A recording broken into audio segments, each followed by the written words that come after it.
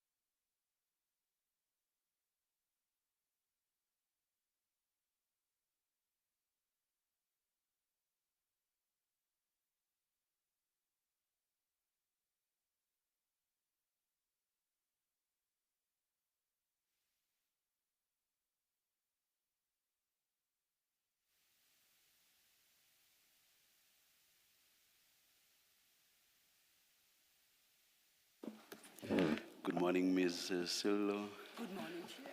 Good morning, Commissioner Mkwanazi. Morning, Commissioners. Morning, Chair. Thank you.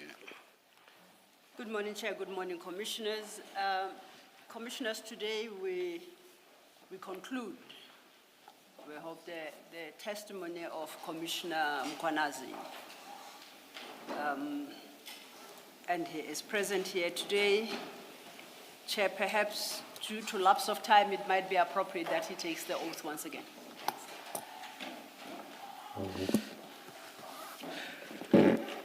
Commissioner, do you swear that the evidence you are going to give is the truth, the whole truth, nothing but the truth? If so, please raise your right hand and say, so help me God. So help me God. Thank you. Commissioner Mkwanazi, you will have before you, unfortunately, quite a number of files. I'll try and guide you through them. So each time I need a file, I will tell you to look out, and there will be assistance available to help you navigate the files. Thank you. Thank you. I think the best place to start would be regarding the precious stones that were taken by EMPD officers at a house in Killarney. And we dealt with this during your last appearance in April. And you recall that at the time you submitted a 2026 statement regarding that quote-unquote operation. Do you recall? If your statement of 2026 is CJC 168, appearing in your exhibit bundle at page 275.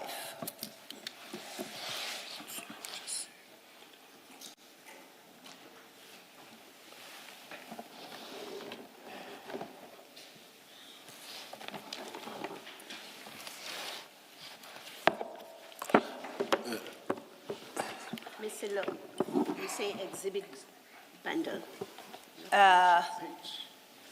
Commissioner Mkwanazi's exhibit bundle.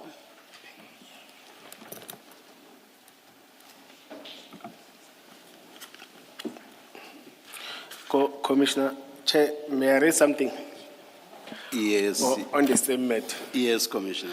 I'm made aware, or in fact, let me start by saying, today, tomorrow, and for 3 days I was supposed to appear, or I'm appearing in our display hearing. And I was preparing with my representative yesterday, but I was made aware that there's a person testified against me who made a statement. But my appeal is that to the commission that I didn't get any transcript. I didn't get anything that has to do with that. I think it is disadvantaging me because one must study, one must read it and consult, because the commission has made me aware that, especially Commissioner Baloyi, this thing of me writing statement very fast, it catches up with me when they say submit a statement. But now I want to consult because I'm told that those allegations involve me, my private life, my kids, my family, and other things. But I didn't have a privilege to read because I was supposed to prepare the person who's representing me. If I may, That's Chair. my appeal. If I can get time, or even if I can maybe want me to submit, because I know that you're under pressure in terms of time, submit every like I did before. When I get a transcript or when I get statements, I'm preparing, I'm trying to get whatever evidence that will talk to that. You see in the statement formally, I will do so.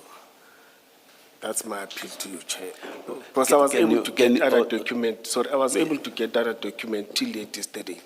But for yesterday, I didn't get anything. Can you clarify the last point you made? I wasn't quite sure what your suggestion is, but you seemed to be making a suggestion. No, I was saying, Chair, I will feel disadvantaged. Yeah, I heard that Yes. part, but towards the end, if you want me to write formally and consult and respond, you see, I will do so, and I will request to consult so that I write something that will, to the commission, because I know the commission doesn't have time to wait for us. They're under pressure. With time, I will do so, Chair. Thank you, thank you. Yes, Ms. Silva. Yes, Chair, yesterday we had witness K, who testified in partial camera, and witness K referred to that event. And in summary, her evidence was that it was under the direction and instance of Commissioner Mkonazi. As soon as witness K completed her testimony, the short statement and annexures were immediately made available to Mr. Mkonazi yesterday, and they form part of his exhibit bundle as CJC 320. I would submit that in light of the position that Commissioner Mkonazi had assumed as regards that incident, and the fact that witness K was located thanks to the statement of Ms. Keisha Lee Stolz, that's where her name arises, and the fact that Commissioner Mkonazi testified that he mandated the team to go there within the context of a joint operation with, I think, if I get the Traffic General Maseko, I apologize if I get the rank wrong. This is a version of somebody who was a part of the same operation. The statement is 6 pages, if memory serves me well. It is very short, concise, and it contains facts that Commissioner Mkonazi was able to digest and appreciate yesterday. I wanted to place that version to Commissioner Mkonazi and to obtain his comment thereon.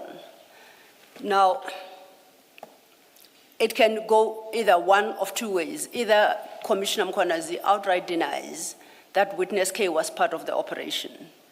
He denies that the operation was undertaken in the manner as described by witness K, or he may admit. There is not much scope for debate or contradiction there. It's the one version against the other. So to the question that the chair placed to Commissioner Mkonazi as to what exactly he is asking for, I'm not sure I am clear. Because even if he were given an opportunity to submit a statement, he would either frankly admit or deny what witness K testified to. Secondly, to the extent that he may be inclined to deny, I would have wanted to engage Commissioner Mkonazi on witness K's annexure, which is a series of WhatsApp messages exchanged between Commissioner Mkonazi's member, Keisha Lee Stolz, Officer Keisha Lee Stolz, and witness K herself. This happens in the context of two statements that were submitted by Commissioner Mkonazi, firstly to IPID during the investigation of this incident, and secondly, this supplementary statement that he submitted to the Commission in April 2026. So, Chair, perhaps if I understood better exactly what Commissioner Mkonazi is asking or requesting the Commission to do, but I don't see the difficulty in dealing with witness K's statement and her version of the events. Thank you. Thank you, thank you. You'll correct me if I'm wrong, Commissioner. I understand him to be saying he wants to consult, to then prepare something in writing in response to, I assume, the statement and the testimony. Did I understand you correctly, Commissioner? Yes, you are correct, Chair, and I want to repeat, Chair. I didn't receive anything. The last document I received from Vumeli, it was 1759. The last document that I received from the Commissioner, it was 1759. And what was that document? For Vusi Matlala. It was an affidavit that comes from SAPS that confirms something about Vusi Matlala's appointment or something like a card. How was, And it was the only one. okay, how was the statement dispatched to the commissioner? In light of the timelines, and as usual, it was dispatched by email to address to Commissioner Mkwanazi. And that's the usual address That's the usual, you and use to communicate with the commissioner? And it is the same address at which the electronic subpoena was served and acknowledged. And it is copied to his partner. And this was witness case statement and the updated exhibit bundle. What he received, What time was it? this is 3 p.m., 14:54. Yesterday. Yesterday, 14:54. It was I think he received subsequent thereto, was the affidavit that he references Yes. regarding Mr. Matlala's, what's that? Certificate. Affidavit, yes. No, yes, it's an affidavit regarding Mr. Matlala's. Is it the criminal SAP? Clearance, yes. Yes. Clearance certificate. So that's the communication that was. Also dispatched sent to- to the same email address? Also sent to the same address. Now, Yes. Chair, Thank you, thank you. Chair, I don't want to debate. I might have jumped this one because I was out. But when I came in immediately, when I was on top of the emails, this is the one that I was able to pick up of Mr. Matlala, and I was able to read it. That one I read it. I don't want to deny it. The other one, yes. The other one, no, I didn't, Chair. Yes, I didn't. I was unable to read it, Chair.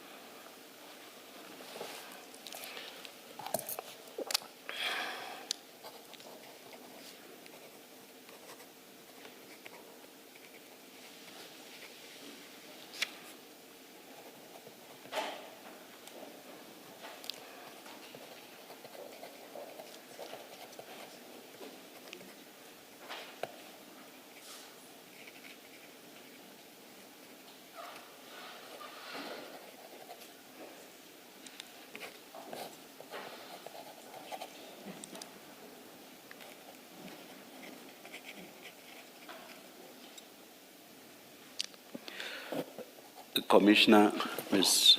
Sillo, how we should proceed is let Ms. Sillo proceed with whatever else that does not relate to the testimony of witness K. We have the tea break, we have the lunch break. During those breaks, you may then go through what was sent to you yesterday, so as not to waste time. So we proceed now with whatever else Ms. Sillo was going to engage you on. So we penned dealing with issues relating to witness K. I requested to consult again because I detected something when Commissioner Baloyi was questioning me that to just write and respond, and I could see what she mentioned is true. You see, this thing of responding to legal documents or to the state like you are writing an email to someone, it's a different story, you see. So are you effectively saying or rather issues relating to witness case should not be dealt with whatsoever? I don't know what's the approach here, because the thing that I'm told that she mentioned, some are too personal, some are too sensitive, some are very sensitive, Chair. You see, I'm being implicated in many things there. you see. I feel that I need to respond formally and legally.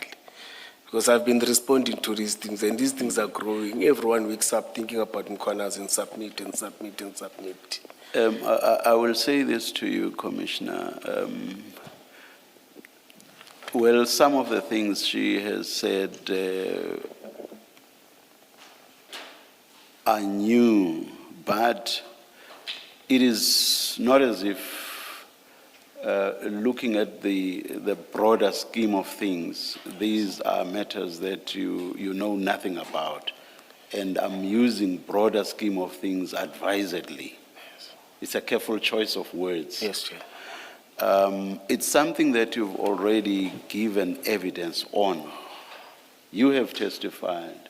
You have given your version, the effect of which is basically to deny what witness K says with regard to the broader scheme of things, if you see what I mean. So it's not as if she came here and spoke about the things that you are completely in the dark about. For example, on the question whether you were part of a scheme to steal these stones from Kilani, you have said you were not.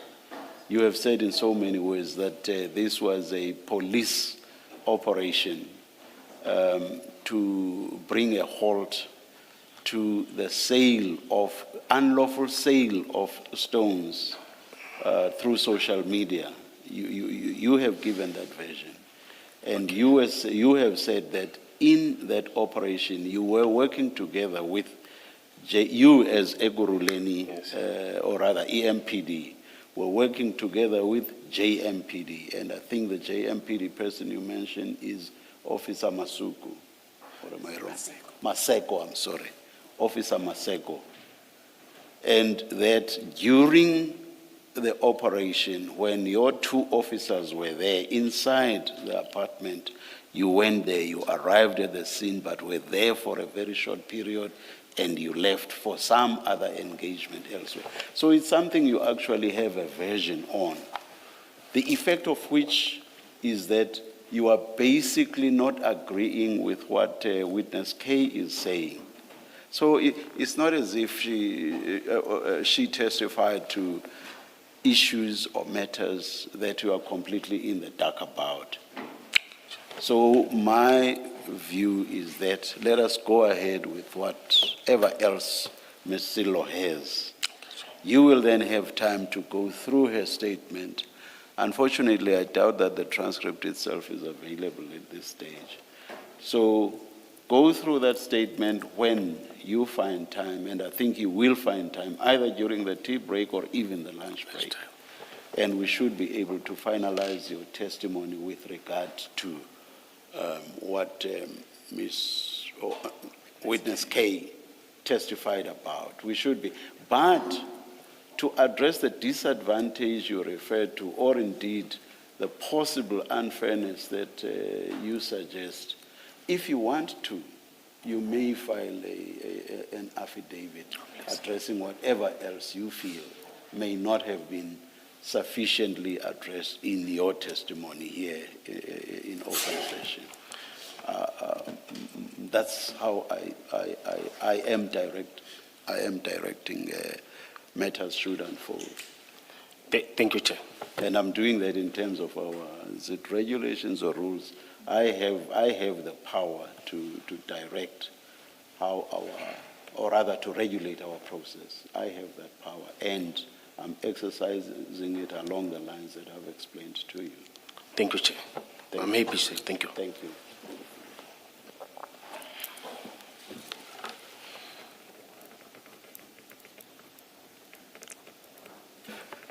Ms. Sildo?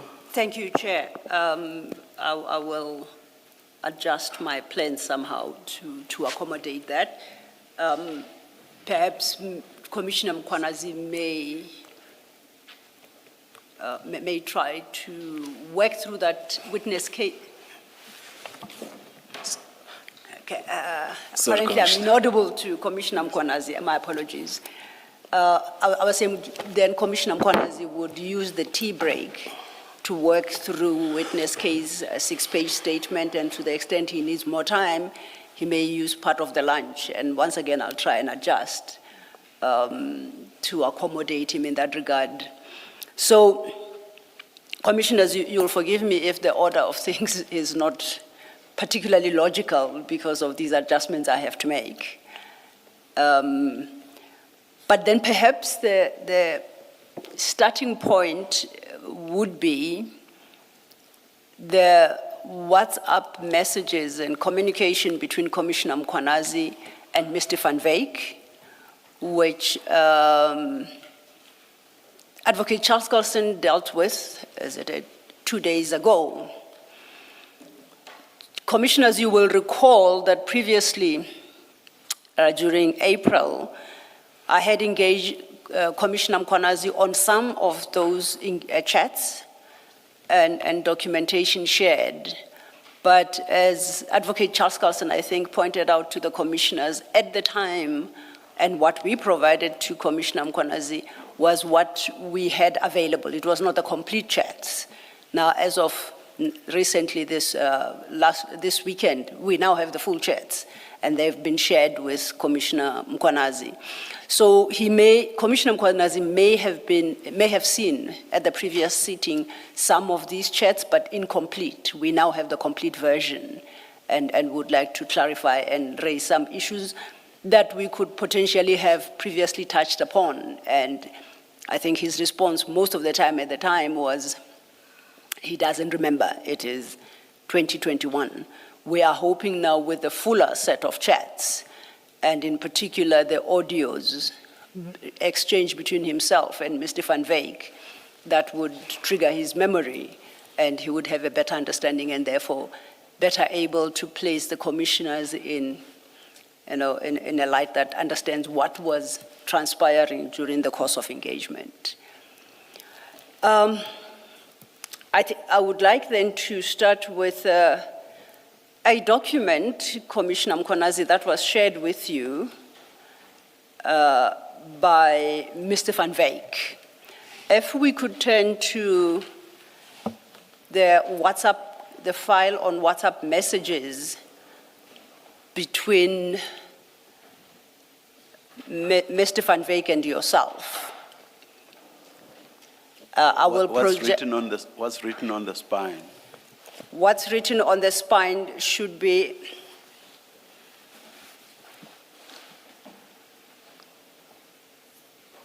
give me that. I hope it reads WhatsApp messages.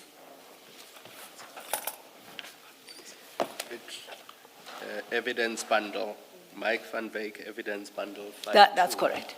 And that is the bundle that was shared with Mr. Mkwanazi.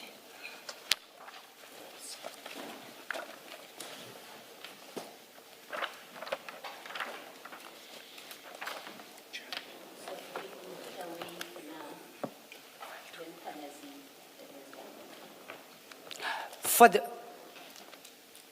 not too far, Commissioner, not too far, because I want to refer firstly to the exchange in the WhatsApp messages, and then I will revert to the evidence bundle. Well, I will project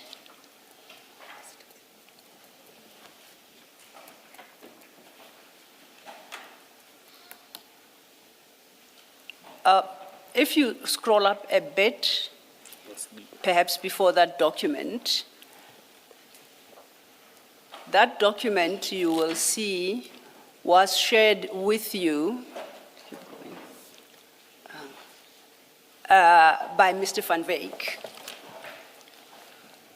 Do you recall receiving this document? What page is this? Sorry. Page 56.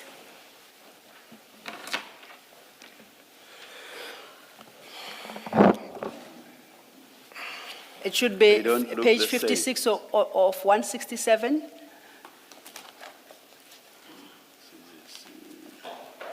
'56 is CJC 289.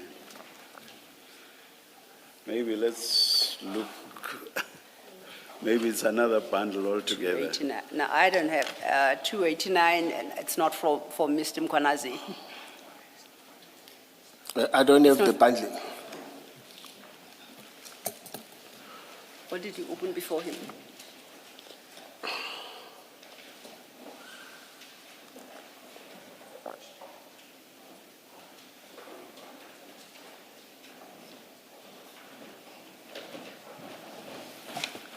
Apologies, Mr. Mkwanazi, Commissioner Mkwanazi, the bundle is being availed to you now.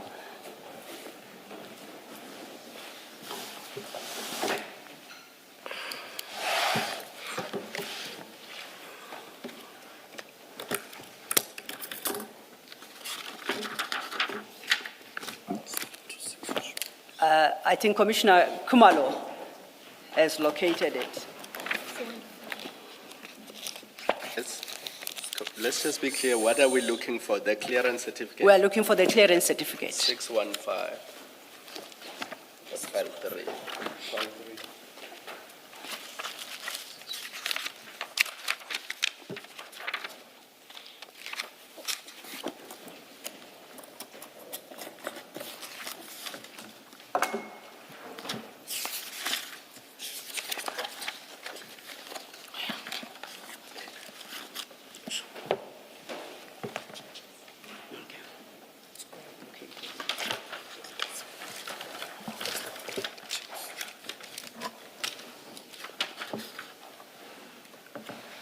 Bukeselo, we dealt with it previously as CJC 139 when he was last here.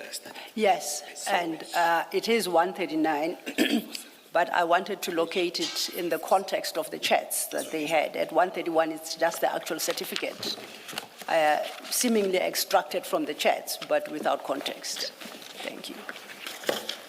But where we are, it's CJC 292, am I correct? Thank you, Chair. Yes. Noted.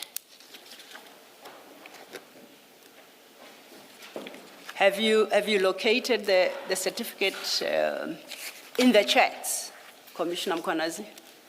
Yes, I'm able to get the clearance certificate. Sorry, please say that again. Yes, page 615, yes. Okay.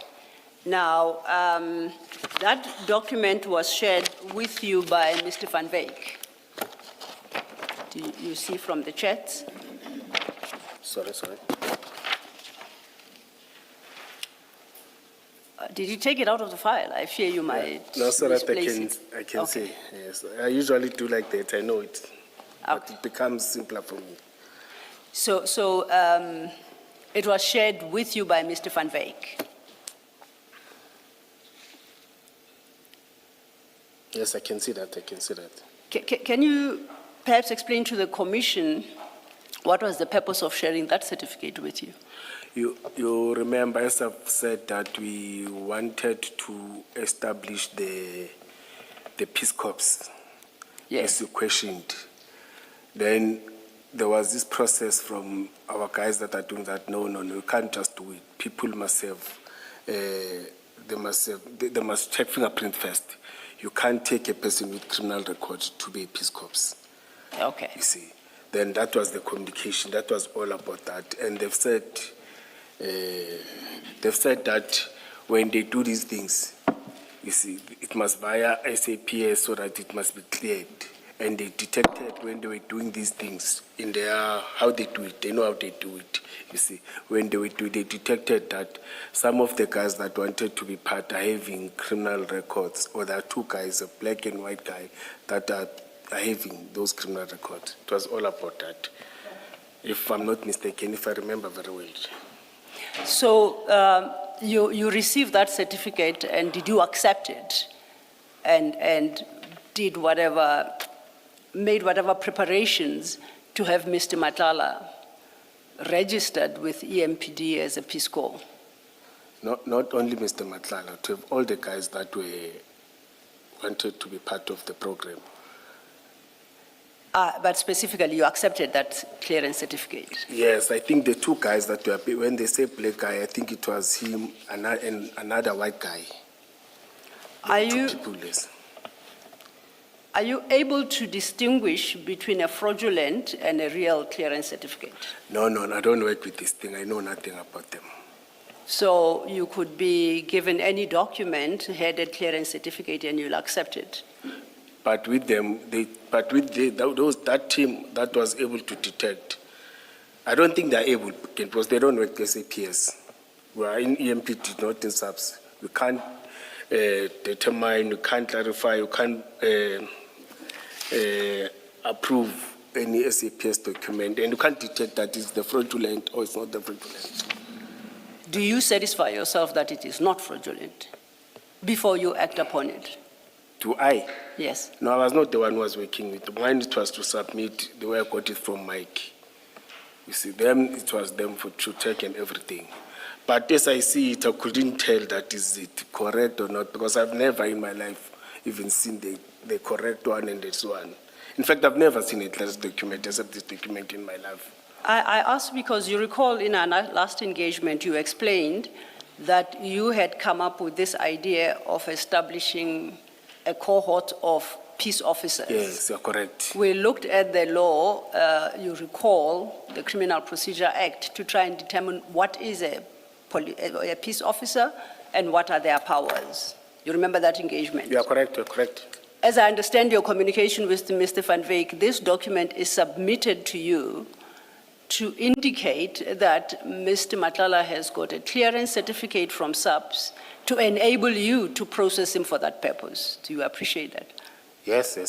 So you are saying that you are unable to determine or to verify that the certificate is real or not, and upon mere receipt you proceed and you prepare Mr. Madlanga to be registered as a police officer, no, a peace officer for the EMPD. Is that what you're saying? Let me repeat what I've said before and what I'm saying now. It's that all the people that, like in EMPD, all the people that were done fingerprints, it was two black people, it was two people, a white and a black person. That's how we were able to detect through fingerprints of SAPS. We were doing fingerprint with SAPS, that it was two. Then it was said, let them get, I think when I communicated with the team, they said they must get a clearance certificate. And that certificate that was forwarded to us. Then with us, we are not a specialist of this document. We can't prove that it is a correct or it is not the correct one. It is only SAP that can prove that, not us as EMPD. And what would your attitude to the document be if you are told that the document is fraudulent? Because I've already read the statement yesterday in affidavit, I will agree with that affidavit because it comes from SAPS. Now I'm at another advantage or another stage because yesterday I was able to read the document, an affidavit that comes from SAPS that says it is a fraudulent. But again, she's also saying in that affidavit, it may look like it is exactly one, because even with SAPS too, but that one at least, that person is a specialist. You see, to a person who doesn't know, it may look like it is an original in your statement, you see, but it is not the original, you see. And my answer is that because I read it yesterday, you see, that is not, it is a fraudulent document. I agree because I can't contest that. I agree with that because she's a specialist, she's working with these documents. And I'm saying I'm agreeing with you because I read it yesterday. It says it is a fraudulent document. And let's go to that affidavit. It appears in your exhibit bundle at page 315. Sorry, my apologies, not 315. 308. The same bundle? No, your evidence bundle now. You're going to be assisted in a short while.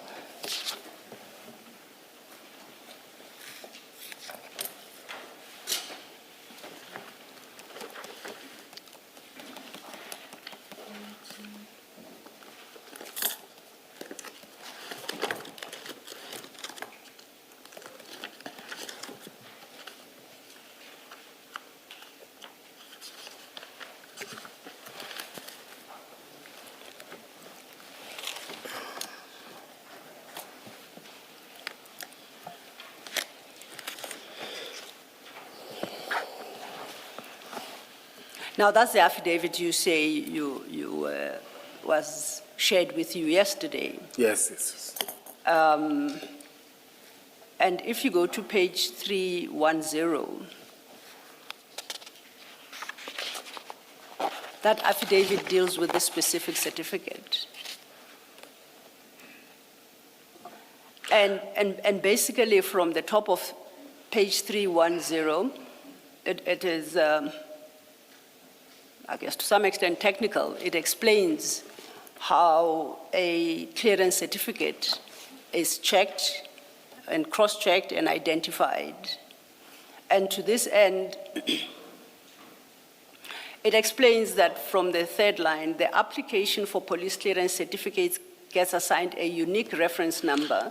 Sorry, you're saying third line, paragraph 1. I am 310, are you at page 310? Yes, page 310, yes. Yes, 310. Yes. That paragraph starts with that page with the words, the police clearance certificate dated Yes. 13 December 21. Yes, yes. Okay, now I've skipped to the third line, which would be the second sentence there. That starts with the words, the application for police clearance certificate. Do you see Yes. that? Yes. So it says, the deponent here says that that document gets assigned a unique reference number upon registration and a unique transaction number on printing of the certificate. The inquiry number and the transaction number must link to one police clearance certificate at all times.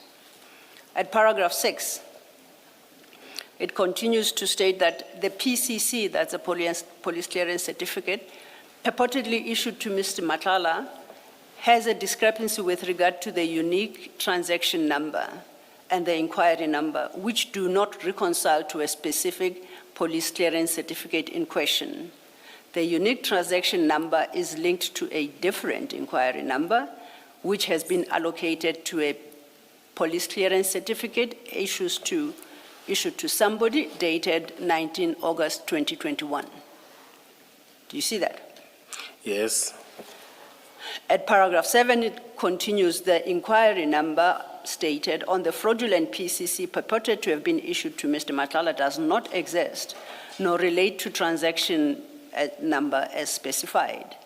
This implies that the South African Police Service SAPS did not receive the specific request from Mr. Madlanga to issue a PCC. Therefore, the PCC with that inquiry number and transaction number was not issued by SAPS. The signature of the fraudulent PCC appears to have been forged, although there are some features that resemble those of the authorized person. It continues at 8 that it can be confirmed that Mr. Madlanga applied around the period in question for a PCC with a specific inquiry number which was issued on 01/06/2021 and a police clearance report with Springs Local Criminal Record Center inquiry number as stated, issued on 15 December 2021, whereby the two criminal convictions, the two Sinovel cases recorded on his name were reflecting on the aforesaid documents.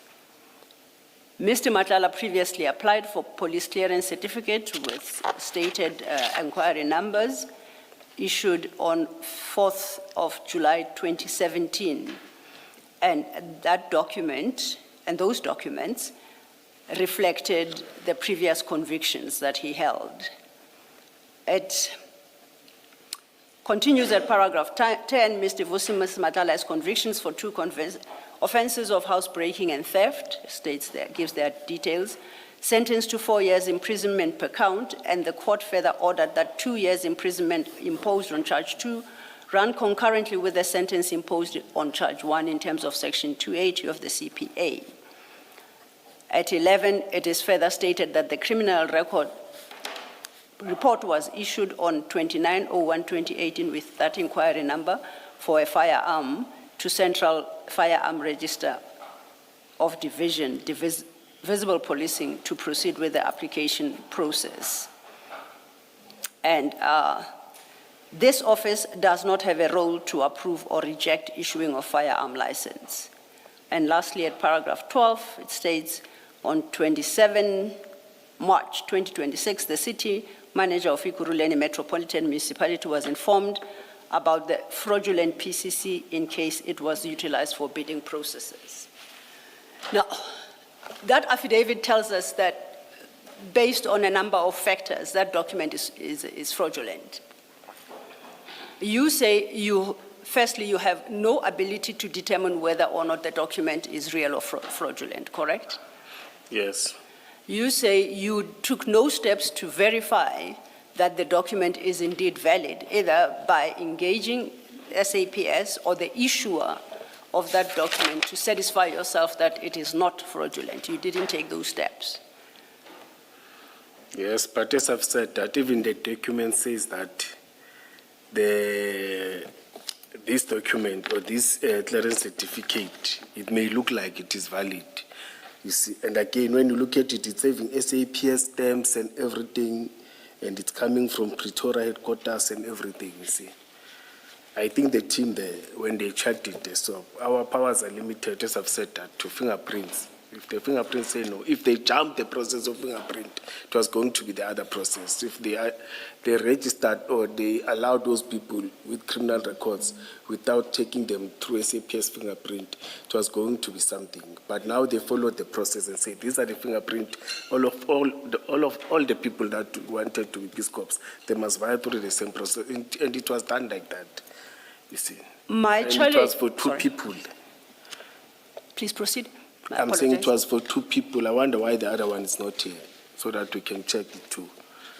Now, I'm interested in this particular one because thanks to your process, yes, that initiated by you to establish this cohort of police officers with extensive powers akin to a police officer, No, you are putting it incorrect. I've testified on that. I've clarified that thing. When you question me, you are twisting it now. You are starting to play with words now. And it is recorded, it's on record. In our last engagement, I informed you that the notion of peace officer arises from law. It is contained in the Criminal Procedure Act. The CPA determines who is a peace officer and what powers the peace officer has. And the person you were about to bestow such powers on would be able to put themselves out there as a police officer, and that would be understood within the context of the law. You are correct, and I've clarified our understanding, our approach about this thing, and the real objective that we wanted to achieve. I even mentioned that the same process is happening in the city of Cape Town, Metropolis of Cape Town. They're having such corps with limited powers and with the specified duties and responsibilities. I clarified that. I raised it. I know that we took something like 30 minutes discussing, raising on that, but I clarified my book. You even showed in this big screen. I said, no, I've seen it, but our approach is this. You see, not what you have said, or not what you are saying now. So, I accept what you say you thought a peace officer was. And I think I indicated last time that you were wrong to think that that is a peace officer. The peace officer is as defined in the Criminal Procedure Act. You can't redefine that. Can I raise something? I know it's out of this. Law enforcement officers are having peace corps that are not having the same powers like you put it in the Act. You see, peace corps, they do different duties and responsibilities, you see, in terms of Metro's bylaws or in terms of different bylaws within the city or the laws of the cities. For example, we are having peace corps, the traffic wardens, they are peace corps, those people in the province. And their duties and responsibilities, they are not the same powers of the commissioners of oath, of the judges and everything. But the mandate of them, they are giving different mandate. And it's happening in this country, it's taking place. And wanted to cope the good thing that City of Cape Town is doing. Because we get people that are having resource and everything to come and assist in terms of fighting crime. That was our objective. But I'm not saying the Act is wrong. But I'm saying our approach was not the same approach as the way you put it. I don't want to start the same discussion that we had previously. But I'm trying to clarify or to repeat what I've said last time. Thank you, Commissioner. So, Commissioner, are you saying you are not talking about peace officers? You are talking about something else? Peace Corps, yes. Yeah. And is this corps with CORPS or is it COPS? You could. I do remember. I understand what you're or saying. Or is it corpses yes, in police? Yes, I understand what Corpses you're saying. in police. But not in police. Yeah, I as do remember. volunteers. I do remember reading your latest statement, reference to the comparison you make about something happening in Cape Town. Yes. But I'm not sure now of how you have spelt what you are referring to insofar as it relates to Cape Town, or what you wanted to establish Yes. in Egoruleni. But I was interested to know whether you're talking corpses in police or whether you're talking CORPS. No, they won't have powers as police. Because police officers are appointed differently. Okay. They must undergo training. But the simple point is that you are not talking about peace officers. Yes, Commissioner. And can you explain fully what the powers of these peace corps would have been? Yes. As fully as possible. Yes. The objective, as I've said before, is that to assist us in terms of our traffic lights, in terms of traffic lights conducting traffic in peak hours, to assist when school children are passing or are going to school. You see, secondly, on weekends, we have challenges of funerals and other things that are happy taking place, or events that are taking place within the city, and we've got limited officers. You see, if we're having those volunteers, and those volunteers, again, we're going to assist because they are not charging us anything. It's just volunteers, people that are assisting. But when you have officers, it's double overtime, double overtime. It was a strategy of making sure that we're having those people that are assisting. And secondly, we said we wanted to identify from security companies that are well established, that are working, because they're already operational, they understand, they're assisting us in terms of fighting crime and other things. They respond in terms of emergencies and other. That was the approach that we want to come up with. So effectively, they would do, or rather perform the functions of EMPD members. I'm not necessarily saying all such functions. Yes. Certain specified functions of the EMPD. Yes, Chair. Yes, Mr. Thank you, Chair. Yes. Just for the record, just so you remember, when, during your testimony when we engaged on this issue, you consistently referred to them as police peace officers. That's the term you used. No, you came with peace officer. I said peace corps. Or if let's say, for argument's sake, I think I was wrong maybe to use peace officer, but I know you are the one who came with peace officer when you were presenting it. You started with it. When we were starting, you said, do you understand the peace officer? This is the peace officer. Then that's where our engagement started. And say, no. Your understanding and our approach is two different things. But maybe when I was questioning, I said peace officer, let me correct it. Not the officer that, let's say peace corps. And in your engagement with Mr. Van Wyk, you consistently referred to them as peace officers. And you are looking, Mr. Van Wyk is looking to obtain the peace officer cards. That's how you and Mr. Van Wyk communicate. Am I wrong? I think maybe it was the understanding between the two of us.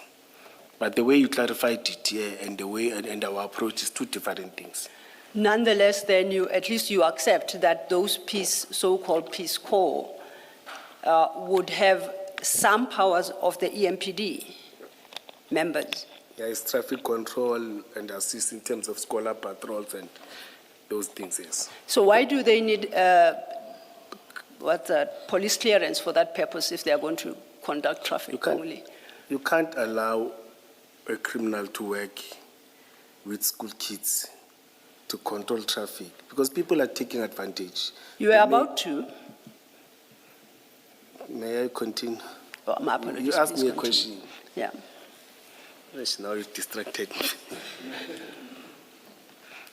But I wanted to say, you can't allow people that are doing wrong things to come and work with communities, direct traffic, they will take advantage of that. I know that Commissioner Balo, sorry to refer to you, you raised that thing on the first day, on my first and second day, but you really understood what this memorandum of understanding was saying. You are talking this, but the memorandum of understanding this, and the chairperson even asked, who crafted this? And you also asked, who crafted this? I even said, no, Mike crafted and gave it to us, and you said, but we really understood exactly what are the other content of this document and everything. I know we had that engagement, you see.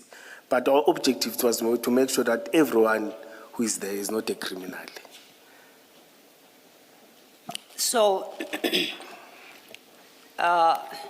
you accept that you did not know enough to determine whether or not you can extend any powers to anybody to assume powers or some powers or responsibilities of EMPD members, because you could not, one, you had no ability to verify the authenticity of that document, and secondly, that you yourself took no steps to authenticate it. You accepted it at face value, notwithstanding the fact that you are receiving it from a civilian, not directly from SAPS. But the law says a civilian must go direct and bring a clearance. Even now, when we are employing people at the city of Ekurhuleni, now it's extended not only to EMPD. The city now, everyone gets employed in the city. They're saying, if you have a criminal record, go and get that clearance certificate, and you must bring that clearance certificate to the city. And this one was given to you by a third party, Mr. Van Wyk, not even by the owner of the No, it was the sent to me. purported owner You are of the correct. certificate. You are Yes. correct. Yes, you are correct. Can I just find out, so when you received the certificate from Mr. Van Wyk, what did you do with it? What is your process of getting this into the EMPD system? You received it, what happened? No, there are other teams that are working with it. Mine was to take it to other teams with them and say, this is a clearance certificate, they just look at, because they know these things. It was for the first time for me, I don't work with this, to see a clearance certificate. So you took it to somebody else? Yes, yes, Who are those other teams? Is it a department? Is it a person? No, they're within the department, they work with this thing. It's a team that usually deals with our recruitment and check the fingerprints and everything. It's a different team from the operations team. What is that department called? You must have given it to someone specific. Yes, that was sick. And that time, now the structure has changed. But they're under training division. They were under training division that time. So you would have given it to somebody in the training division? Yes, if I remember correctly, yes. And again, I even mentioned that there's another guy again who deals with our processing of appointment cards or anything, you see. Okay. So specifically, who did you give it to in the training division? If we wanted to ask questions yes. about how they processed the certificate, what did they do with it? Yes. Who do we speak to? The team that detected, or the team that was doing fingerprint, it's Sub Mukwana. In the training division? Yes. Mukwana. Yes. So you Superintendent Mukwana. Sue? Superintendent. Okay. Yes. All right. Thank you. Yes, he knows this thing better than I. Okay. Thank you, Mr. No, she knows, sorry, she's a female. Humble apology. Thank you, Commissioner. Sorry, Commissioner. In response to the last question by Ms. Sillo, you said something like, you'll correct me if I misheard you.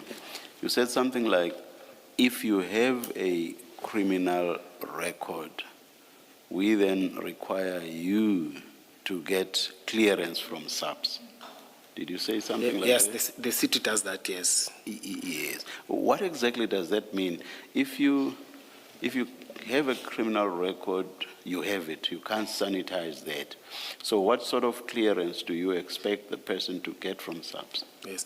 You know, other people may find that they were convicted for stealing 10 years ago. Some were convicted for minor crimes and they're applying not only to EMPD, Parks Department, waste collection and everything, but the city strict now say everyone must via. You see, then you must vie and get that you were cleared to apply for, to be cleared to do any processes. Some have done the processes, but they'll tell you, no, I'm cleared long time ago. But in our system, or when they're doing that system with SAPS, it still reflects that, no, this person is still having this. Then they'll go and get that and come and say, And what sort of form does that clearance take? Does it say no previous convictions? Just the form? I'm interested to. Chair, I will lie to you. I haven't worked direct with those things. It's other divisions or people that are working on that. But I know this is the process that will tell you are undergoing these processes. You see, but in terms of the format, that this is and what is writing in that, you see, you are cleared. If it's a rape case or what, I don't know what the processes that are done. But I know all of them, they are sending them to Pretoria. They go to Springs says that, no, they must go to Pretoria in order for you to be processed or to be cleared. And sometimes they do what is espionage, or they go there to ask for indemnity in terms of to the presidents or in terms of the state. They do all those processes. Some they bring certificates, some they are declared, they don't come back with those things and are not employed. Thank you. But some are in the system, I don't know how. Yes. Thank you. Yes, Mr. But sorry, Commissioner, but everyone is being directed to Pretoria. Whether you're in Ekurhuleni or where, they are saying Pretoria head office, SAPS Pretoria. Yes, SAPS Pretoria head office. It is the only one that does that. Yes. Thank you, Chair. And lastly, I think earlier you indicated that you hand over these documents to somebody else within EMPD to process these peace officer people. Yes. And cards. It is true, ne? Well, Okay. Commissioner Baloyi, the other one I mentioned last time, it was Supu Mkwanazi. Yes, but they are working in two different divisions, but they're working together in terms of these processes. After this one has been finalized, one can go, or I can go with that person to this one and say, this is the document. So would you know whether or not Mr. Matala did get his peace officer card? Last time I was asked by Commissioner Baloyi, no, not Baloyi, sorry, Commissioner Kumalo, Baloyi and Sinta, Commissioner Kumalo, that are you sure, definitely sure that these people are still having, these people were having, I said, no, at this moment, at this time, I'm not definitely sure, you see, but are you trying to tell us somebody can go as we're talking, you see, you even emphasize it twice, you see. On that one, I can't give you it because it's a long time ago, and this process didn't go anywhere. So we don't know. But they did go to different processes and everything with this certificate. That one I don't want to go. This process, we took this certificate as it was an original certificate, or it was a true certificate. So perhaps it's for the Commission to determine from EMPD whether, as things stand, Mr. Matlala is a peace officer for the EMPD.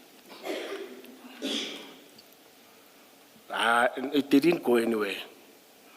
The process didn't proceed. But it's fine. It's Okay. fine, yes.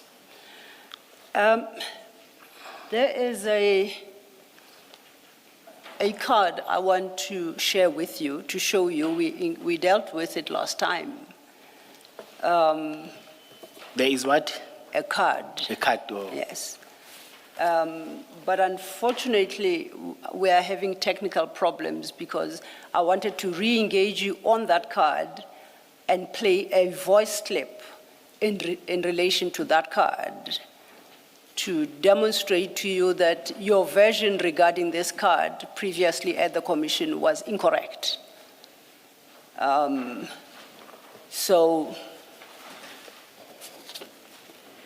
let me just see if we can project the card. It will be in the WhatsApp messages between yourself and Mr. Van Wyk. It is a WhatsApp of the 8th of November 2021. And previously, I'm going to project it.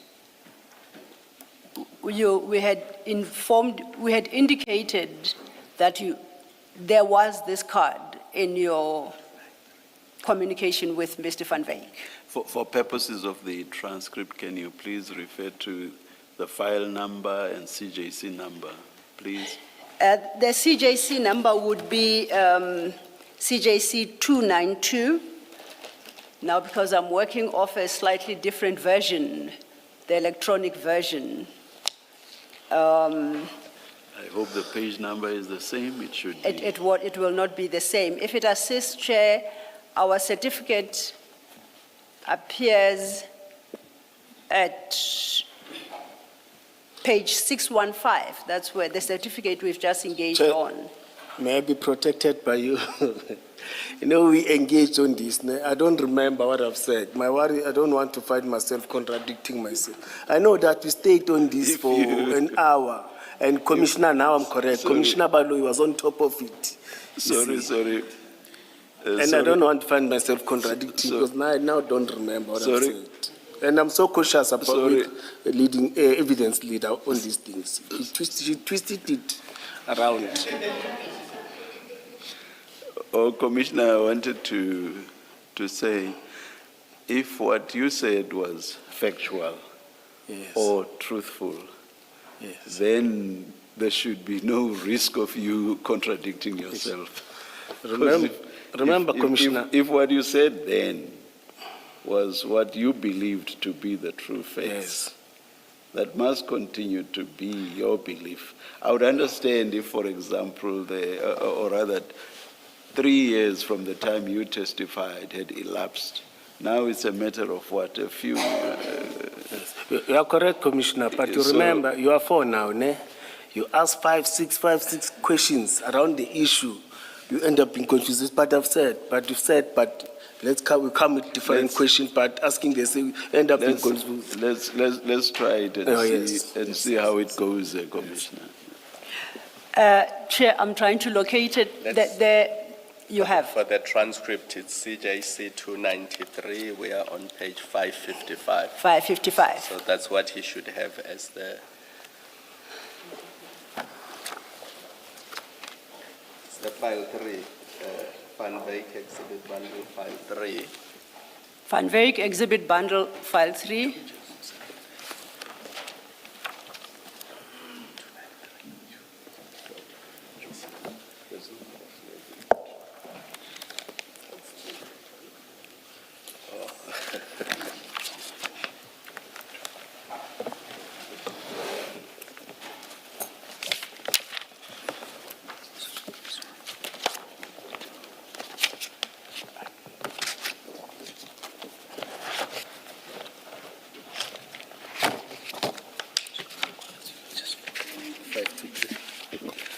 Let's go by what my colleagues have. The flag on my file is 292. There's no other flag before 555, page 555. But because theirs say 293, then let's go by what theirs have. It's the same. Which is CJC 293 then, page 555. Okay. Just for the record then to say it's the same Van Wyk Exhibit Bundle. Yes. From which we extracted the clearance certificate. Yes. I'm on exactly the same file, file 3. Except that your number is... It means whoever flagged my file did not do it correctly. Anyway, apologize for that, Chair. Let's apologize go. for Let's that. Go. Are you winning? That would have been shared on on the 8th of November 2021.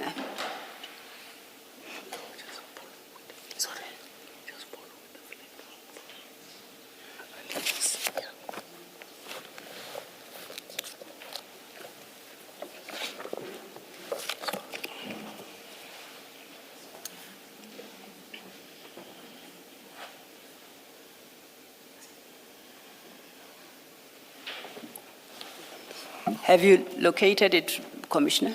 It's 523. 523. Yes. On the top of that WhatsApp message is the 8th of November 2021 at 08:35. No, it's not it. No, it's not it. There's no 5.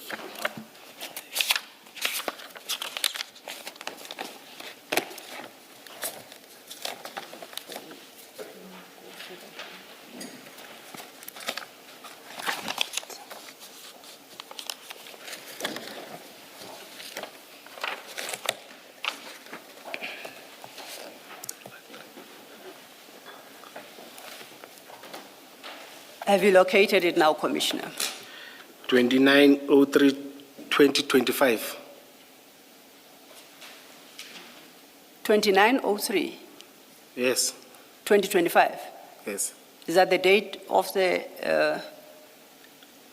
WhatsApp message? It's not outside. She's talking. Is that page, Commissioner, is that page 555? 555. 555.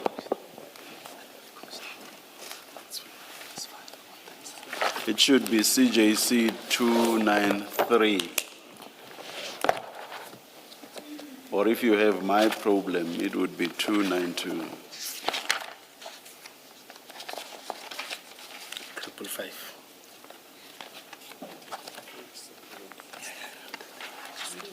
Sorry. Mr. Mapopa? Mr. Mapopa? Can you please, you found it? You found it? Oh,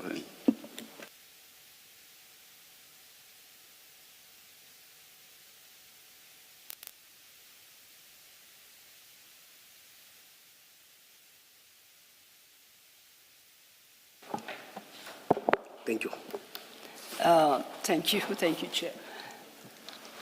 So we dealt with that card in April in isolation, and the question to you was, what was that card and what was it intended to achieve? And your response was, you do not know where that came from. Do you remember? No, I didn't say I don't remember where it came from. It's clear, it says it came from Mike. But I think I differed with what was presented to me. This was an appointment card. I said, I've said we don't have such appointment cards as EMPD. Okay, now, this comes from Mike. Yes. It reflects EMPD and Anubis. Anubis is the private security firm that Mr. Van Wyk is a part of, correct? You're correct, you're correct. Okay. Then if you go below that picture, which Mr. Van Wyk asks, do you think we can do this so long? Do you see that? Yes, yes, yes. Yes. And then you say, please guide me. Yes. Are you following me? Yes. Now, below that is an audio clip shared with you by Mr. Van Wyk to guide you as you request regarding this card. Commissioners, this particular bundle cannot play directly, so if you just give us a second to switch to the bundle that will play that audio.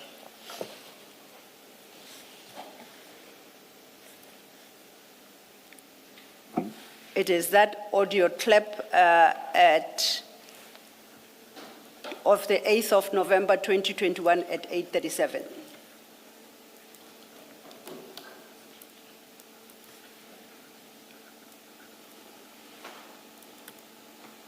Morning, how you doing? Yeah, just trying to get everything in place now and done, and if we can get somewhere.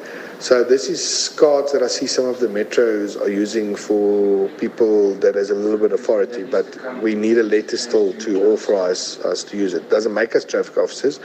It just says that we work in conjunction with EMPD. I don't know, if you just want to put your mind maybe around it. Did you hear that? Yes. You recall what the conversation was about? No, I So can- now that reminds you what that card is. No, I can recall now because you played that thing last time, and I've answered to it. I didn't have it last time. No, you had. Okay. But that's why I've said we even took close to an hour discussing about this. My apologies, maybe too much time has You- lapsed. you- And what you- was, you- sorry, that's let me- fine, I accept. If you say I did play it, the record will show. Now, if you'd be so kind as to remind me then, how did you explain that card to be, No, based on the guidance by Mike? Yes. Now, as EMPD, we don't do these cards. We don't have such a card, and this card was not done. So our card are standardized. You don't have a card that mixes with a private company. You don't have dual. Those contracts, I remember there was even a instruction in late 90s from one of the city managers warning private companies that are doing services with the city, not only at EMPD, all the private, they would like to put the sticker of the city, or they would like to put something like a sticker of the city with the sticker of a company that is contracted. Then they were told, no, you can't do that, because you are confusing people. People, when you do mistakes, they think that it is the city that has done these things. And criminal take advantage, they put these stickers and do wrong things. It was earlier, I was still a constable, but I know that there was something like that. We don't do this. Okay, now, And it was very clear too, even if you can go to anywhere, you can't even find this in our corners or in any corner of the EMPD. my recollection as prompted by the transcript is slightly different. I had that engagement with you regarding this card on the 16th of April, 2026. And I'm going to project the relevant portion of the transcript where we deal with this card. It's page 152. It will be from about line 16. Do you have that document? It's going to be projected as I read it to you. No, my worry with you. You only show something that is favoring you. It will be wise to see the conversation, because you are saying it's a transcript. A transcript can't be one paragraph or one sentence. I'll scroll in any direction you'd Please. want me to, to give Please. context. Okay?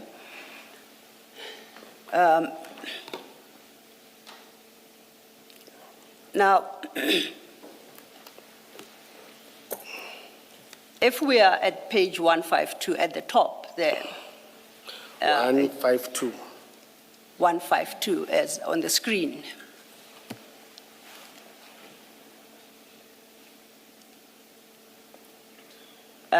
It starts with Commissioner Mkwanazi, yes.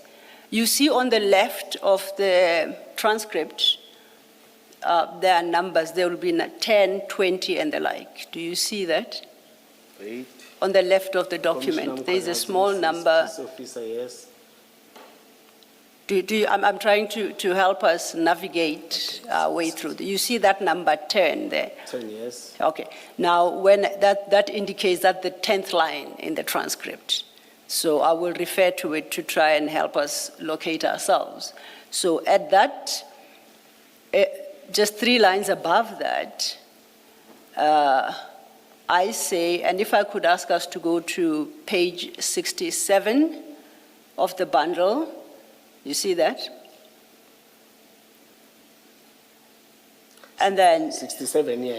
yes, where it says Advocate Cello, and if I could ask us to go to page 67. And then Commissioner Baloyi thanks me, and then I turn to you to ask you whether you have located the exhibit. You say yes. And at about line 16, you see where it says again, Advocate Sello. I say, now this is a card that reads Specialized Services for Inquiries, referred to EMPD Brigadier J.D. Mkwanazi with a number. You see that? You say yes. I say, on the left-hand side is the logo for EMPD, if I see it correctly, and on the right is Anubis. Now you can skip the rest, you confirm, yes, you see that. Then I say, now, this is a card that reflects sort of a joint venture or approval of joint operations under the names of both EMPD and Anubis. And it directs whoever is given the card to make any further inquiries to you. You produce that card, did you not? You say no. I ask, who produced that card? And you say, I really do not know, because even the numbers here, I do not know these. Yes. Then you can skip to about line 17 there. You say, and we cannot produce this thing, because let me say, I do not know this. So that was our engagement last time. You denied any knowledge of. No, you are correct. I even said that the numbers, my number, my office number is not this number. The number that I was given, I'm still having the same number. It's for 5-10 years now, more than that. It's the number that you are getting. You are correct.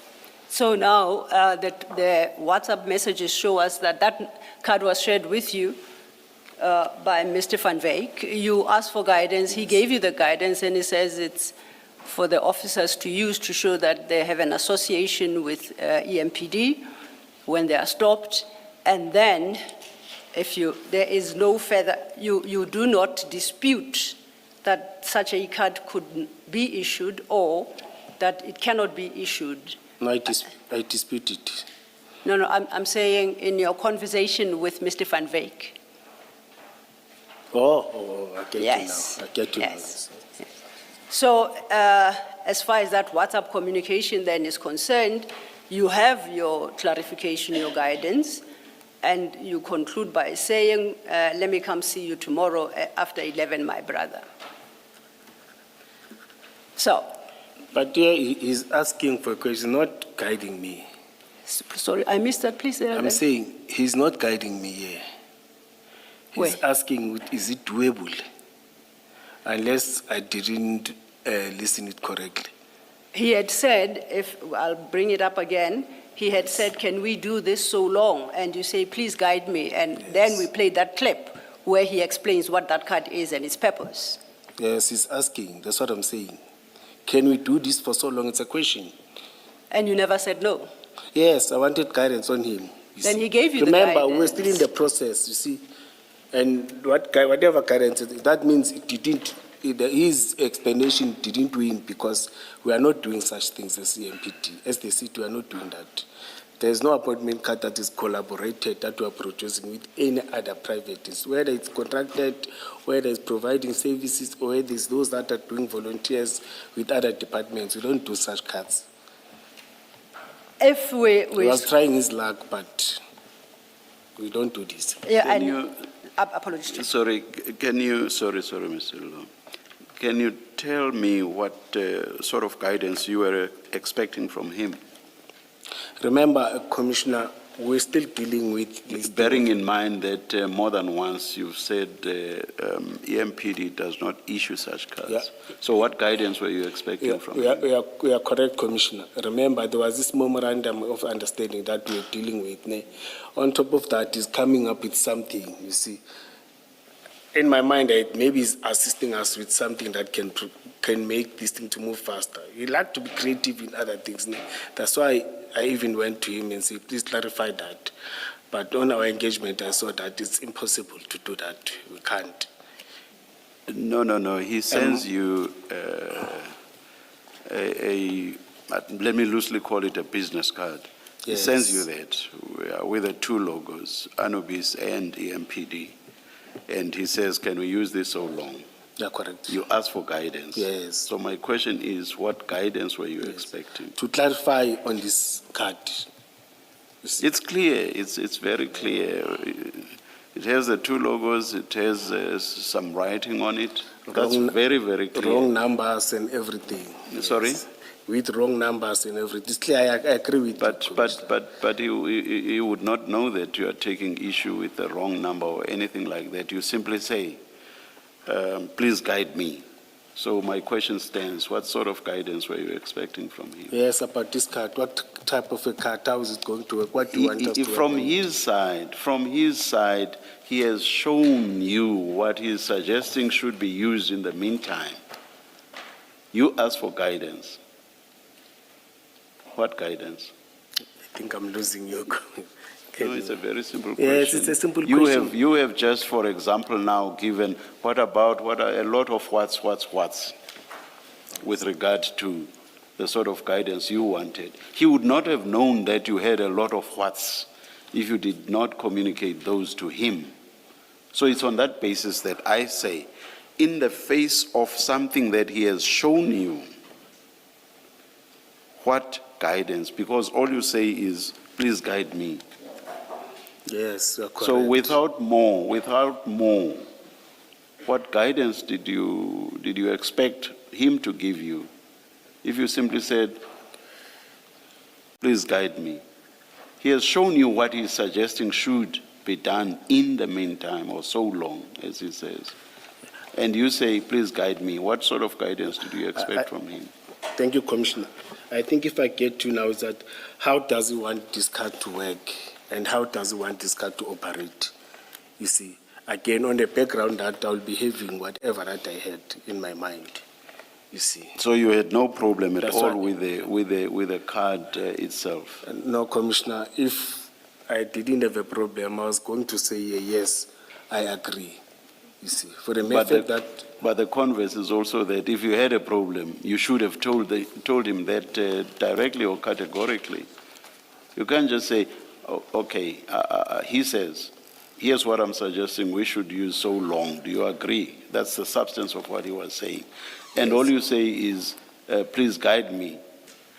If you suggest that you were not agreeing with what he had put together, one would have expected you to say, EMPD does not do such cards, doesn't use such cards. One would have expected you to raise that categorically with him. You did not. All you say is, please guide me. So why did you not raise it categorically then? If your stance, as I understand it to be, as you sit there now, if your stance was that EMPD does not use these, so basically you are disagreeing that this is something that could ever be considered. Why did you not say that to him? But when you look at the other conversation, Commissioner, I've said, let me come and see you. In those engagements, when I met with him, I explained. But all you say, in the face of something that has logos and has text in black and white, all you say is to seek guidance. That's what I don't understand. If in your head you already knew that this is simply not doable, EMPD does not do this, why not say that categorically? But Chairperson, there's nothing wrong if I come to, even if I don't say now, but coming to and explaining to you that this is not doable. There's nothing wrong about that. That's why I went to see him. But that's already in response to the voice note. Remember, That's in response to the voice note. After that voice note, I've said, you are correct, Chairperson. Let me come and see so that I can explain everything. How does this thing work? One would have expected you to take issue there and then once this business card was sent to you. Why wait for, why ask for guidance on something that you know will never work? Why not simply say, this will never work? EMPD doesn't do any such thing. If you say so, Chair, I think the approach that I took, maybe it's not the one that was satisfying. You see, I took a different approach. Because Which was seeking to achieve what? Because From my side. you know that EMPD doesn't use this at all. So it would never have worked. You should simply have said, this cannot work. We do not do this as EMPD. And I've So- engaged him, I so- told him that, Chair. Sorry? I went to him, I told him that, Chair. We met with Mike. That's why this didn't materialize. You see, the problem is we do not know, we do not have objective material to establish what was exchanged between you and him. What objective material here what we have does not seem to suggest that that was the approach you were taking. You are asking for guidance on something you know will never work. So it doesn't make sense to me why you did not simply say, this will never work. That's my difficulty. No, I hear you, Chair. Now, on the side, you are speaking on the side, there's nothing objective that we can see for ourselves. And you want us to believe that in those discussions, about which we have nothing objective to assess for ourselves, you did actually say, no, this will never work. It's Chair. never done at the EMPD. That's very difficult to Chair. understand and believe. Chair, this didn't materialize. Sorry? This didn't materialize. For the mere fact that we don't have... It may not have materialized, but not necessarily because of what you said, because if your attitude throughout was what you tell us now, I do not understand why your response would not immediately be that this cannot be done at EMPD. That's my difficulty. I get you, Chair. I will leave it there. Yes, Mr. Lolo. Can I ask a follow-up question, Mr. Commissioner Mkhwanazi, I want you to keep one finger on page 555, but then go to page 612, because I'm going to come back to 555. 612.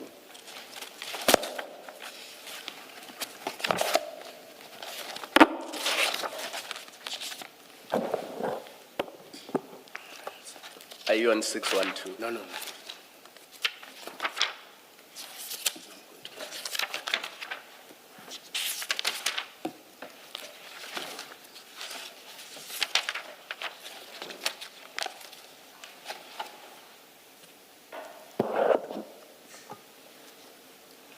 Are you on 612 now? Yes. So you see, on 612, you had issued a letter already saying that there's an endless working relationship between EMPD and these two entities, being Medicare 24 and Anubis. So there is that relationship, and you already confirmed that in writing.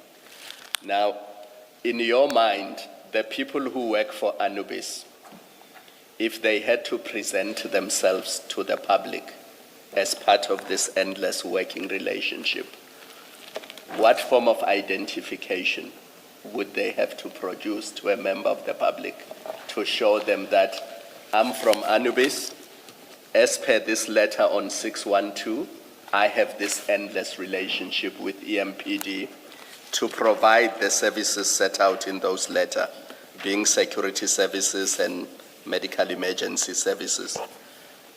If I'm an employee of Anubis and I'm dealing with members of the public on the road, what identification did you contemplate that person would have? Because I don't expect that all of them would walk around carrying this letter.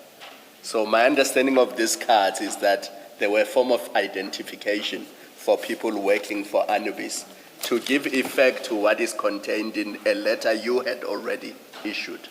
So make me understand, if I'm an employee of Anubis and I was walking around on the N12 or N3, or you're part of R59 Ekurhuleni, what would I need to produce to a member of the public to show that I'm authorized to do what the letter says?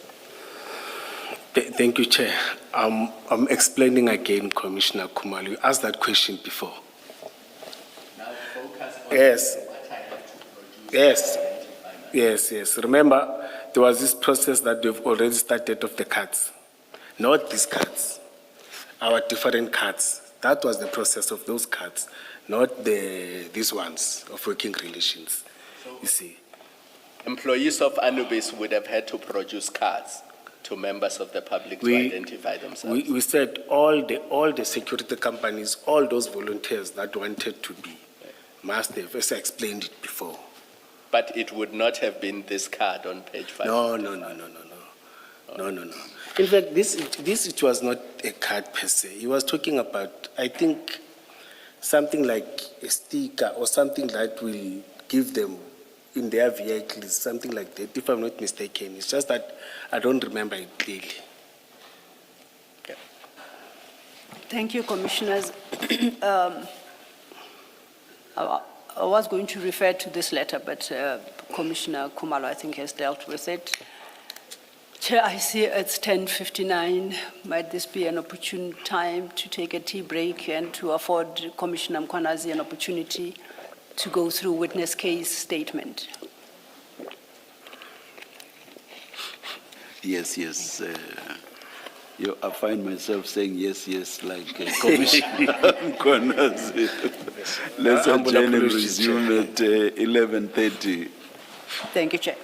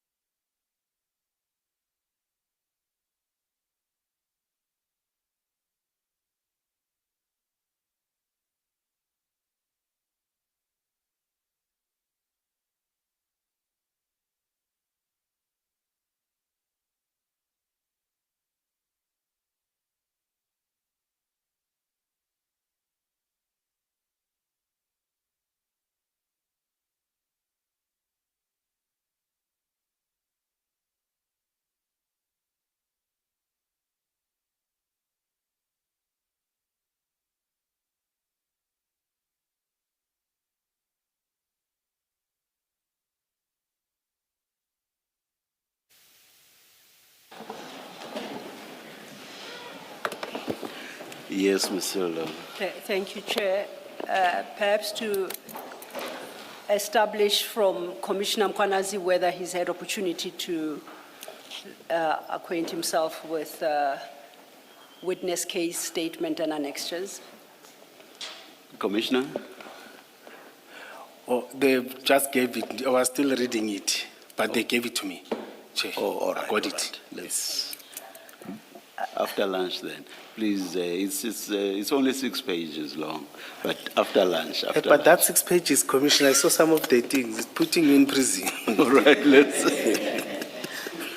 Thank you, Commissioner. Yes, Ms. Silva. So it's after lunch.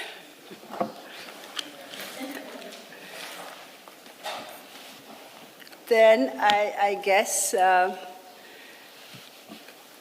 I'll have to find a place to go to between now and lunch.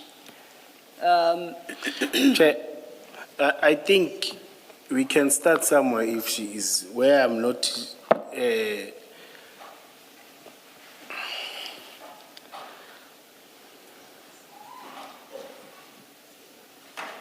Yes, let's hear you I was out, saying, I don't want to delay the commission. you see. Yes. We can, if she feels that maybe she's done here, we can start. I can start where I say, where I find that I'm having difficulties, I'll just say, can I go back and read and make sure that I'm able, so that after lunch we finalize. At what page are you now? Are you able to tell? I was- Don't you have the statement there? No, I left it aside, Commissioner. Oh, okay. I could see from your face, Ms. Silva, that this is apparently derailing you. Becomes very disjointed. I was asking where the commissioner is because I was thinking maybe a 15-minute break, Commissioner, and you quickly finish reading the statement. 15 minutes should do. Oh, let me try, Commissioner. I'll try Yeah. push. Yeah. Let's adjourn.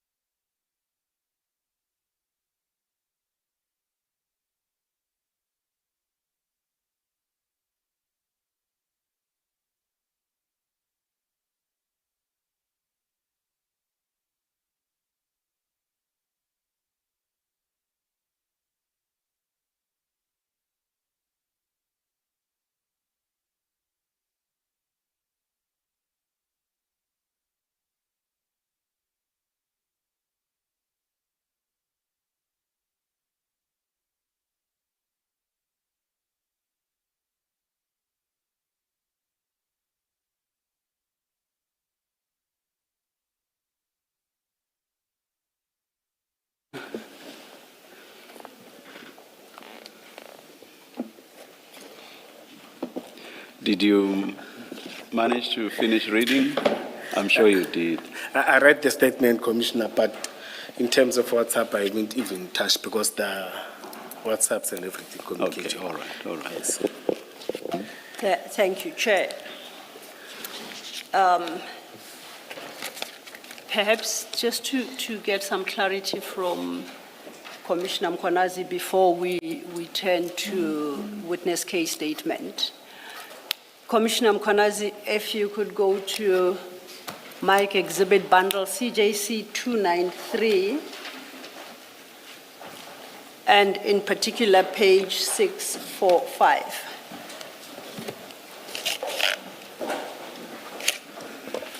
Whilst you are looking, Commissioner, Oh, sorry. whilst you are looking, let me just make this admonition. Do not mention the name of witness K, not even by mistake. Okay. I'll try all my level best. Thank Chair. you.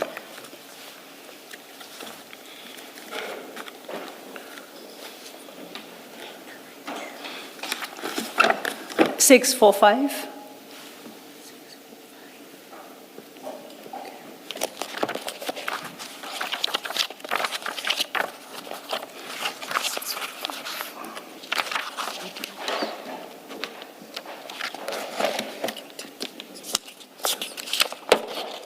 Thank you, madam.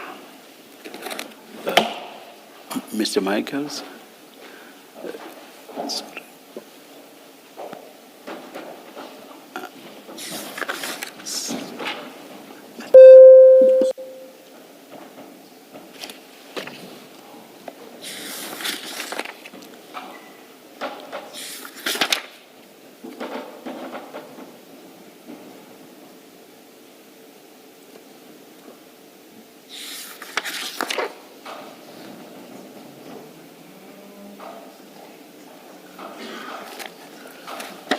Are you saying the other it's 292, then the other one it's 645? No, just 645.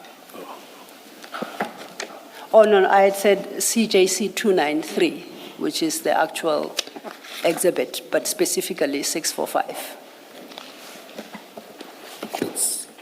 It's one file. It's one file, it's one file. Have you located it? Oh, yes. At that page, 645, I'm interested in the message you sent, starting, well, it starts at 644.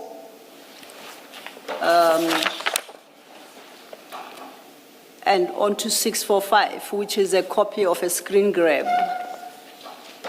Now, that is, the timestamp on that is 14 February 2022 at 644. May I ask something? Yes, sir.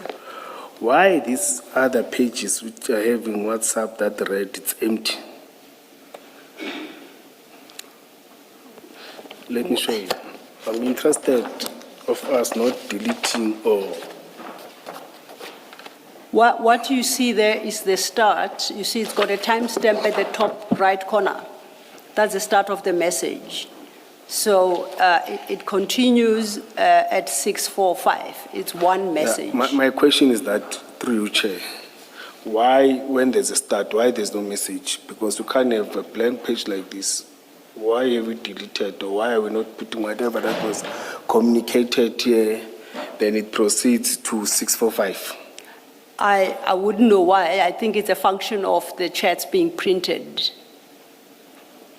Do you have a challenge with what appears at 645 read with 644, which is the start of the message?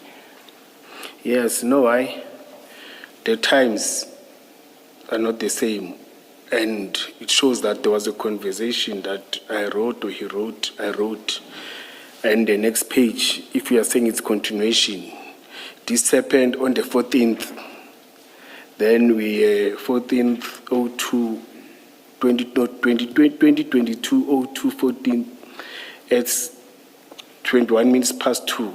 Yes. But you are saying it's a continuation. Then the continuation says 1630 now. No, What Mr. was communicated before 1421 and 1620? That is not Let's- appearing here. Let's start here at 644. Yes. The start of 644 is actually a previous message cut from you says, please enjoy your Valentine. You see that? Do you see where I'm reading? Yes, yes. Okay. That is then followed by a voice note from Mike at 9:52. Where is that? At 644, right at 644, the green one at the top. Oh, yes. And then immediately thereafter, the white one is at 1402, same date at 1421. Yes. And between what you call a blank message and 645, there is nothing except the screen grab. No, but it says red. That means there was something. If you were suggesting that between that message Because of... the last message- Let me finish, Yes. if you don't mind. You were suggesting that between that message of 140222 at 1421 and the screen grab I want to reference, that there is another message. Where is that message? Mike responded with that play or audio Yes. on the 2022-02 on the 14th at 09:52. Yes. Then there's a message that says red. It's at 14:21 Which is your message to Mike. and it's blank. It continues on the next page. It's how it's reflected on the But then- document. Yes, the next page now says 1620. Oh, that's a screen grab that you had attached to that message. The 1620 is the time on the cell phone. You see? That's not agree. the message timestamp. I agree. Okay. I'm saying, Commissioner, let me tell you, I understand what your problem is. You are saying on 644, that entire blank white sheet, before that page is. something is missing there. Why is Yes. it blank? Yes. But let me explain to you why it is blank. Because Sorry. Please show the blank page. Okay. Thank you. you are looking at 644. Yes. You will see in most of these chats that when somebody attaches a document to a message, because of the size of that document, sometimes it doesn't fit in one page. So when it's printed, it runs into the next page. So what appears to have happened here is that a screenshot of a conversation with a third party was attached to this chat. And that screenshot is what you see on page 645. Then That's what it looks like to me, and I accept that, I'm no expert, I could be wrong. But if you look at all the chats where a photograph is attached, you will see that there are blank pages. If you go to 635, for example, 635. 634, 635, you will see the format is the same. Go to 633. Do you see that whenever a photo is attached to a chat, you will have a white sheet which is empty, and then that photo will be on the next page? Because if you put that photo immediately after the one on 633, it means the second one will be cut in half. So Yep. to avoid a situation where it's cut in half, it continues on to the next page, and then the previous page you'll have a blank white sheet. There you are correct, Commissioner Kumalo. Not there, not on that one. Mr. Lo, Look at the times. no, hold on, Commissioner. Mr. Lo, it might be helpful to look also at page 646 at the top, which seems to be what in fact is part of the WhatsApp message. Indeed, itself. Commissioner, Do you because want to deal with that? Yes. that is the message that accompanies the screenshot. Yes. Do you understand, Commissioner Mkonazi? No, I didn't hear Commissioner Balui. Yes, what I'm saying, Commissioner, is You have at page 644 that blank page. Yes, Commissioner. What you say is blank, and then 645 is a screen grab, and then 646, right at the top, you have what looks like, in fact, the message that accompanied the screen grab, right at the top. Good afternoon, Mike. Let's make tomorrow morning 10 a.m.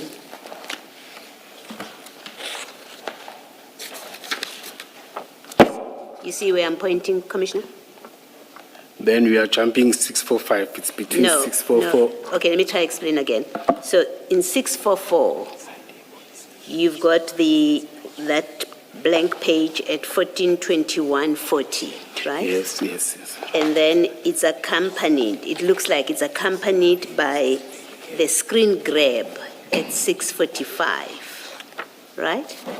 And this is, remember, this is at 644, that blank page is supposed to be you sending to Mr. Van Wyk. Yes. you're And then correct. you send him the screen grab, that's what it looks like, at 645.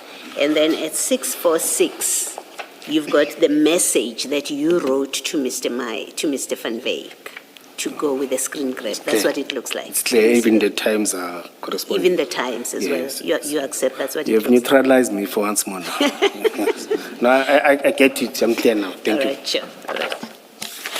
Did you say Commissioner Baloyi neutralized you? She's always doing that. Please don't ask him to explain. Then what it means. I will turn to her each time I need you to be neutralized. I'm glad we're on the same page Yes, now. yes, yes, yes. So then, on the 14th of February 2022, you share with Mr. Van Wyk this screen grab. Yes. And it's a screen grab of your conversation with somebody called Xolani Mkhwanazi, as you see at the top.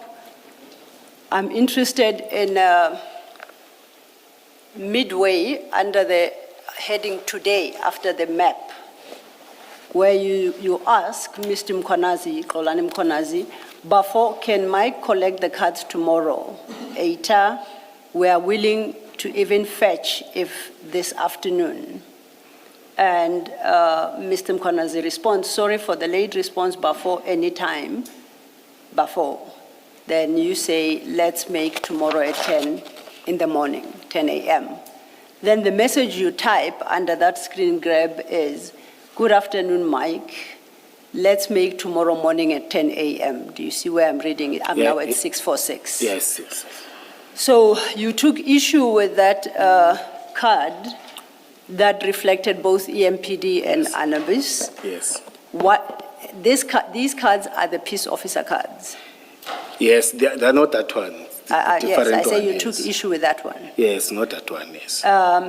So these cards were issued and handed over to Mr. Van Wyk the following day, I take it at 10 o'clock on the 14th of February 2022. They were ready for collection already.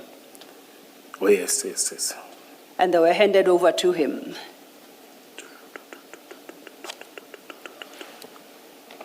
I may not remember. You recall earlier in your testimony, you suggested that this peace officer issue did not go any further after we dealt with that card that showed EMPD Yes. and Anubis. The- So you must understand me first. I'm not saying that he was collecting that particular card because you deny that one. But I'm saying here is a card ready. No, or let's cards- correct it. I don't Please, recall. sorry, Commissioner, you should wait until Mr. Law is done. There will be problems with transcription if you speak at the same time. Humble apology. So I am not suggesting that the cards referenced here are the same cards that Mr. Van Wyk had asked whether you can use these ones so long, which reflect both the EMPD and the Anubis card. I'm not suggesting that. But in light of what your response to an earlier question that this peace officer matter did not go any further, I'm saying you are wrong because on your correspondence with Mr. Van Wyk in February 2022, there is confirmation that the cards are ready. And you've just confirmed that these are the peace officer cards. Let me clarify something, Commissioner. before this thing started, we had trainings. That is not appearing anywhere here. There were trainings which was run by training division to all the people, you see. That is why they were able to detect before the training that others are having criminal records. Those that completed the training then were collecting. If I don't recall, but I know that they've collected. If we collected for his team, then other teams will collect. Those that were specifically trained, and when the training, then they had this. It's not to say they were just called and given. So, humble apologies. But there was a training before that happened. That was run by training, you see, for all the people that wanted them to be Peace Corps. So- have I answered to? Chair, please just a second. Oh, sorry. Oh, no, you said your mic wasn't working, Chair. Oh, no, it's the screen. It doesn't matter for now. I'll look either that side or this side. It should Okay. not Thank you, Chair. hamper us. I'm trying to say. You, more than once you said, and they were given. They were given. What were they given? The cards. Those ones that I was talking about. The ones with the EMPD logo and No, not those ones. Not those ones. Those ones, the ones made specially for the Peace Corps. for an individual, yes. Made Yes, for the Peace Corps. Yes. And there was training for those that attended training and completed. I think when they run this training, it becomes a 2 weeks training. It's not a full training. 2 weeks training about the duties that we're going to do specifically on that. You see, I think it must be recorded too, that people underwent this before they were issued. Thank you. Thank you, Chair. Some I may not be there when they were given, but some I may be there if I'm free. Depends on my availability. I know that. I asked this because earlier you had suggested that this Peace Officer, Peace Corps project didn't go anywhere. Yes, training was done, issuing of cards was done, but the implementation part of it, because we wanted the implementation part. When you check the conversation that you once sent or you sent to me, there's where I've said we must meet with the MMC, we must meet with the Chief of Police. In fact, they were briefed. We were supposed to meet and finalize the formalization of a launch because it was supposed to be formally launched. You see, and I think one of the things that disturbed it again, it's the political changes of the MMCs. You see, but there was a buy-in of this program. I know even now there's a buy-in of engaging all these groups that are doing crime preventions and all, so that you monitor them. I know there's a process that they're doing. I'm not part of, but I know that I was instructed that I must run such processes so that we know all these groups that are operating in our townships, in our suburbs. It's more or less one and the same thing. But this one, it happened at the wrong time with the wrong people. That's what my understanding it is. Because even this office now said, let's mobilize, let's make sure that we know all these groups that are busy with crime prevention at night and everything in our areas, so that we know how to regulate them, how do we monitor. It is more or less the same as the old thinking that we had. But now it's coming from a different political office. It's coming from different people, you see. Oh, Mr. Lo, from your pronunciation, I think you are going with my CORPS, but I think in the end, the commissioner settled for COPS, COPS. As in police? as in police, yes. I think twice I noticed your pronunciation. I guess I'd assume that's what he meant, because I don't think that Mr. Mkonazi could ever make of private people police officers. Yeah. So. I think in the end, when I engaged him, he settled for COPS. Yeah. Please, Chair, can you correct me on that? I know that you tried to rectify it on me. The humble apologies on that, Chair. What did you settle for? Was it CORPS or COPS? No, when I'm saying cops, not police officers, but in terms let me say, in terms of how it's written and pronounced, did you settle for COPS or CORPS? We just said it's Peace Corps with R. With R. Yes. I get that. Okay. But Commissioner, I will prefer to call them volunteers. It will be simple, it will be simpler for me. All right. Yes. Can I, sorry, maybe also just to clarify my own understanding as I can follow here. There's also mention between you and Mr. Van Wyk. Yes. There's also mention of reservists in the WhatsApp exchanges. Yes. Is that a different group No. of people altogether? Or you talking No, about- it's not different. In Cape Town, sometimes they call them reservists, sometimes they call them, sometimes it's volunteers. It depends how do you call it. So it's the same group of It's people? the same group of people, that yes. you are calling? Yes, yes, corps of groups. Okay, but that you refer to as reservists? Yes, With Mr. yes, Van Wyk. Okay, yes. thank you. Commissioner Balo, if we can flag that, because I had a different understanding from the charts, that there is this peace officer / co, and then there's a notion of reservist, and it comes up in the charts again. Because we are trying to locate the page, I'll say that we'll come back to it. And I'll demonstrate that, no, there are two different concepts, at least if Commissioner Mkwanazi's conversation with Mr. Van Wyk is anything to go by. So then we have established that they were ready, and now this is in Feb. Let me correct. In fact, we are not ready because we are supposed to establish in the whole Eguruleni, in the townships, in former settlements, and make sure that we cover. Apologies, Commissioner Mkwanazi, you don't know what I'm saying was ready, and you have interjected already. Oh, humble apologies. Yes. I'm saying the cards were ready for collection. Yes. And we know that was on the 14th of February 2022. Now, I would like to refer you to a later conversation. Before I do so, do I understand correctly from the chats that the establishment of this Peace Corps required a presentation and approval by the MMC, Chief Mapieye, and other senior management? Is that correct? Yes, not only that again. We were busy with the application. I know that Director Ka was busy with the application. We are supposed to inform the Office of the Provincial Commissioner too, As well. when we are launching and fully implementing it. So was the requisite approval granted? There was a meeting that we were supposed to sit, or we met in that meeting, or it was I know that there was a meeting where it was supposed. Mike made made a presentation to senior management. I was not part of that, if I recall. You see, presenting the whole thing, and I saw you even showed the choppers and that thing, you see. Just that I don't remember everything, but I know that there was an engagement. On our side, there was an engagement with the political head of the department, community safety, MMC of community safety. Again, we had agreed with Kwabe that we need to finalize with Deputy Chief of Police Mzolo, and it's part of the conversation.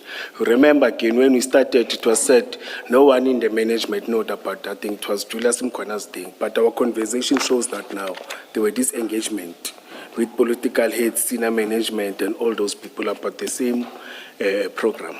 Okay, perhaps if we go to page 675 of the same file, it might help us understand.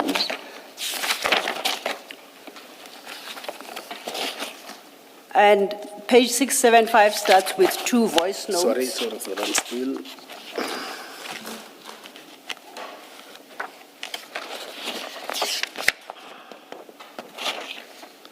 Yes. And I want us to, apologies, it's 1 voice note. I would like us to play that voice note at 675. Yeah. I don't know what happened. Is there any news? Are we still going to do this or not? Please let me know, because I did all the prep work for yesterday. And that is on the 30th of March 2022 at 11:23, and it's followed immediately by a photograph, again from Mike. Again, you'll see the message is cut. The first part of it is empty, the second one has got a picture. Yes. Yes. And that's Mike sharing with you a pile of these documents, and it's headed EMPD Ekurhuleni Metro Peace Officer. Is that the presentation that was intended to be made? You know, it's the program when they are attending.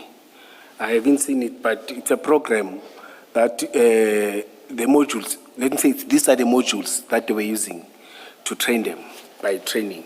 Let me say so. So it wasn't the presentation itself? I'm not sure what was in the presentation, you see. It's just that I was not part of the meeting. But these are modules that they were trained on. Now, just as in passing, I realized that now they are called Ekurhuleni Peace Officer. That's what I'm saying to you. With us, we call it in different names, but it's not what you presented, the legislation, you see.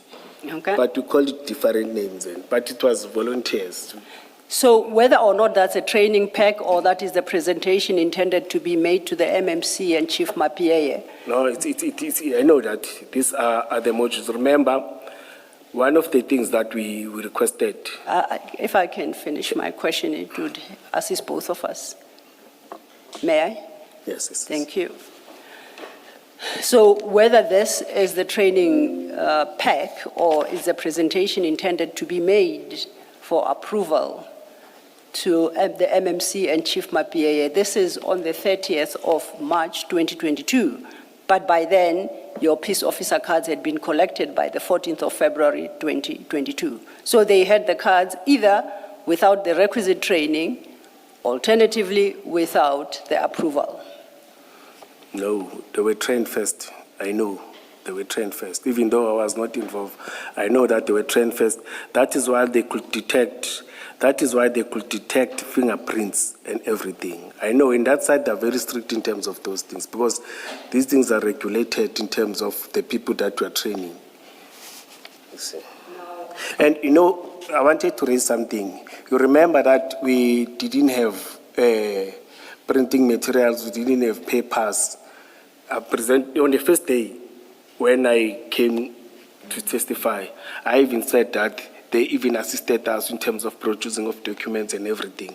I know that and they were working with training to produce all these materials. Okay. I think that is why Mike did have this or had a photo of this before he sent to me. You see, he may send it later, but I know that they were trained first. They am definitely sure, because they were very strict on that. Can we just play a clip that immediately follows that picture? Yes, please. And timestamp 09/05/2022, 12:28. It's in the next page, right? Yes, it goes over to 677. Okay. Well, brother, when can me and you meet? I would like to do a lunch, please, when you're available. I need to have a chat with you. I'll really appreciate it. Or a brunch or a breakfast. Just please let me know. No, I think apologies for that's a wrong clip. It's the wrong clip. There is a clip we're looking for where Mike said whatever it was those documents were intended to achieve, whether it's training or he says presentation, did not take place at the time that he sent you that. No, the time of lunch. No, not the lunch. That's a wrong clip. Forget the lunch. You can have your lunch with Mr. Van Wyk. The clip I'm looking for, which we will locate, comes after this was shared. That picture of the documents or the pack was shared, and Mike Van Wyk says that event did not take place. You call it a training, Mike calls it a presentation, and as you said earlier, to the MMC. Yes, no, it's two different. You can't train the MMCs. You are confusing the two. Presentation is to MMC.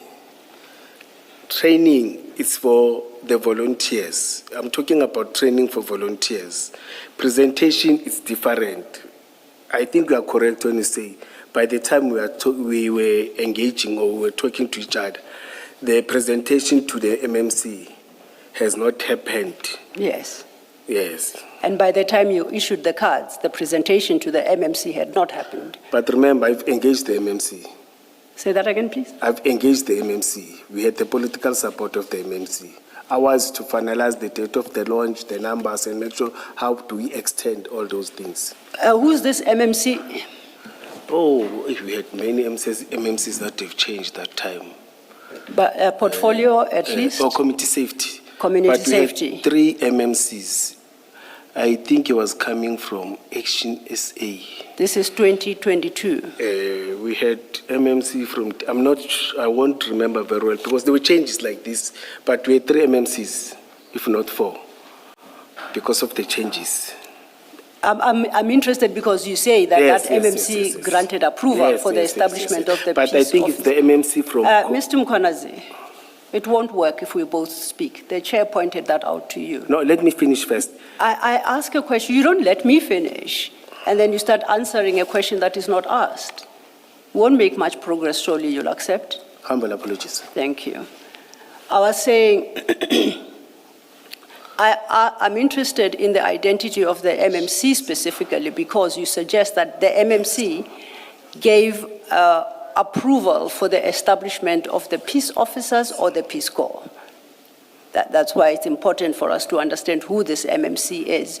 You say there were 3 over a relatively short period, and to try and assist you, I say we are now in March 2022. Would that help you to recollect which MMC you are referencing? I think it may be MMC from Action SA. Can I try a name and see if it helps? Museki? Moseki, yes, he's light in complexion. Okay. I think it may be him, you see. Or if not, the MMC of DA. Let me confess, Yes. it's Google that says Oh, that yes, was yes, the MMC. Oh, got yeah. And Between Commissioner MMC of Baloyi- DA and Action SA, yes. Oh, sorry. Yes. No, go ahead. Yes, but my clarity is that my understanding, it's these are modules, you see. That's my understanding, you see. The present, Sorry, I was now on the issue of approval. Strictly approval. Okay. Now, would you have a sense of when that was approved? no, madam. No, we engaged. The approval was supposed to be finalized by all of us and agree with the date of launch, you see. We were waiting for that to happen. But on our side operationally and the side of training, that was done. So I accept that you engaged for Yes. whatever that may mean. Yes. I'm more interested in whether it was approved. The project was approved. No, it was not supported. It was supported, Madam Ne, but the date of us approval, I won't remember that. But I know that time to time, because we work with the MMC every day, I will brief the MMC. I will brief everyone. Even my deputy chief of police, the one that I was reporting to, he was briefed on daily basis. Is there any proof of that approval? And if, understand me, if there is, where would you suggest we look for it? I will suggest that you go to, it will become a challenge, but go to community safety, ne? Check with the PA or the secretaries if they even change, because you know they change. But can you go and check? But I know when the political office changes, like the strategic officers, they change with the political, they go with the political head. If it's DA, your people. If it's ANC, your people. But can you go? I think you'll find something. But you would have received that approval, being the initiator of the project, the formal approval. No. Because I've said to you, we have engaged, madam.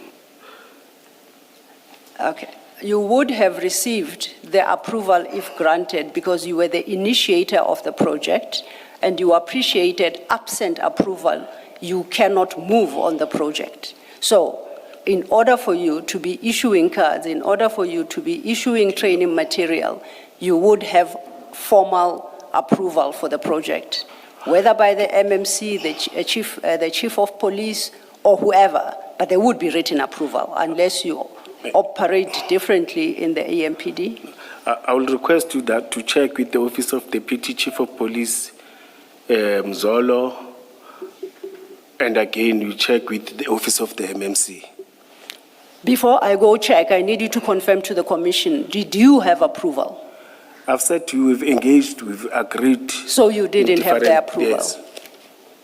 Approval in terms of formal letter that Yes, we continue. you may go ahead. Kind of approval. No, there was no formal letter that we say, because we're supposed to give the programs the date and everything, then the programs being signed out. It was not yet signed out that we may implement. That's why it was not implemented. Okay, and by this time you have issued the cards, as we Yes, understand. on our side we read, we issued cards and Okay. everything. Do you think that is appropriate that you start issuing police officer cards before the project is even approved? Let's correct Because it. now they are armed with these cards which carry a level of authority when presented to members of the public. Let's correct it. It's on record. It's not police officers' card. It's, It's peace officers or apologies, volunteers. peace officer, peace corps cards. So you Yes. have issued, Yes. and members of the public holding them, presenting them, having received them from you via Mr. Van Veek, in circumstances where the entire establishment of that unit, if I may call it, is not approved. Is that appropriate? It was not via Mr. Van Veek. I said Mr. Van Veek is one of them, you see. Other people were trained. Other security companies were trained. Let's not limit it to this one individual. I know here you've got communication between me and him, but I've said it that I agree that I communicated with Mike with this program, but he's not the only one who was trained in this. Many people were trained in this thing. Can I just check the Gwabe? What was your reporting relationship? What was his position? We are at the same level. You're at the same level? Yes, even now we're at the same level. And what was his involvement with this cut matter? He was in training. He's responsible for training. Anyone of training reports to him. Okay. He's in charge of training. Okay. So and I'm looking here at page 600. Remember that card? I'll read for you what it Yes, says. yes, Remember yes, that yes. card? And then you say to Mike, "Good morning, kindly prepare. Gwabe will be coming to finalize the issue." Which of page, the- Commissioner? 600, where we had that card. Yes. I just want to understand Gwabe's involvement yes, yes, with this. We engage with Gwabe. Gwabe deals with, by that time, he was dealing with training, all the issues that has to do with training. He's in charge. Again, he was anything that has to do with documents, everything of training. He's the one that's responsible for that. And You the see. cards that you are telling Van Veek about, that Gwabe would come and finalize the issue of the appointment cards, are these the same cards that you are discussing with Advocate Sil? Oh, no, with Gwabe we spoke. I remember that we spoke. He was supposed to also engage the office of the provincial commissioner, because we need to finalize and inform them formally and about the launching and everything. He's always responsible for that. For example, like the traffic wardens that we're having, you see, it's the same process too. He runs that and up until the last stage of it. No, my question is slightly different. It is, if you look at page 600,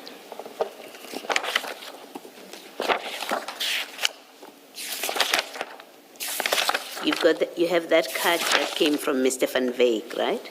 Yes. And then you write him a message. You write Mr. Van Veek, you say, kindly prepare. Gwabe will be coming to finalize the issue of the appointment cards today.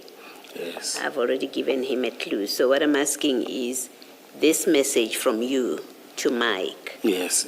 did it relate to the same cards that you are discussing with the evidence leader right now? Yes, Commissioner. Okay. Yes, Commissioner. Thank you. Thank you, Mr. Thank you, Commissioner. Then I conclude, and I'd like to make this proposition to you, that you established this quote-unquote unit called PISCO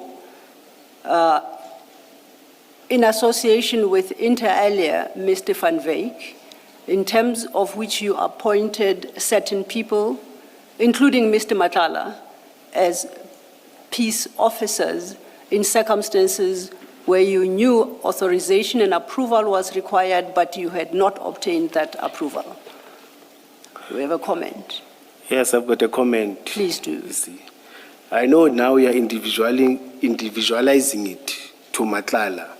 This operation didn't look at only Madlanga, or this project didn't look at only Madlanga.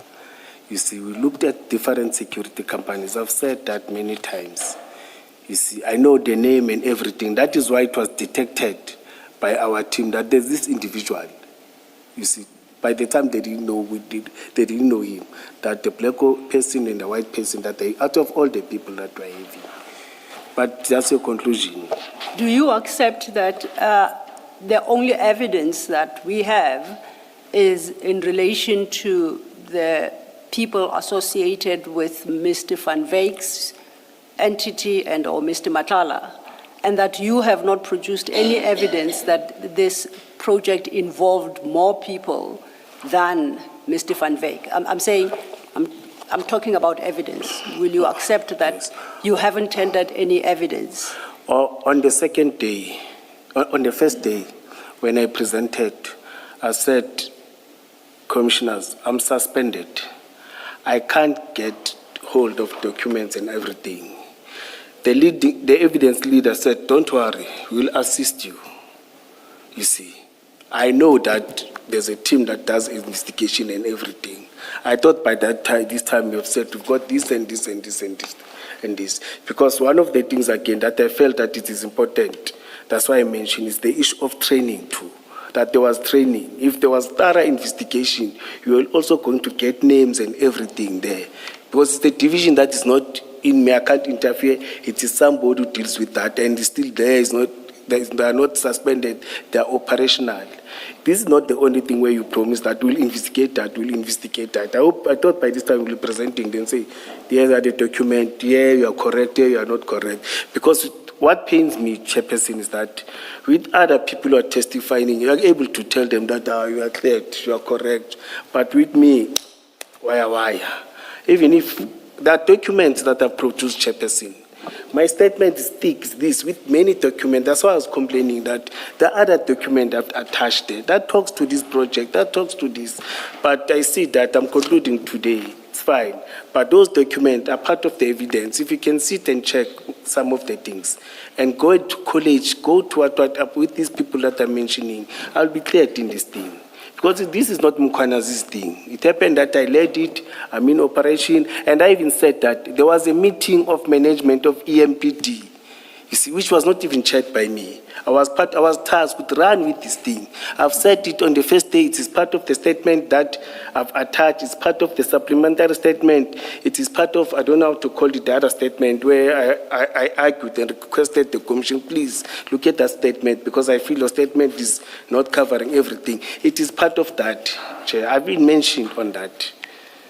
Commissioner, I don't know, maybe I did not understand. I'm crying, Chairperson, I'm protesting. Maybe I did not understand you correctly.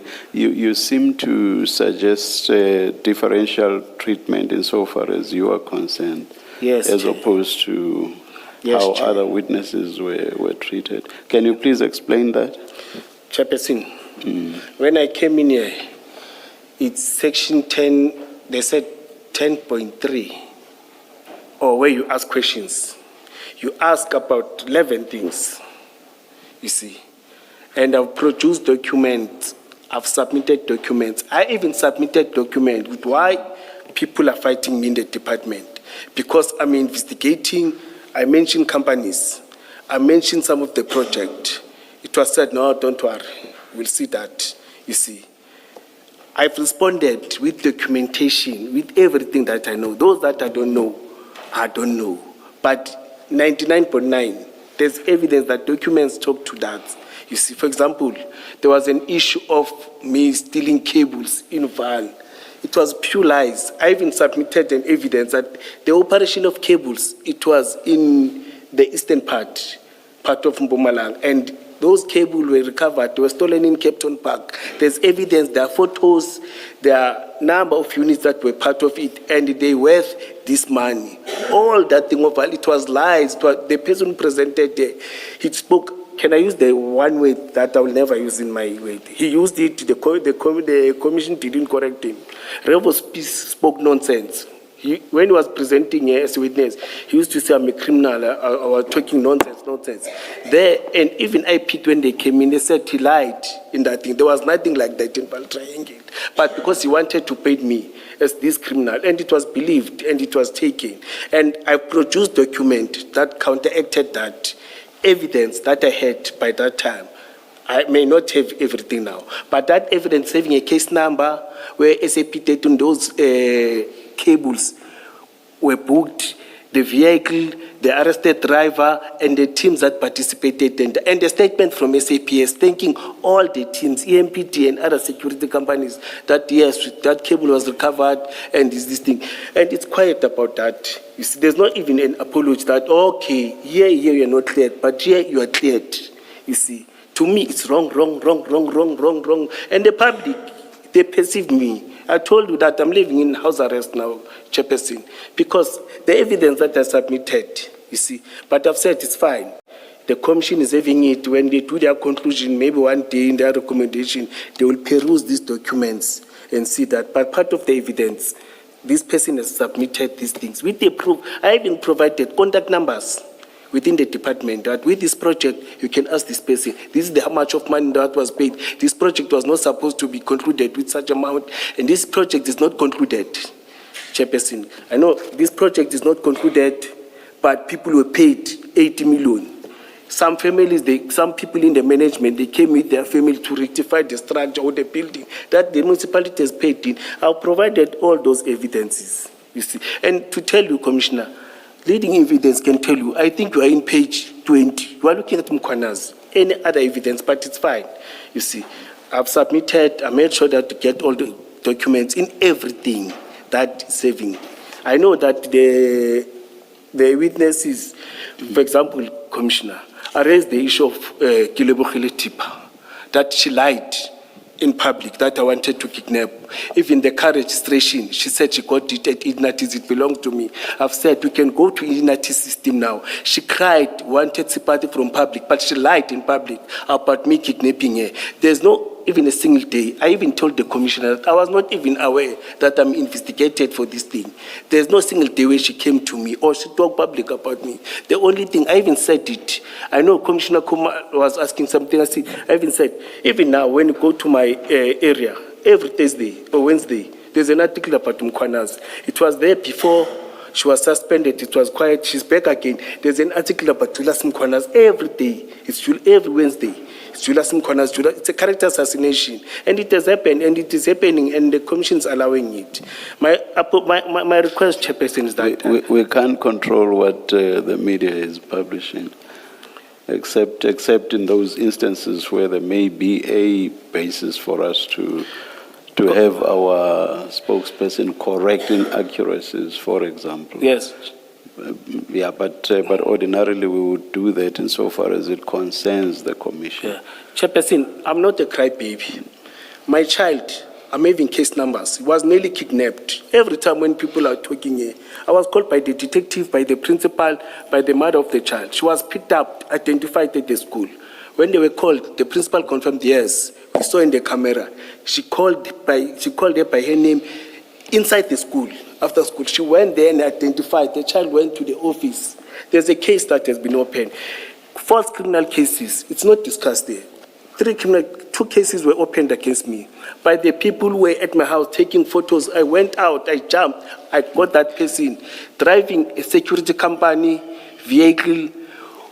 He does not have an appointment card. You see, I don't cry, but I said, no, what? Let me participate in the commission. Let me behave. Commissioner, I hope I will not sound lacking in empathy. Yes. I understand everything you have said, but this debate stems from my question as to the question of differential treatment that you have suggested. I think what you have said now has strayed far away from that simple question. May I ask this, and please give me a direct answer. If you say there's differential treatment, you are treated differently as against which other witnesses? I heard you mention Commissioner Rivo's piece. Is that one of the people that you feel were treated more favorably and you more harshly? Is he one of the people you are referring to? The, or not? The Is he one of witnesses. them? Is he one of Yes, them? yes, the chief of And police. you've also, The chief of police, and Kilebo also, are those Yes. the people? All the witnesses that are are those the testifying- people you are referring to? All the. Are all- those the three people you are referring to? Yes, let me say only, so. Only those, or? If I remember others, I will just make an affidavit and send it to you, Chair. Because I'm aggrieved, I must do that. I feel that I must do that. And the way I'm being questioned like, hey, this is a criminal, but other people which have submitted evidence that is having a proof, they are sweet out of the commission. They are sweet out of the commission, Chair. That's what, I'm not saying I do that, but that's why I see things. I just wanted to get an idea of the substance of the complaint. I think I do have at least as close enough a picture as possible. Thank you, Commissioner. Thank you, Chair. Commissioner Mkwanazi, before you provided this detail, I'd asked you about not providing evidence, and you did indicate, or you did state that the evidence leaders had indicated because you are under suspension, should you require access to certain documentation, you must advise us, and we'll assist. We'll try and assist you to the extent that we are able to obtain such documents. Correct? May I read this?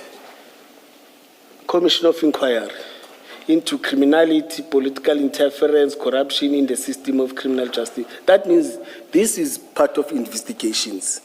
You are not supposed to ask me as evidence leader. When I mention names, like I mentioned on the first day, because I forget, time goes, you see. And you promised that when I say this, I don't know, this, I know, these are the names. You said, no, don't worry. We'll do it on your behalf. In fact, you have been saying on a daily basis, and I've been agreeing. And when I come back, I said, but Madam, she's betraying me, you see. Especially these ones that I feel that these things are very sensitive, you see. Like this one, I'm humbly requesting you to answer you, that can you check that the training was not done, the dates and everything? And I'm definitely sure it was done. And again, I've requested I've requested please to go that ahead. you can go to the office of the DCOP. I presented letters to the office of the chief of police. You can go to the office of the MMC again and check. Maybe they're still having files and everything and engagement. You see, but I know that there were many changes. But please go there to satisfy yourself. I'm humbly requesting you to do that through you, Chair. The only point I sought to make was to establish that you haven't made the request to the evidence leaders to assist you with obtaining the necessary documentation. I just wanted to place that on record. For now. For now and for always. No, madam. No. The point is, I accept that we had said, because you are under suspension, if you are struggling to obtain certain documentation from the Ikuruleni municipality, kindly bring it to our attention, and we will do our best to try and assist and obtain such documents, right? And the point I'm making is, have you ever made such a request to the evidence leaders in respect of any document, and in particular, in respect of documentation pertaining to this peace officer unit? And I'm saying you haven't. And that's all I seek to place on record, unless you can produce that request to the evidence leaders. Are you able to? Please do that. My humble request, do that to prove that this engagement are there. And I even said last time, you can even check, I've even gave you the names, check the minutes of EMPT management dated October 2021. I may not remember the specific date. I even checked those minutes again, that this project was known by the management. I was even tasked by the management of EMPT about this project. It's just that along the way, there are these names that came in and it diverted everything now. I'm humbly requesting you again, please check the minutes too. Don't only check that, check the minutes that it was mandated by the management of EMPT. The management of EMPT, it's the deputy chiefs and the directors, which is shared by chief of police, which is having 2 secretaries that are sitting there noting and writing everything, you see. please. You haven't answered my question. You haven't disputed the fact that you have never made such a request. I suggest to the commissioners that you have never made a request to the evidence leaders to assist you. No, you committed yourself. That's what I'm saying. Ms. Okay, Lo, can I, hopefully my intervention is helpful, hopefully. We got to this point because you were putting to Commissioner Mkwanazi that there is no evidence before us of the training and these cards issues. I think that's the proposition, I know I'm not. To be precise, the approval for the... Yes, you were putting that there's no evidence of approval before us. And that's what leads to this long discussion.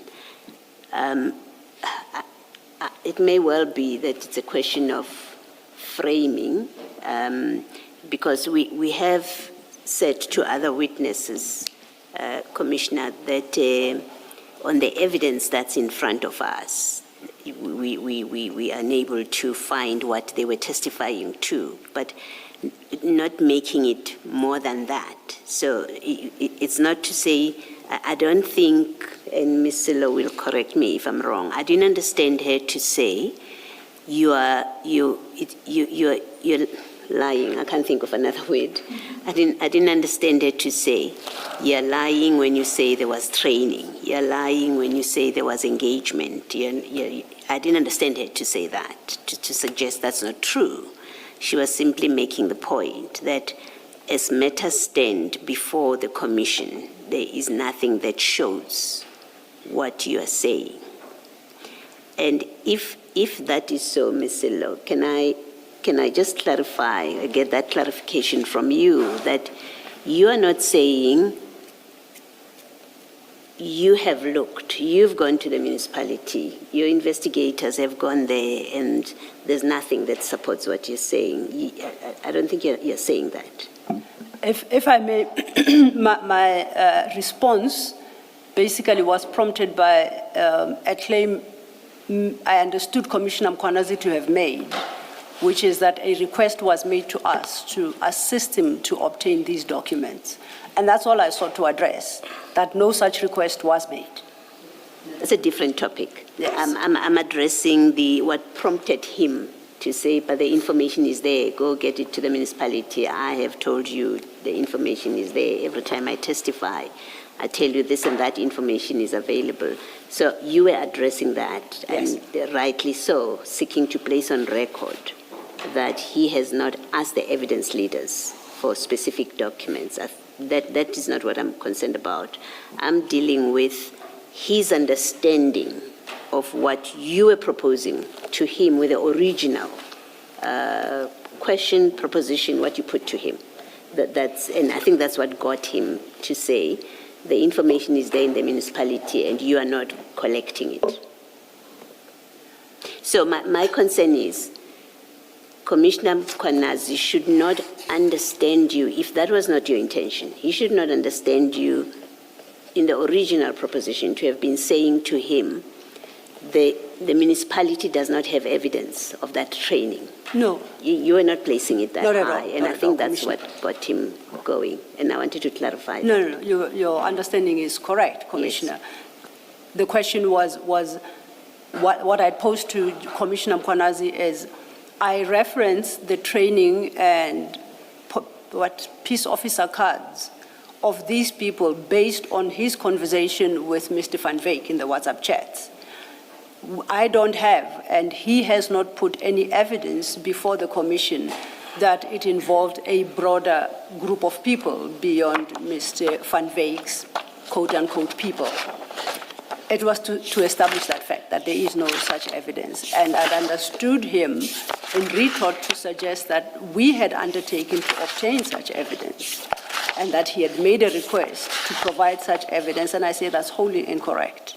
And to the extent that I misunderstand, that he has, and I'm not aware, I invite him to place that the request he made to the evidence leaders before you, and to see the extent to which we, as evidence leaders, failed him. And I understand.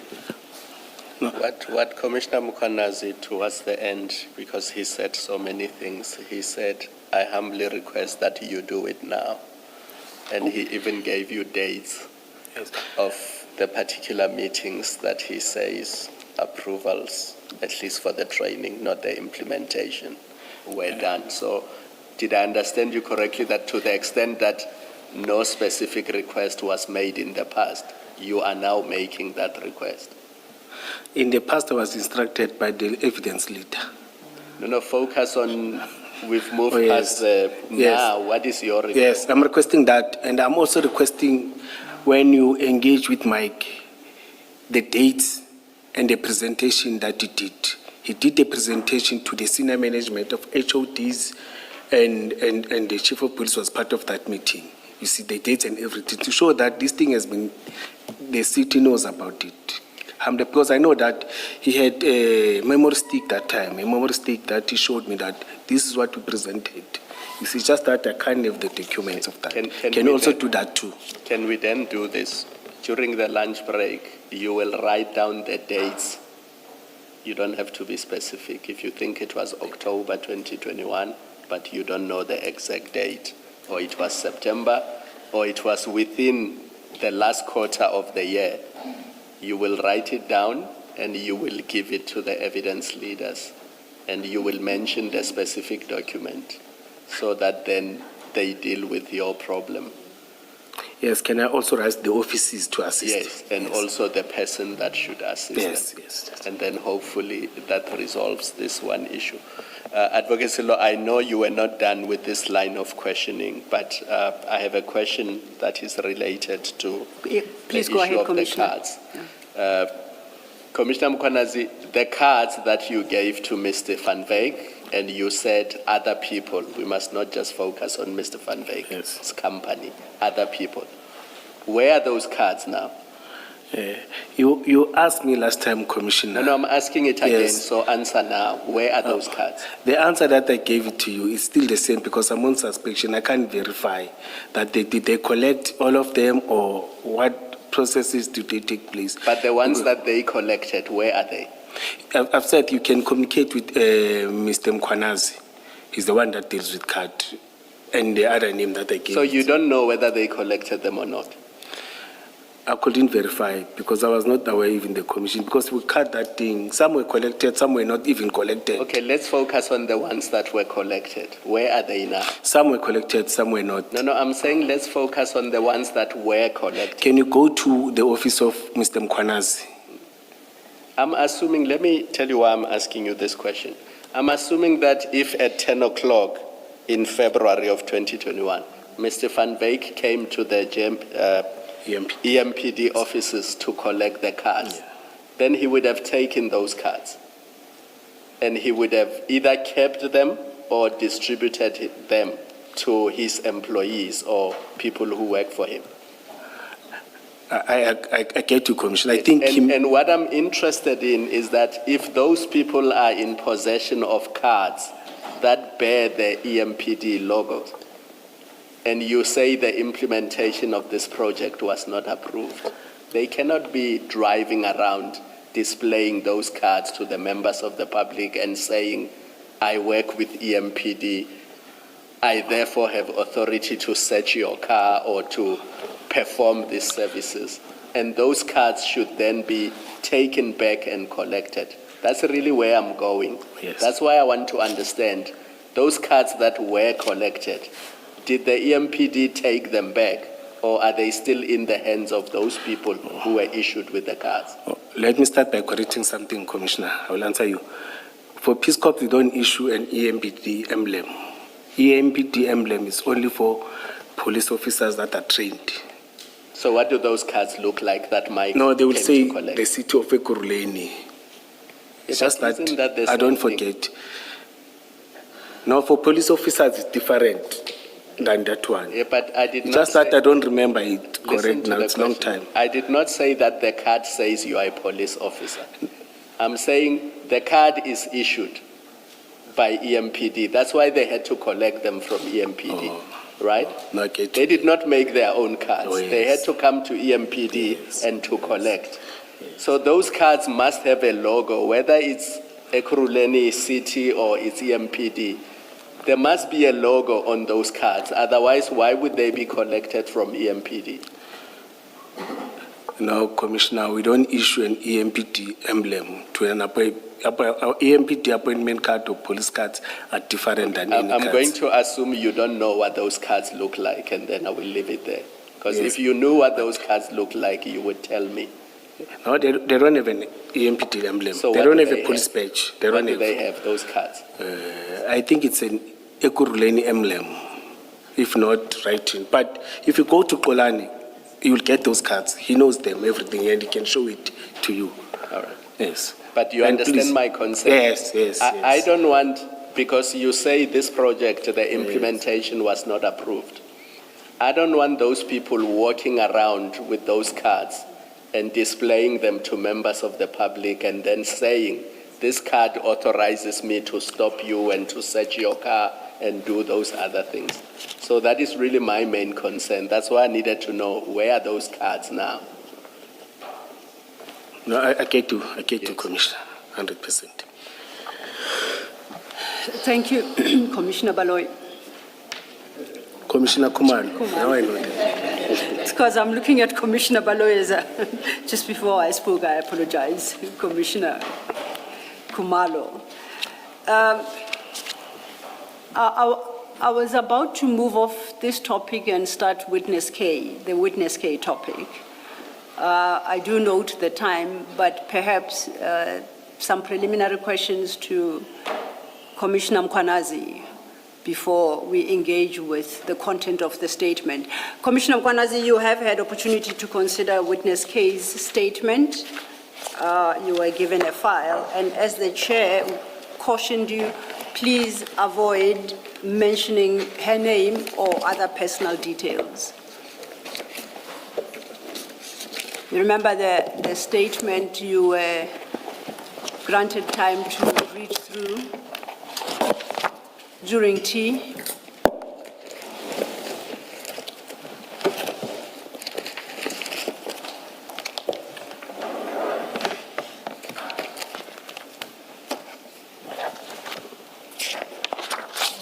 Yes. Thank you.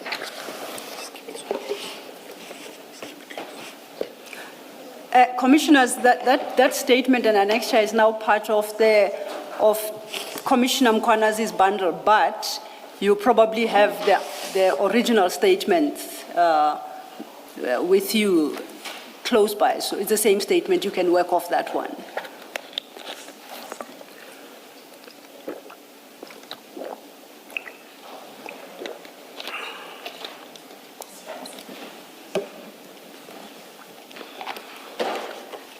It will be two small files, Chairman, witness K.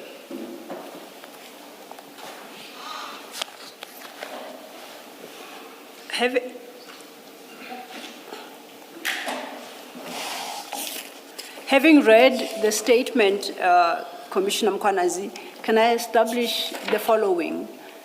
Do you know this person? Yes. And you know her in the context that you would not be confused as to her identity should you see her. You would know that this is the person. Yeah. You know her that well. You are correct. Thank you. Now,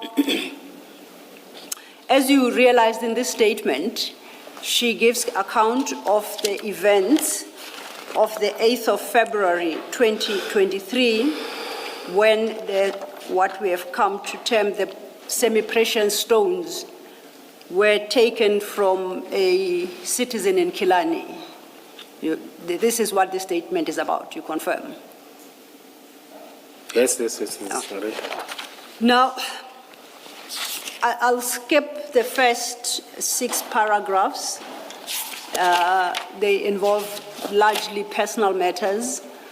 I would like to turn my attention to page 2, the bottom of paragraph 6. And At paragraph 6, she speaks about receiving various types of information from various people, and then she acts upon the information sometimes. That's the sum total of paragraph 6. And this is after she had introduced that she had introduced knowledge of someone who kept what she terms illegal stones in a block of flats in Kilani. So that's the background. That's what will take you to paragraph 6. You confirm that? Yes, Now, yes. at paragraph 7, then it starts that she told you, Mr. Mkwanazi, about this informer and mentioned that the informer needed someone to get stones for him from the owner. Mr. Mkwanazi asked me to get in touch with the informer and he would assemble a team together to follow the information received. You confirm, you see that? No, I see that. Now, in your line of work, and I understand witness K to also be a member of the JMPD, my first question is, have you ever worked with her professionally in a sense of undertaking an operation or as police officers? No. Has she ever worked, to your knowledge, with members of your team at EMPD? Except for the stones. And anyhow? She's always with EMPD officers. She stays in Ekurhuleni, she associates, she enjoys life with EMPD officers. But in terms of what they're doing, in terms of the work, I'm not sure, I don't know. And I don't know. which EMPD officers in particular? Different EMPD officers. She's close to EMPD officers. I know they go to Durban together, they associate together with different officers of EMPD. North, some are staying in Tembisa, some are staying in Southern Region. She associates with every specialized operations and everything. I know that she's very close to them. In fact, her lifestyle, it's in the city of Ekurhuleni. I understand. Because she stays in the city of Ekurhuleni. Okay. Now, I wanted to find out particularly maybe from members of your team, the specialized unit, do you know who she works with within your unit in particular? I may not know. She hasn't shared that with me. But I hasn't know that she knows everything. She knows them, specifically specialized services. Let me say specialized services, all the units that are reporting to me. She knows some of them. I may not say a lot of them. She knows them. She associates with them, those that are reporting under me. You make a definitive claim that she knows some. She associates with some. But you suggest that you are not in a position to identify who in particular she associates with. You have to know that if you know it's some.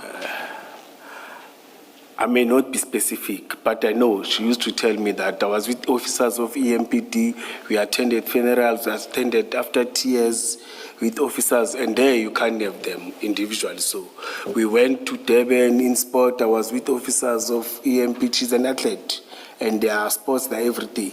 She is close to them in sport, she's close to them in different gatherings, different ones. Now, if she says she was introduced to some of them by you, would you quibble with that? It's not true. Will I? Disagree with that? Yes. Say that? I'm saying your terminology. Will I? Disagree. I disagree. Okay. Chair, I see it's 13:02, perhaps we'll pick it up.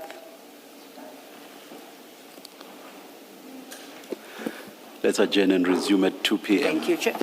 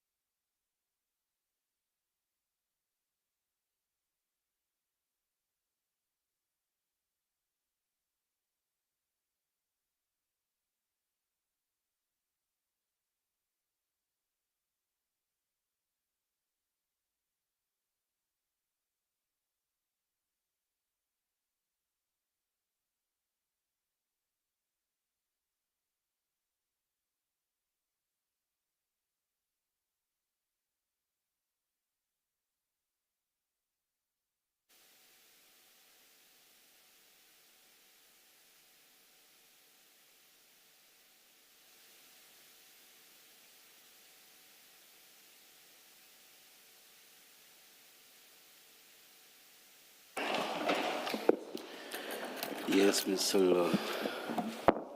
Thank you, Chair. Commissioner Mkwanazi, we were still dealing with witness case statement before we broke for lunch.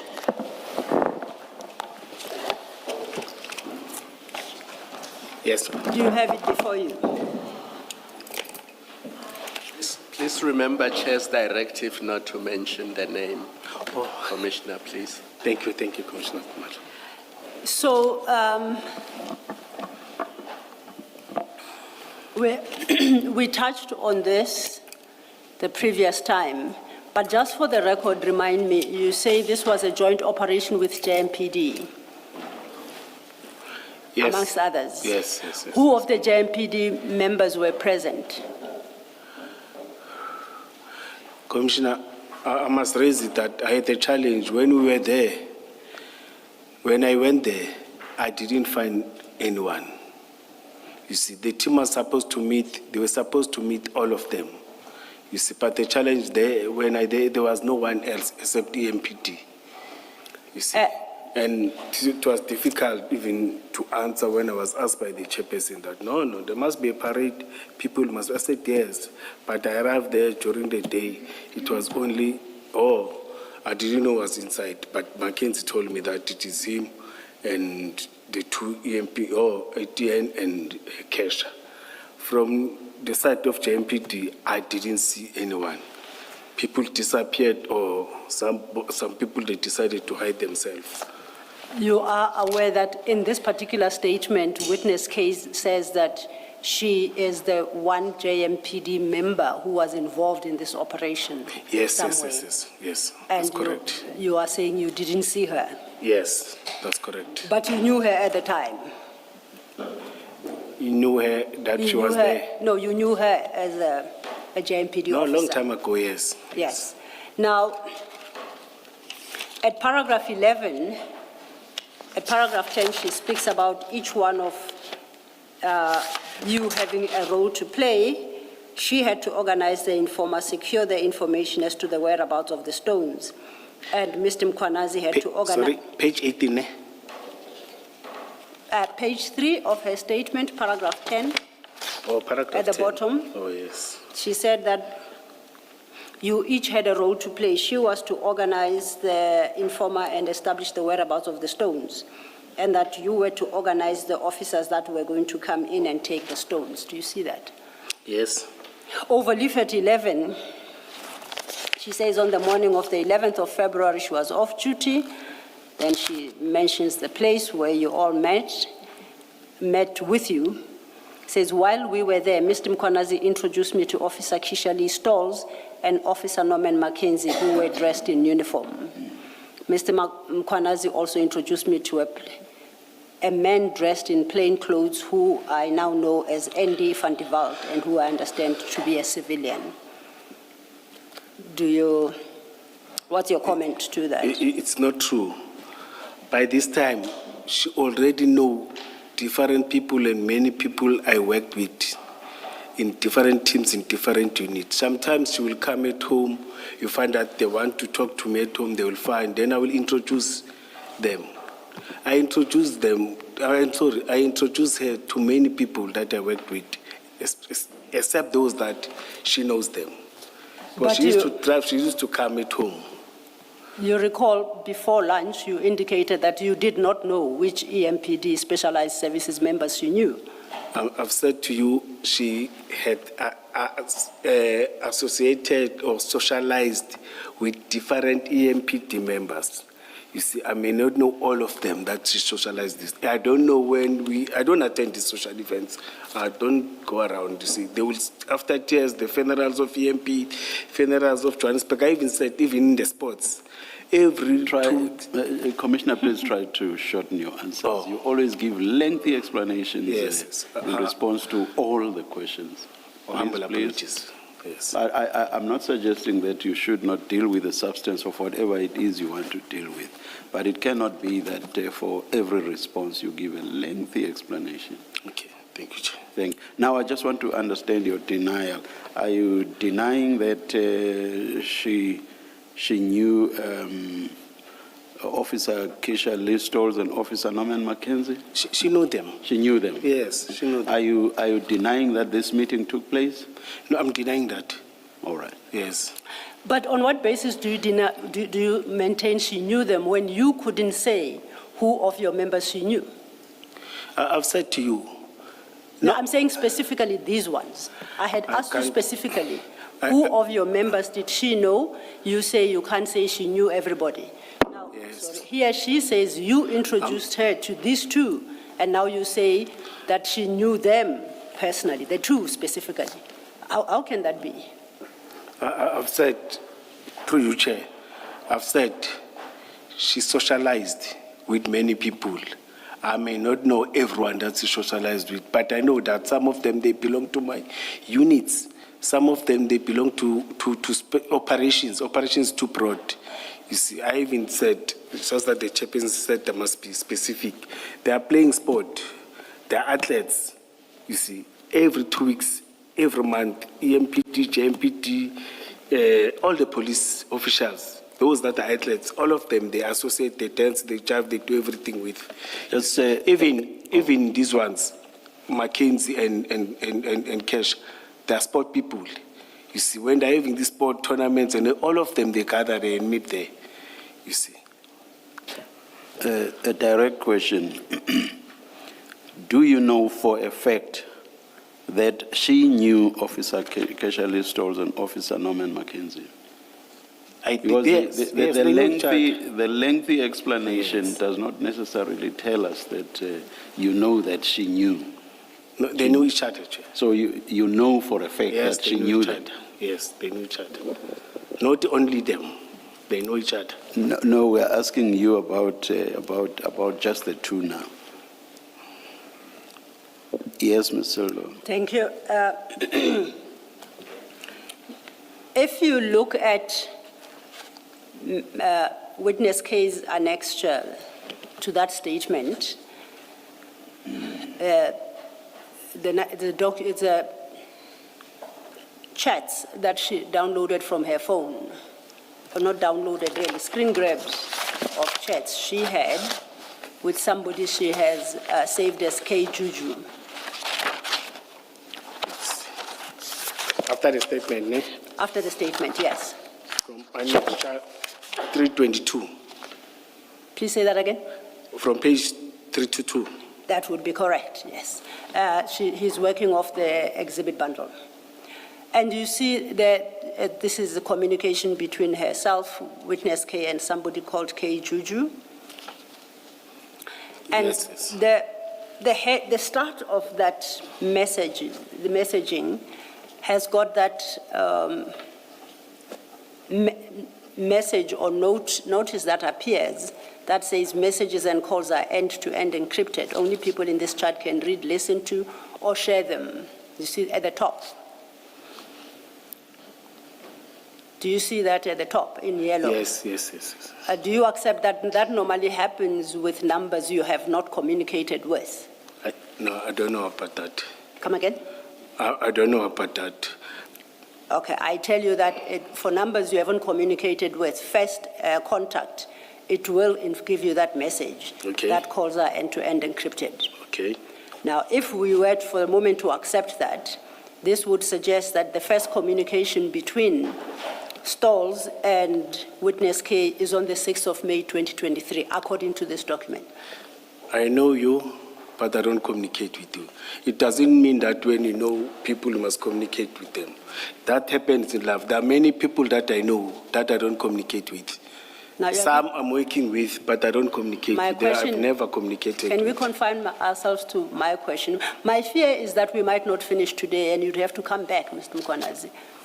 I don't think that you look forward to such an outcome. You would like to finish today.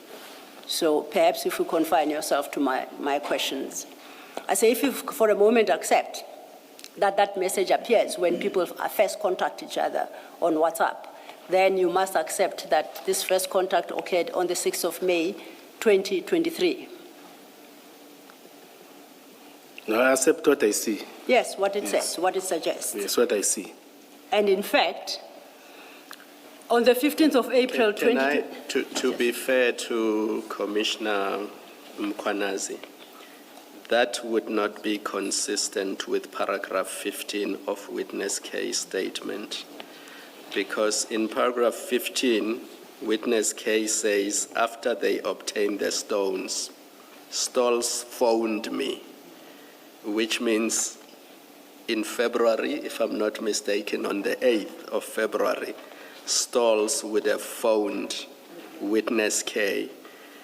So the issue would be different, Advocate Silo, if you were saying maybe on this phone, the first time people contact each other on this phone, that's the message they would get. But they could have contacted each other using different devices at a different time. So it's maybe unfair to put to Commissioner Mkwanazi that suggests it was the first time they were speaking. I'm happy to confine my question in the terms that the Commissioner suggests, which means at least on this particular phone that witness K shared with us, that is what the messages show. Does that exclude any other communication on any other device? No, I accept that it does not. But at least then Commissioner Mkwanazi must accept on the basis of this particular number that she shared with us, that was the first communication on the 6th of May. But we accept too What? what the Commissioner is saying. You can't push me to accept, whereas he's clarifying it. You don't accept. One Commissioner Mkwanazi to accept. Commissioner, let me help you. She has accepted. Oh, she thank you. just won't accept to you because you don't get to ask questions. Oh, So I was raising an issue with Advocate Silo, and she agreed to confine herself to the device in question. thank you, Commissioner. Thank you. And we know from the statements that you have provided that you have never spoken about witness K being a part of this operation. Yes, yes, yes. And we know from your testimony on the 15th of April that you actually denied knowing her at all. No. Okay? You asked me that have I communicated with her. I said no. I'm saying on the 15th of April when you last appeared. Yes. If I'm correct, you asked me, did you communicate? Did you communicate with her? I said no. You say at 15th April 2026 transcript at page 222, I think it's ready for projection, we had been discussing this matter of witness K, and Commissioner Kumalo engaged you at about line 16. Has the name been redacted? It has been redacted, thank you. Maybe wait for it to come on. Indeed. Yes, sir.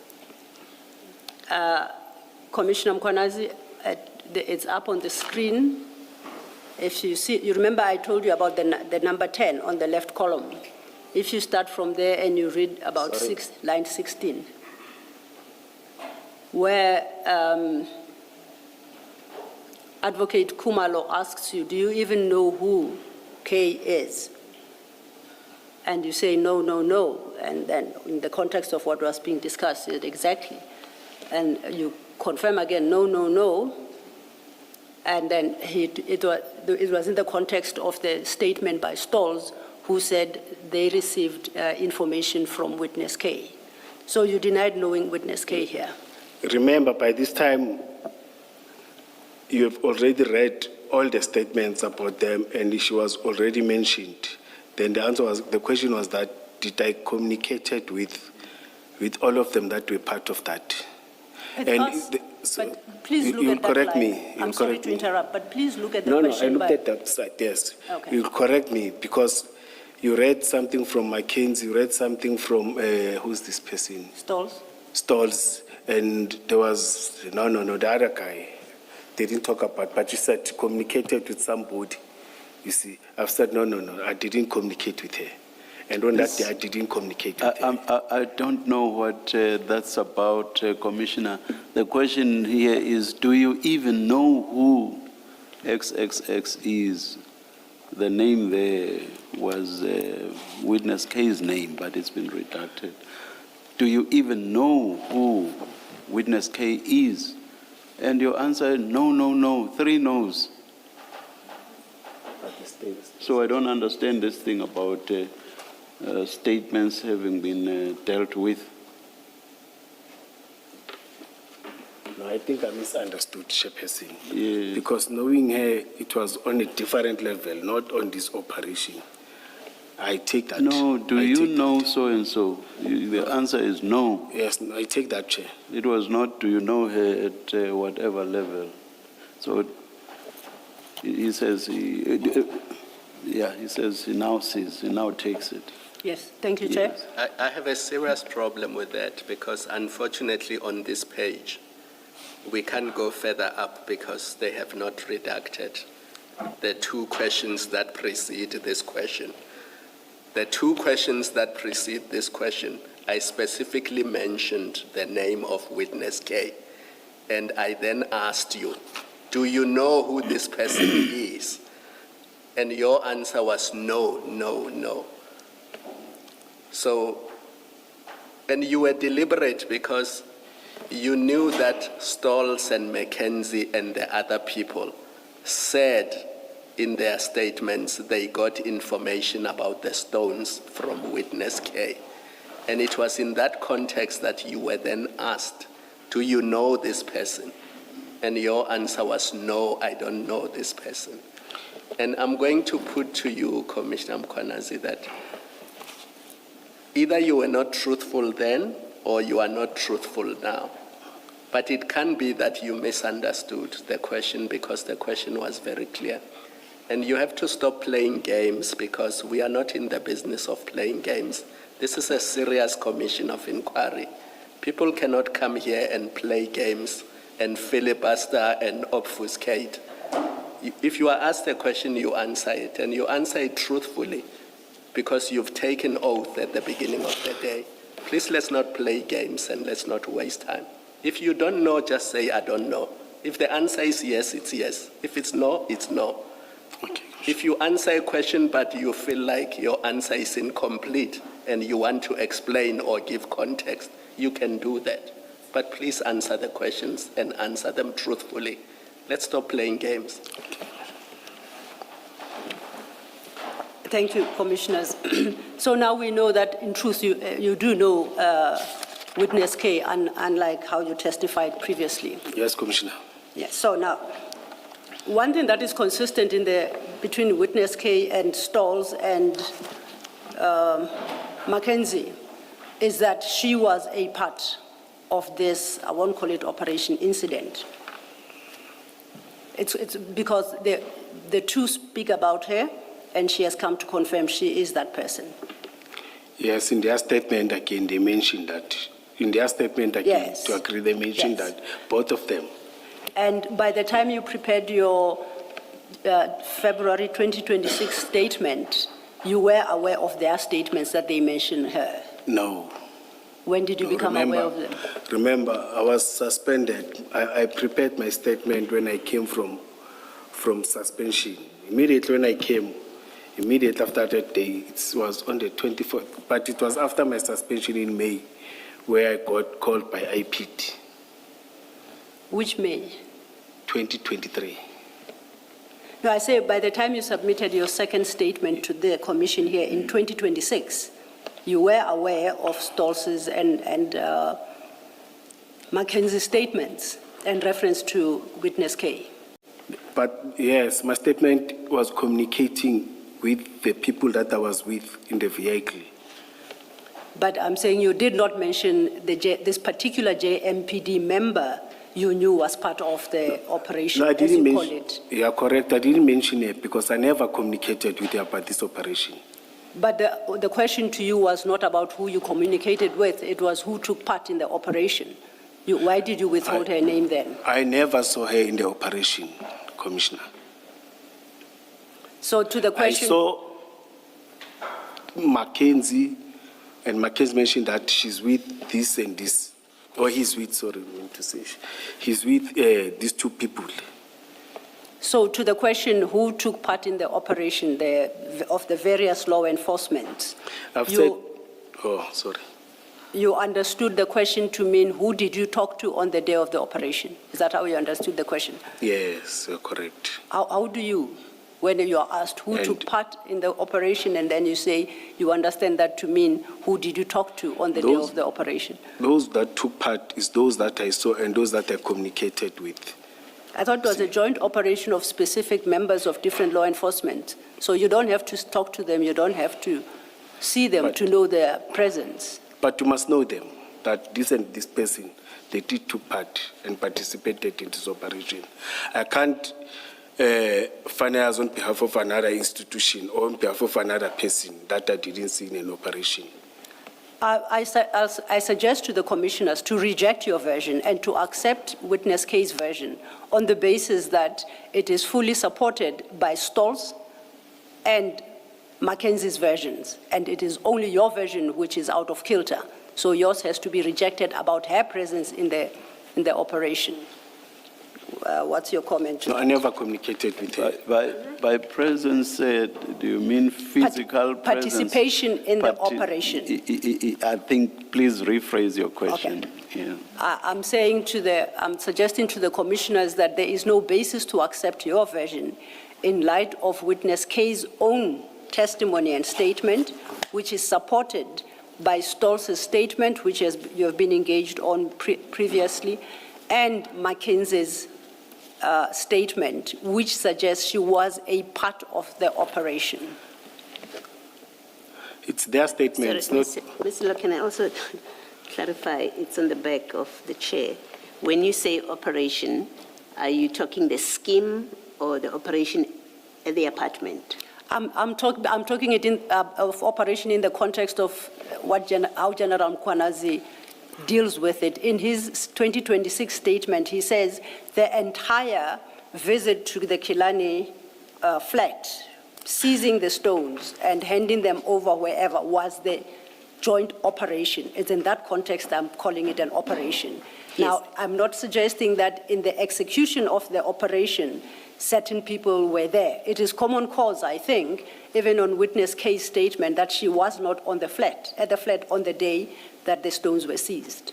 Okay, so what you're saying, you will ask the commissioners to accept, is that even if she was not at the apartment, Yes. she was part of the scheme itself, what you refer to as operation. I'll call it a scheme, I'll call it an operation, because Commissioner Mkwanazi calls it an operation. I'll go with that word, but the scheme actually is the appropriate word. Yes, thank you. Yes. Oh, you were asking me? Now, she was clarifying, and that you were aware of the fact that she was part of the scheme. Out of what I read from Kesha, what I read, let me see what I read from people that were there. Let me not mention names. It has been mentioned that she was part, but even though she was not physically there, that means she secretly planned this thing. She was part of this thing, operation. What did See, she secretly planned? What?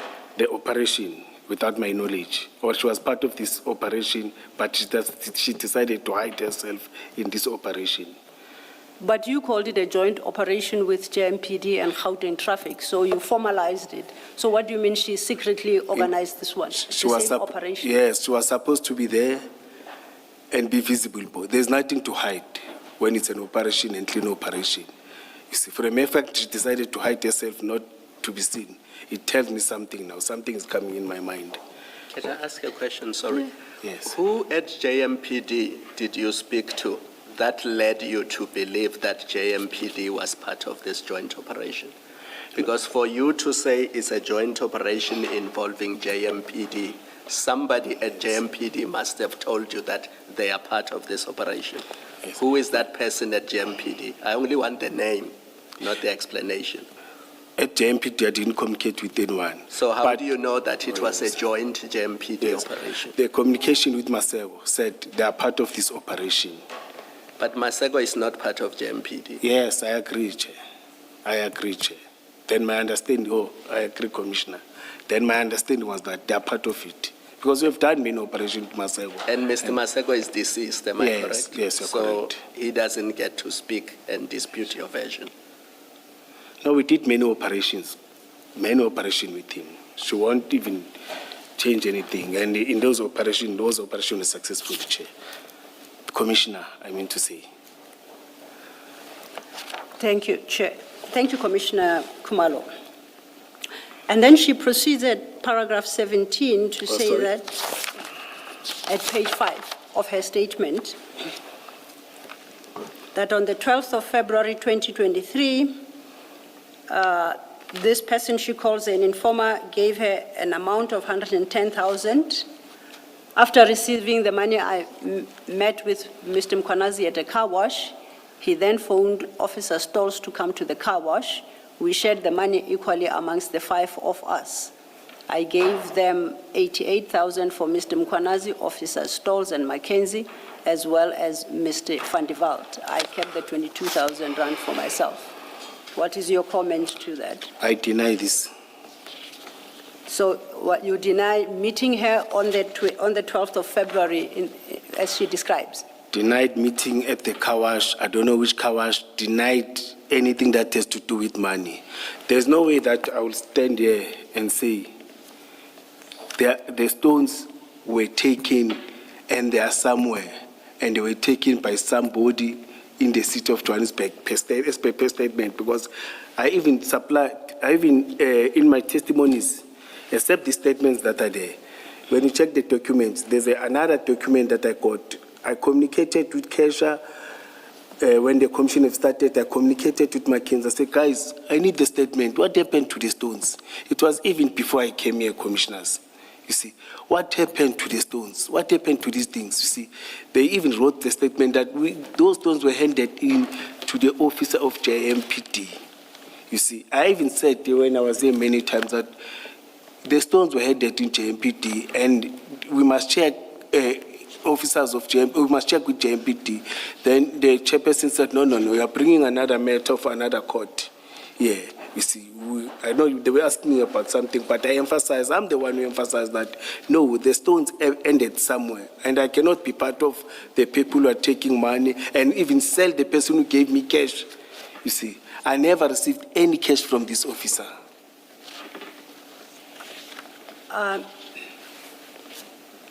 I'll take what you've just said. I'm not sure I understand, but perhaps on a reread of the transcript, I might become the wiser. So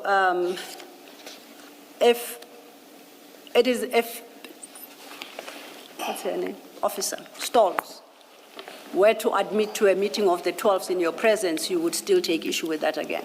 Yes, Okay. because I even said, I communicated with them telephonically. I've said to this commission and asked them, they said, Luna, everything is done, everything is handed. We even did a 209 and submitted the document to the site officer. Then Commissioner Kumal asked me, they didn't ask me about 299, what's the procedure? How do you do things? Do we give it to a person or do you go to the police station to explain? But they've said to me, we gave the documents direct to the person.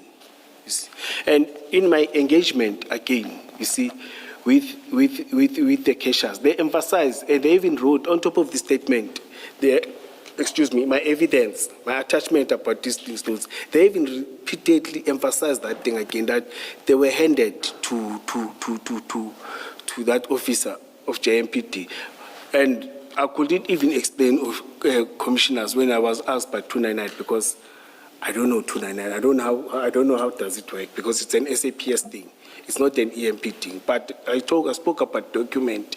You even asked me that when we can go to EMPD, can we get those documents? I said, Cassius is good in administration. And I trusted her. She records everything. She makes sure that everything's up to date. Even their successes, they've got many successes. You see, she made sure that those successes are there. That's what I've said previously. And if I ask you to turn to page 2 of that annexed, the WhatsApp messages, annexed bundle. The WhatsApp messages, the second page. Or 323, ne? Yes. And at the bottom of that page 2, Ms. Stolz says to witness K, please get hold of Juju so he can explain everything to you so we can sort this out. this guy from IPID is evil. Do you see that?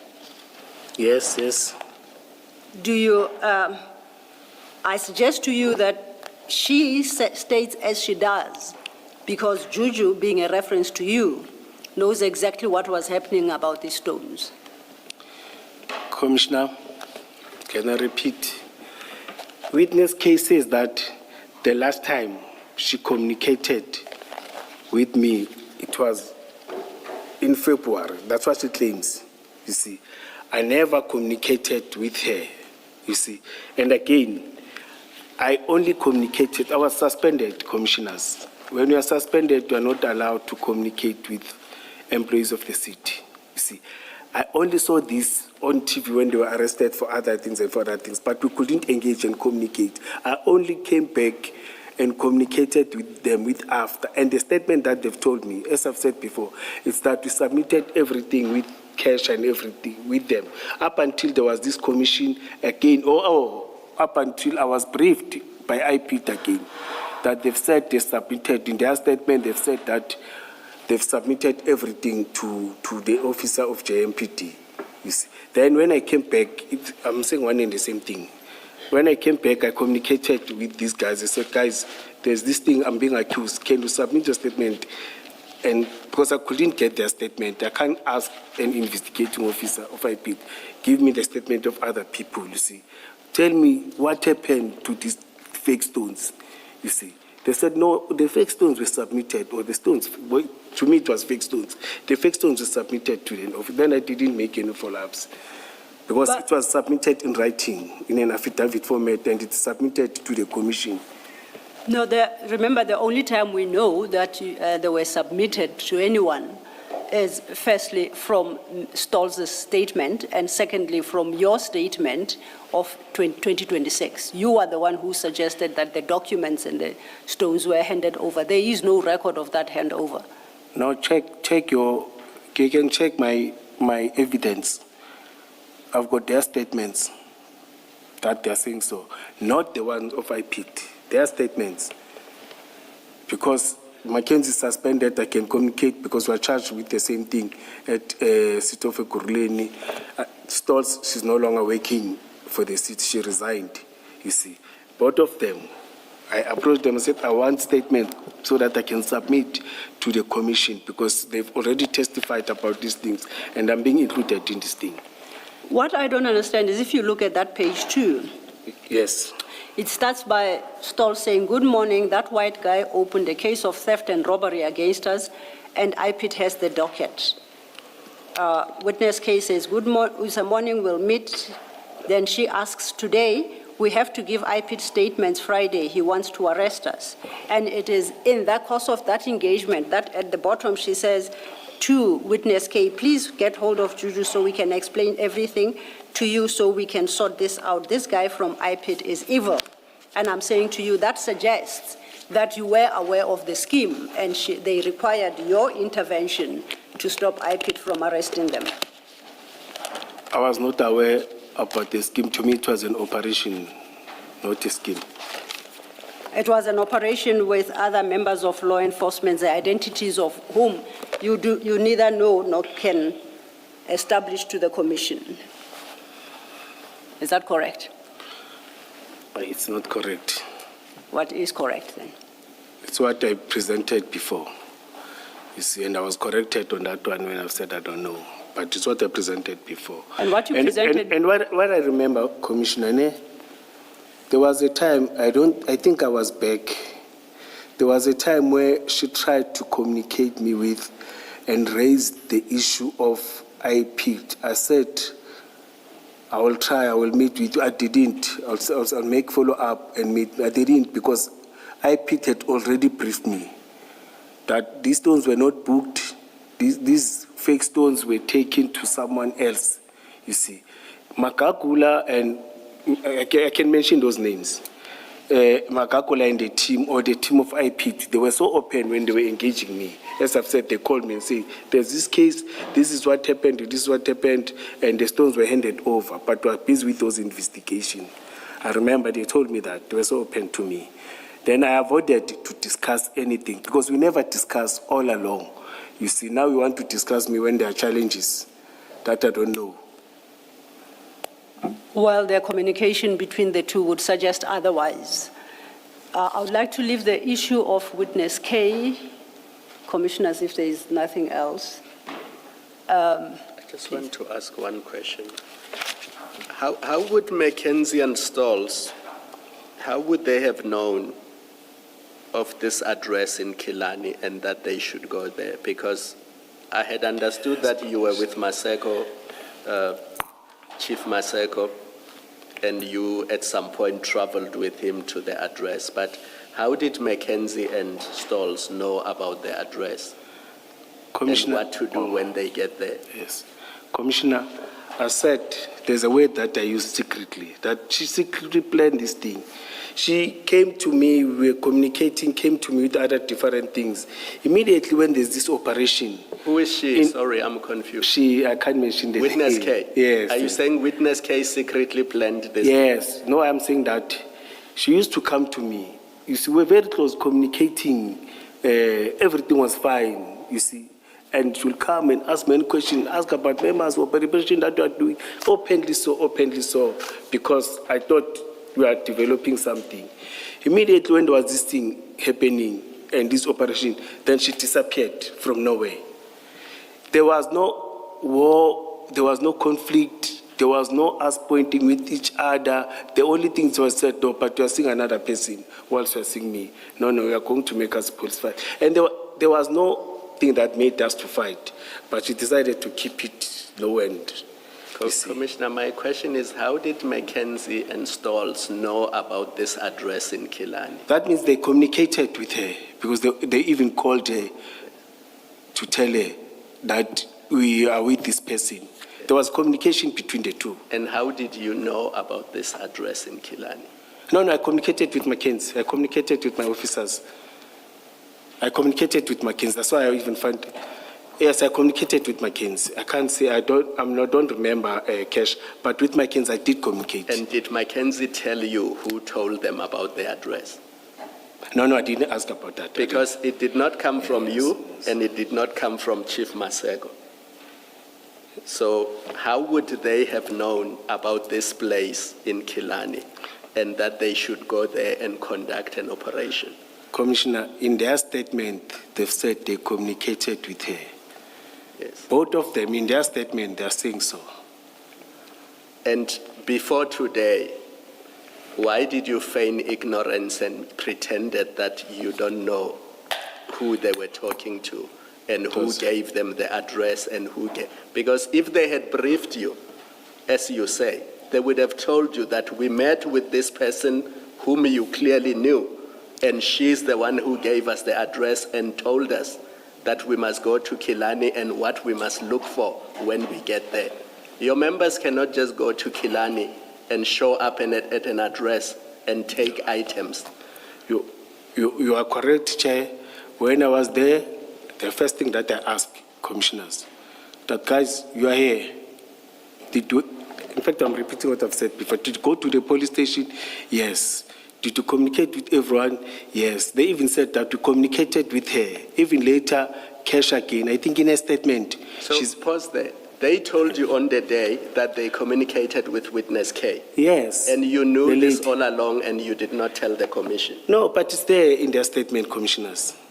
It's there. They are telling it's there. I'm talking about you, not them. They say so in their statement. But when you came here previously, you pretended not to know who this person that they spoke to is. Commissioner, what the commissioners asked me, they asked me that what did Makakula say to Masput? I was specific on that remember my members were on duty doing this, and other relevant stakeholders, they're going to report and write their reports to IPT. You see, that was where I was specific. Commissioner Mkhwanazi, when you were here the last time, you told us that you were doing operations in Edenvale and Johannesburg, and then Deputy Chief Inspector Gerald Maseko told you about a suspect who's selling fake stones on social media, and then you gave him 2 members. You gave Deputy Maseko 2 members. Yes. But now you are saying you were with him. It was actually Witness K who planned this thing, and your members met with Witness K. Those are 2 different things. No, Commissioner Kumalo, you're confusing times now. With me, him during the day at Kilani. The briefing with him, it was in the morning. But at Kilani, I was with him there, physically there. But your members It's 2 were not- different times, in Listen the to morning this. and during the day. Your members were not with you in the morning when he was briefing you. You are correct. So You are correct. they could only have got the address in Kilani and what they must go collect when they get there. They could not have got that from Chief Maseko. You are correct, Commissioner. So they could only have got it from Witness K. Yes, Commissioner. Now, when they briefed you, when Mackenzie briefed you, did he tell you that the person who gave them the address and what to go do when they get to the address was Witness K? No, I didn't ask them about that, Commissioner. I asked them about going to the police station. Did you go to the police station? Because I now, out of the area, said yes, we did go to police station. Commissioner, when I I'm going asked to them tell you about now, that. your statement does not make sense, because for Mackenzie and Stalls to go to the Kilani address and know what to do when they get there, somebody must have told them that there's an address in Kilani. When you get there, this is the nature of the operation. And that's what they would have briefed you on and nothing else. They cannot brief you on the discussion you have already had with Chief Maseko, especially if they never met with Chief Maseko. I agree with you, Commissioner Kumalo. And remember, the operation was on now. They were busy there. I couldn't call even all of them and ask them. You see, I only asked this one, you see, about them reporting and everything. Then I ended up there. Then in the afternoon, I asked them again. You see, how did the operation go this week? They said, no, we got them Duna. Then they were handed over to that officer or that JMPT officer. Then it was like that up until I went to see them after I met IPT. They said, give me statements, guys. They gave me statements. That not these ones they gave to IPT. They made another statement that I've attached as evidence to this commission. What they wrote to me. Before we leave this, I'm going to tell you this because it's very important. As commissioners, at the end of the day, we are going to have to weigh your evidence Yes. against witness case evidence. Yes. And we are going to have to draw inferences and make conclusions. Yes, Commissioner. And because you say she's not telling the truth and she has given a version which differs materially from yours, it means we must form a view that one of you is lying. And once we have formed that view, consequences will follow. I agree, Commissioner. And I hope you appreciate that, Yes, and I will yes. leave it there. Yes, Commissioner. Thank you, Commissioner Kumalo. Commissioner Mkwanazi, I would like us to move to a different topic, but before we do so, Commissioner Baloyi had asked whether or not peace officers, Peace Corps is the same thing as reservists. And I think you suggested that they were. Yes, yes, yes. And I indicated to Commissioner Baloyi that I will revert on that matter because from the chats between yourself and Mr. Van Wyk, that doesn't appear to be the case. I would like to ask us to turn to page 631. Sorry, Commissioner. Are you saying between me, our understanding is not the same, and Mike Van Wyk? No. I'm saying that it is incorrect that the use of the term reservist and Peace Corps or peace officer between yourself and Mr. Van Wyk meant one and the same thing, as you appeared to suggest to Commissioner Baloyi in response to her question. My question is that are you saying me and him, we don't see it the same? Or our understanding is not the same? No, I think what the evidence leader is saying is that you said to me, in answer to a question, Yes, Commissioner. that reservists that you are discussing with Mr. Van Wyk is the same people that you were calling Peace Corps Yes, Commissioner. Remember that Yes, conversation? yes, yes, Commissioner. And the evidence leader then said at the time that she will show that it's in fact not the same people, reservists are not the Peace Corps that you've been discussing. That's what is being clarified to you. Okay. You remember that No, conversation? I get it, Commissioner. Thank you, Commissioner Baloyi. And for this, quickly, if we could go to CJC 293, that is the Mike Van Wyk exhibit bundle, and in particular, page 630.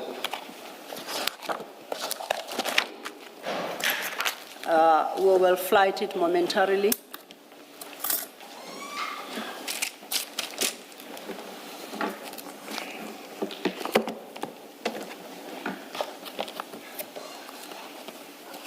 Take this up then.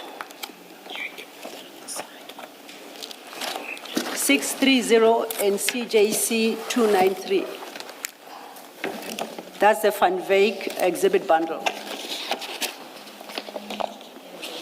Evidence bundle, this thing.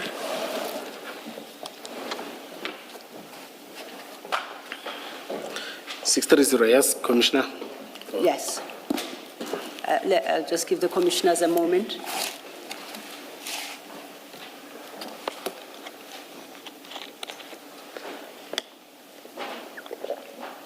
And at 630, the date there is the date of the 12th of January 2022 at 1628.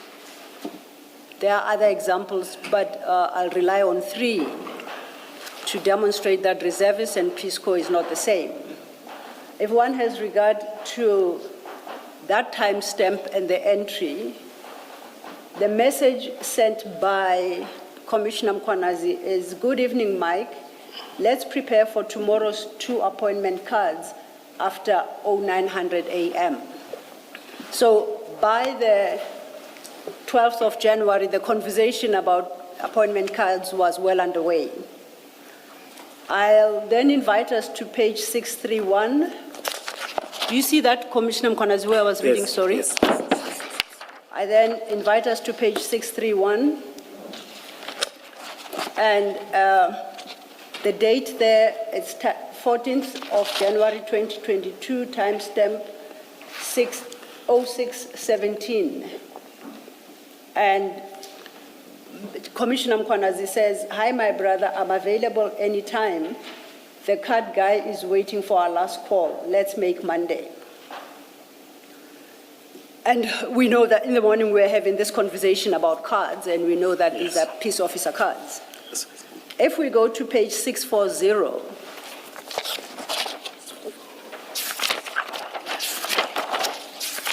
that is the date of the 30th of January 2022. Timestamp 1438, Sorry? page 640. Yes. The date, it's a message of the 30th of January 2022, and timestamp is 1438. Sorry, 30th. Oh, yes. And it reads, "Leadership, thanks for the heads up on this matter. This is a job well done and needs to be applauded. Please let me know when we can be able to meet up with that guy. I want to run with the report for the reservist with a capital R as urgently as possible." Now, in all these chats, it is only in that message that the term reservist is used. All along, it's police officers. And on that basis, I say, considering that at least 2 weeks before the 30th of January, the appointment cards for police officers were already ready, as I have demonstrated, the reference to reservists here can be to the police, to the peace officers. May I respond? Yes, please. Our appointment cards are not writing reservist. You see, they're writing peace officer, peace corps, no, peace officer. You see, but as I've mentioned that our understanding, volunteers, peace corps, officers to us it's volunteers, reservists to us it's volunteers because they don't get paid. Even if when you check with the the city that we want to benchmark with in Cape Town. You see, they are doing the same duties that we wanted to do, and they call them with different names. But with SAPS again, with SAPS they are reservists, but they don't get paid. They are doing the same duties, but their mandate is different because SAPS is crime prevention. You see, there's no way in our appointment cards is writing reservists. No. You see, I think, but the way we mention them in different names. You see, like now, today I use most of the time volunteers, because I think it becomes simpler for me to explain when I say volunteers. And I'm saying in all your chats with Mr. Van Veek, this is the one, the solitary time, there is reference to reservists, and I suggest that that message indicates that you wanted to talk to Mr. Van Veek about reservists and not police, not peace officers. No, I use the different terminology. Just that one time. Yes, not what you suggest. No. I use a different terminology. Well, I'll suggest that logic dictates otherwise, and the mere reading of that paragraph would seem, or that message would dictate otherwise. And Commissioner Baloyi, that was the only point at which reference to reservists was made. And that is the issue that I'd said I'd come back to. Are you saying, are you saying in all others I only use it once? Yes. No. I'm not denying it. Maybe I use it once. I agree. But the understanding is not to say it's different from. I think I use a different terminology. Are you suggesting that two different discussions were happening? There was a discussion about reservists between Mr. Van Veek and Commissioner Kwanazi, and yet another discussion about peace officers or peace corps. I'm just trying to understand what is the point of difference that you're making? What I'm suggesting is if we have regard to the timeline, all along Commissioner Mkwanazi and Mr. Van Veek have been discussing peace officers and organizing cards for them. And we had that conversation in the morning, and it's over an extended period, including the two I have mentioned. And it's not two different conversations. As that whole plan to provide cards is unfolding, this one time, Commissioner Mkwanazi indicates that he needs to meet up with that guy, I don't know which. I want to run with that report for reservists as urgently as possible. So this was a completely different conversation. And hereafter, you recall that they were ready for collection by February of 2022. That's the only time, this is the only time reference is made to reservists, because hereafter, they revert to a reference of police officers. And it's all about the cards for the peace, not police, peace officers. There is an earlier reference to reservists in their communication. I don't know the significance of it. That's why I'm trying to understand whether you are suggesting to Commissioner Mkwanazi that there was a category of reservists that was being discussed, which is a separate conversation to a conversation about peace officers. And if your answer is yes, it necessarily means that they were looking at appointing a group of people as reservists and another group as peace corps, according to his evidence. Is that that's what my you're understanding putting to him? And in the context of reservists, there was never an issue of providing them with cards. The provision of cards is specifically for peace officers or Peace Corps, as he calls them, but throughout they are referred to as Peace Corps. It is on that basis that I treat the reference to reservists as appears here differently from peace officers. Yes, peace officers. Okay. Yes, Commissioner. Yes, Chair. Remember, by this time, they were already trained, or there was training about peace officer. You see, as EMPD, you can't train them separate as reservists. You see, Us, it's peace officers, you see. There's no way that I can change the training alone somewhere and say, you must be trained as this reserve. Because to me, it's, my understanding, it's one and the same, it's volunteers. Unless maybe we are raising that reservists are trained differently than peace officers. With us, we train them. Our training trained them in one program. That's the only program, not any other thing else. I'm not talking about training. I don't know how they are trained. I wouldn't even offer a suggestion on that. But I want to remind you that in our earlier conversation in the morning, we know by the 30th of March 2022, the peace officers were not trained. I will request that you, as I've requested, that you check the module. What is the module talking about? That will give clarity. Because the module is about peace officer, not reservist. You see, but I've said with me and understanding, I use the same terminology. I don't know what is different with reservist unless you have another understanding of reservist. To me, all of them, they are volunteers. I can say volunteers, reservists, or co-ops because all of them, they were tasked to do this. The training was talking and give them the powers that are limited. No one is saying, be special. You see, there's, you can task them maybe and say, you become an inspector, you become their supervisor. It depends on the person or else they all report to one officer. Like what we are doing now. We are having traffic wardens in the areas where we don't have personnel. They supervise one another. You see, but those are employed by the city. In the areas where they don't have, we're having personnel and manpower. The inspector or any old officer that is experienced become their supervisor in the work that they're doing. But my understanding to me, it was one and the same. I may use in this one a different terminology. Thank you. Well, cross-check, Commissioner Baloyi seems to recall having seen a conversation about reservists.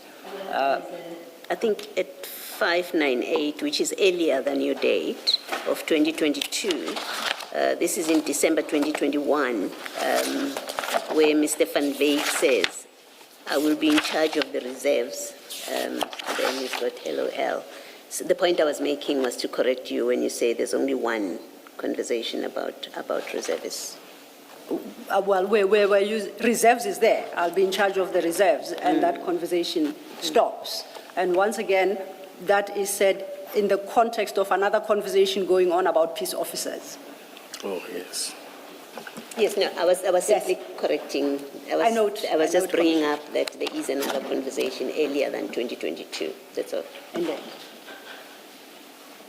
if then we may move on to the next topic, and for this I would like to refer us, perhaps the best starting point would be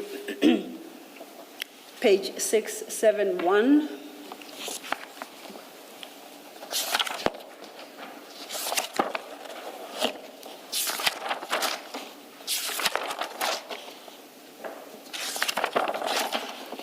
It's still that big file.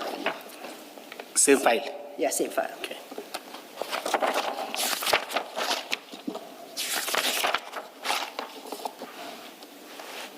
(671). Yes.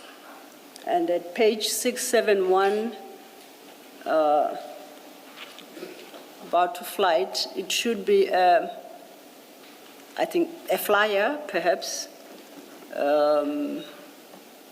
or PR material for an entity known as Makopano. Is that what you have at 671? Please consider what's on the screen and check that's what you have on your 671.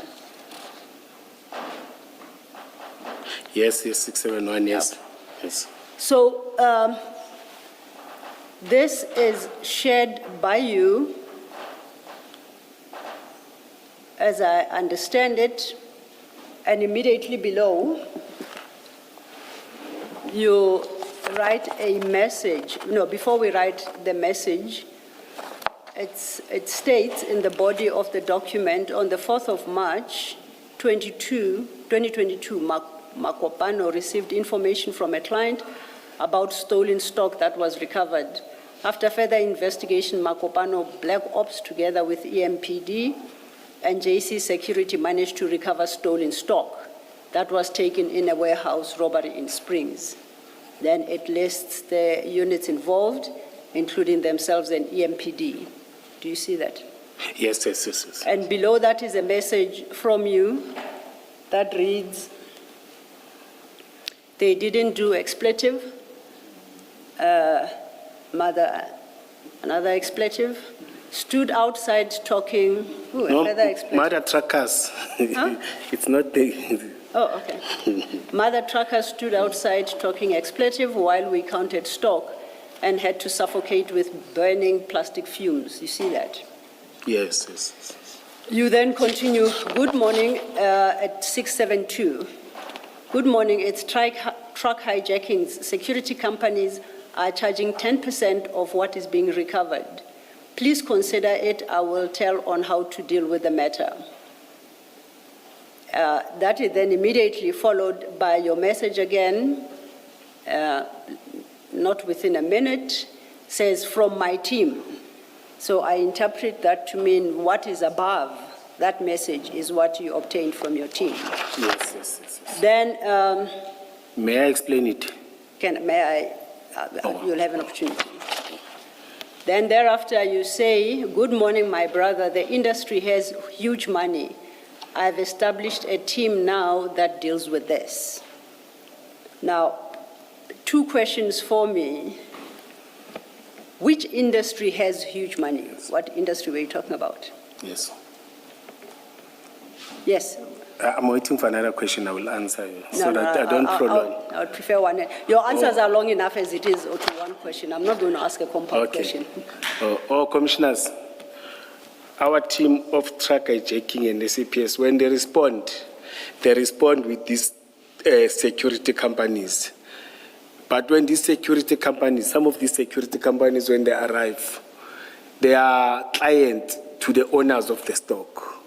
When you as police come and cover, they join UPICAM, they take photos and send to the owners of the stock and charge them as if it is recovered by them before you even start doing processes and claim 10%. Some are charging 15%. And I was raising this, you said I must wait. Yes, I was raising this, showing him that except being a reservist and what, in this industry, security companies are claiming a lot of money from the owners of the stock. If the truck has been hijacked or the stock has been stolen, when you arrive with them. They come there, they do nothing, they just take photos and wait for you to go to SAPS, state in and write everything. After that, they will claim to the owners as if they recovered everything. It's a process that they do. I was trying to explain that to accept this thing privately, you can make a lot of money because there's this thing that is happening between private companies and security companies because it becomes their client. You see, they're making a lot of money after that. They charge them per stock, per truck, per what that has been recovered. This is what I was trying to explain. So were you suggesting to Mr. Van Wyk to get in on the deal where EMPD will assist in securing the hijacked stock, and then he can, as you say, take photos, send to the owner and claim 10%? Is that what you were, was your offer to him? No, Commissioner, it doesn't say so. Don't change. I'm trying to understand what you are saying, because you are saying the industry has huge money. This is after you tell him that the security companies are charging 10%. And based on your explanation, I want to know were you informing him of this to invite him to take part in this industry? I was saying, inviting, I think, is a better way that he can, with this company, can look at the clients, you see, and start, because they're not doing this with the EMPD only. They're doing it with SAPS and other security agencies. That's what it was saying, and it's very clear. It doesn't say you will work with EMPD. I'm saying this is from EMPD, the information that I got from my team. Oh, so do you have your? After you had told him this, Mr. Van Wyk responds with a voice note on the same day. 8:57. All this is happening within 2 minutes. And I would like to play the voice note. And then, in this voice note, Judge, how can we get involved? How can our team get involved with this? I mean, we can make nice deals, yeah. so you hear, after you shared that information with him, he wants to know how does he get Yes, involved? yes. Because they can make nice deals. Yes, you're correct. Now, if you see there that immediately after that voice note at 9:02, you answer, you give a response, and you say, I will establish a team, I'm at page 672. I will establish a team of brand owners, EMPD, and you, that's where we will be getting information about hijacked trucks, robbed stock. You see that? Yes. Then he says, cool, so we need to start putting stuff together. So this is a joint venture or a joint effort of some kind, you are suggesting, between EMPD, brand owners, and entities such as the one Mr. Van Wyk runs, where you will recover, there'll be recovery of the hijacked stock for which the company will be charged 10%. Yes. As I speak to you, we are having close to many WhatsApp groups of different teams with different security companies that are doing these things.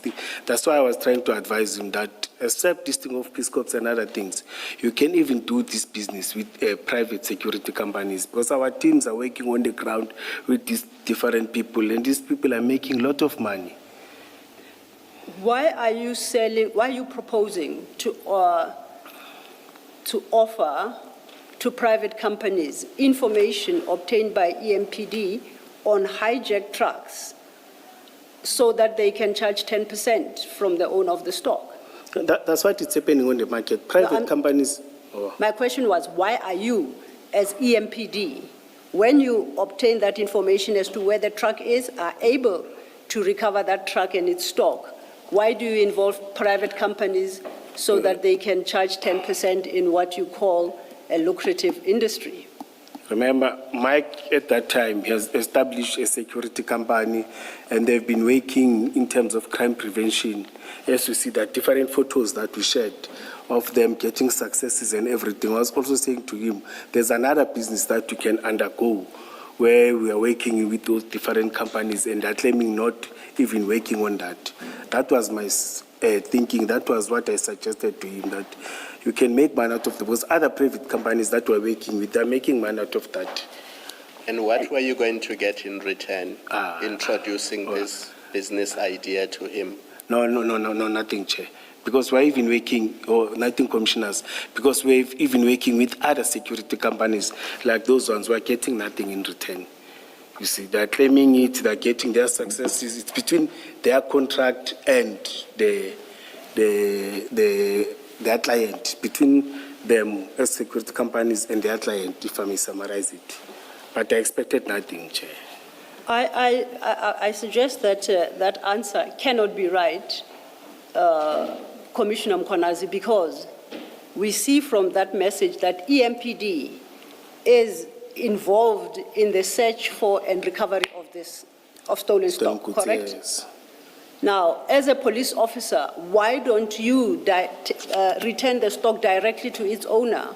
Why must you involve a private entity that will bleed the stock owner of 10% of the value of the goods? What is to be gained by the owners of the truck and the goods and by the citizens of Ekurhuleni when you, quote unquote, I'll call it sell this information so that Mr. Van Wyk can make 10% from the owner? I think I've explained it to Commissioner Kumala. As I'm talking, police officers, EMPD and SAPS, they're working with different companies. And all those stocks, it's being booked in different, for example, I made an example with the copper, that they recovered the copper, that worth 6 million. It's worth 6 million. You see, they booked in and everything. It is booked. Then the security companies and the client, because they have an agreement that once you recover, that's what they do, you see. Then I was suggesting that you can make money out of that. Not to say I was going to benefit out of that. And I was saying it openly so. Because it is an open business. Private registered security companies that are doing it on a daily basis.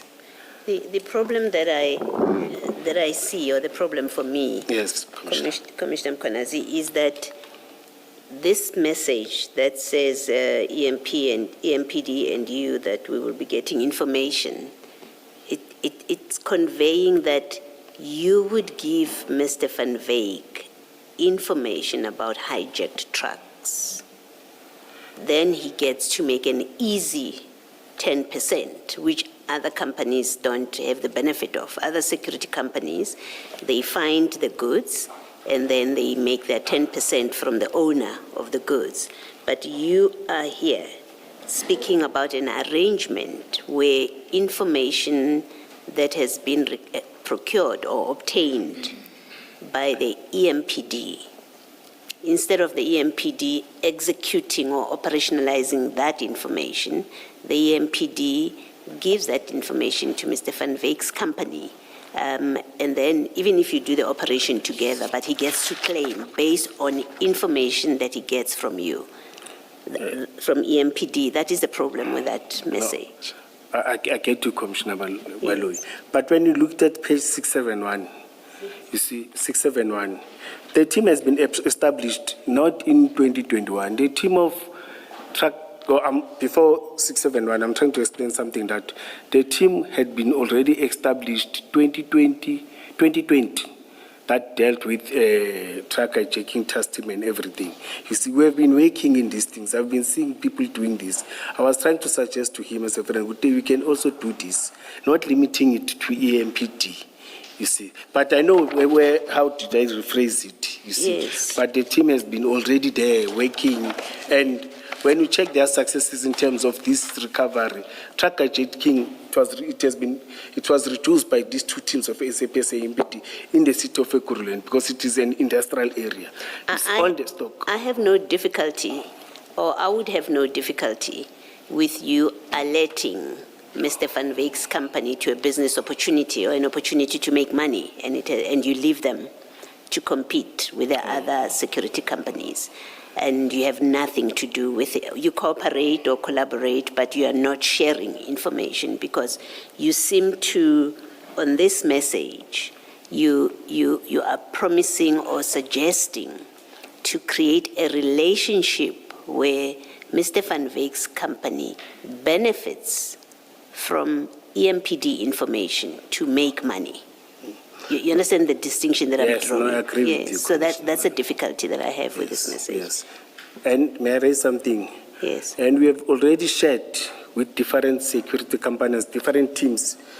In fact, those that are doing crime prevention in different groups, any success that they do, I happened to get, I was told that there was a success of, what is this bets, you see, that I got from Mike. He shared that because let me summarize by saying, since from 2020, or since from specialized to established, we shared many information with security companies. We're working with private, but I understand your concern. I mean, you say you understand, but then you carry on in a way that seems to suggest you don't quite understand what the issue is. No. I don't think there's a problem. I don't have a difficulty with sharing successes and collaborating. I don't have a difficulty with that. What I have a problem with is where Mr. Van Wyk's company will make 10% of a load or of a recovery based on EMPD information, because that's what you're conveying here. And in fact, maybe, let me just clarify to make sure that I understand what you're saying. You surely are not saying that EMPD does that with other companies as well, other security companies, that you have this practice where you collaborate, you share, you give them your information. You say, there's that hijacking there. You, VSP company, security company, go recover it and then you'll make your 10%. You're not saying that that's No, the I'm not practice. saying that. Yes. I'm saying in crime prevention only. It's all. Okay. I get to understand what you're saying. But you understand the Yes, difficulties? yes. Okay, thank you. Thank you, Commissioner. And I'm saying what you are doing now is no longer policing. It is using information that you obtain by virtue of being a police officer to sell to the private company to make 10%. You spoke of earlier of a copper that was hijacked worth 6 million. And you are giving private companies an opportunity to make 10% of the value of that copper, for instance, which would be paid by the owner of the copper. You, as a police officer, are doing that. When the law requires you to protect the owner of the copper, and once their goods, their truck and goods are recovered, that you make sure that they receive what they have lost. Why are you generating a business for somebody else from the losses they could potentially suffer? As a police officer, I'm talking to you. I think you didn't understand Clearly not. my Can you try example. again, please? I've said there was a question that why are you recovering and calling the company? I've said, for example, we recovered copper, we went to the police station, they went to the police station with SAPS, it was booked there. Then I've said, these companies, they come after you and claim everything. I didn't say that in that copper, security companies were called. No. I've said it was booked. There's SAP 13, SAP 13 and 14 because there were arrests that were made there. I was trying to clarify that, not to say in that copper. I was making an example that members recover and book the stock and leave everything with SAPS. I was clarifying that. I too used the copper example because you had used it. I'm not suggesting you say that this scheme applied to that copper heist.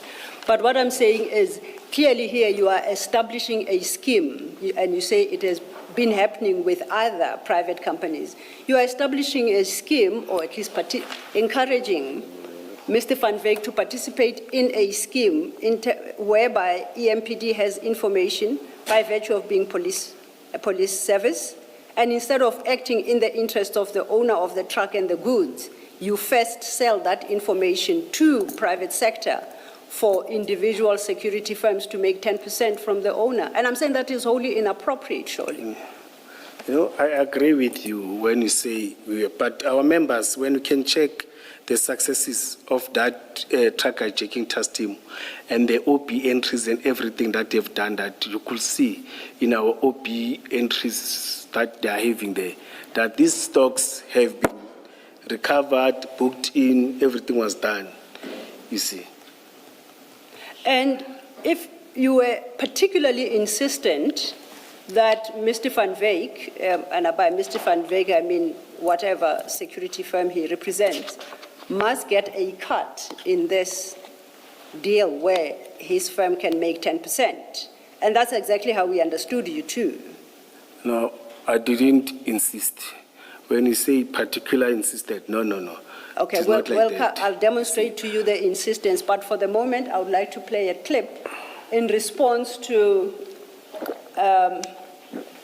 before I play that clip, timestamp, it's going to be put up now, 20th March 2022, it's page 672. 672, yes. It's a message from you at 0907, where you say, Aish, my brother, we have tools, only need to marked vehicles. I know you are registered at Sierra. What's Sierra? Sierra, it's Sierra. Sierra, Sierra, yes. Sierra. Yes. It's the regulator for the security industry. Yes, remember, it needs you to have marked vehicles when you are doing security work. You can't do security work. Remember, he had a suggestion that you want to put EMPD and what stickers. I said, no, you must mark with your own branding and everything. With CIRA again, it demands you to do that. All the security companies must have a marked vehicle. You see. Does the correct spelling not start with P? Yes, start Of with CIRA, P. of Yes, CIRA. start with P, Commissioner. Thank you. So- Start with P. Commissioner Mkwanazi, if your thinking was Mr. Van Wyk would then take the information and advise the owner of the truck that the stock has been located and receive 10%, why is it necessary that he have marked vehicles that show that he's registered with CIRA? Remember, commissioners, I just don't want to talk on behalf of the security. These security cameras, they go and market themselves and have clients and sign the contract. But in that thing, when we respond with a marked vehicle because there are a lot of shootings. You can't respond with unmarked because when everyone is responding, they will think there are a lot of or incidents that we've had with unmarked vehicles where people are being shot at when you check this police versus police or police versus security companies. My advice was on that it must be a marked vehicle if you are joining this, not just with any vehicle. So then it's not correct that he'll only be relying on information obtained from EMPD after the truck has been recovered and the goods and entered into SAP 13, because a marked vehicle would be necessary if he's going to take part in the seizure of the truck. When you go to page 67, all these companies are marked. They're having marked vehicles. That was my understanding, and they were related. All of them, they're marked vehicles. I accept that, except that sharing of information doesn't need a marked vehicle. But you need a marked vehicle to participate in the seizure of the truck itself. it will take me to Commissioner Balo and said, I don't understand. I've said, security companies, I've said it on even on the first day, that we're working with different security companies in the city of Ekurhuleni. And it is where it is an industrial area, you see. And those security companies are working there, marked vehicle. They respond to different crimes that are taking place in the city or different illegal activities that are taking place. Some, in fact, are more resourced than even us, you see, because they respond faster than us because we've got limited resources. When you check the muscle and the power that they have, but I don't want, as I've said, I don't want to talk on behalf of security companies. I want to limit myself to this. Staying with this conversation then, after you had checked with Check. Mr. Can I get a small break? Oh. Small break. Let's adjourn. We'll come back when Commissioner is ready.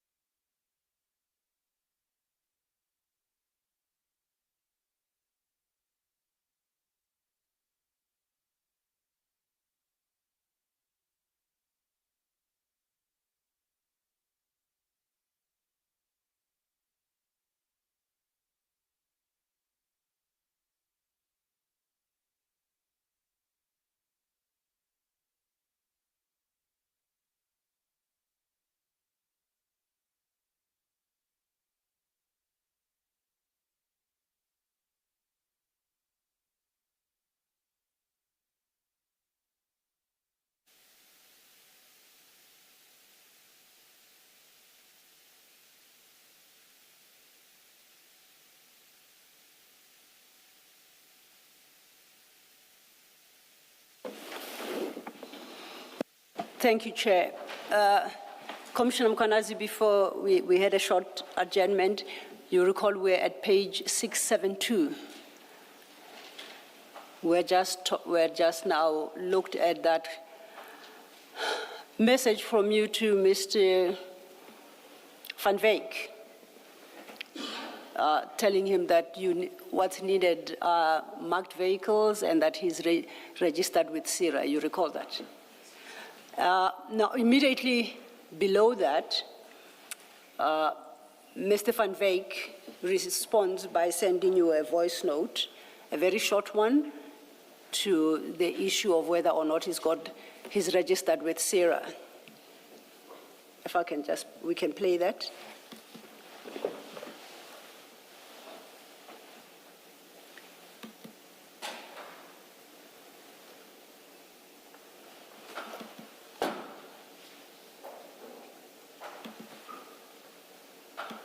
Seems like technology is getting the better of us here.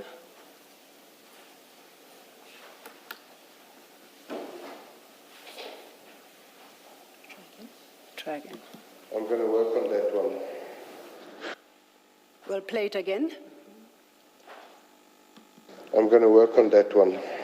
So he says, I'm going to work on that one in response to your earlier message that we have tools, only need marked vehicles. I know you are registered with SIRA. So I take it, and I understand that to mean that he's going to work on the registration with SIRA.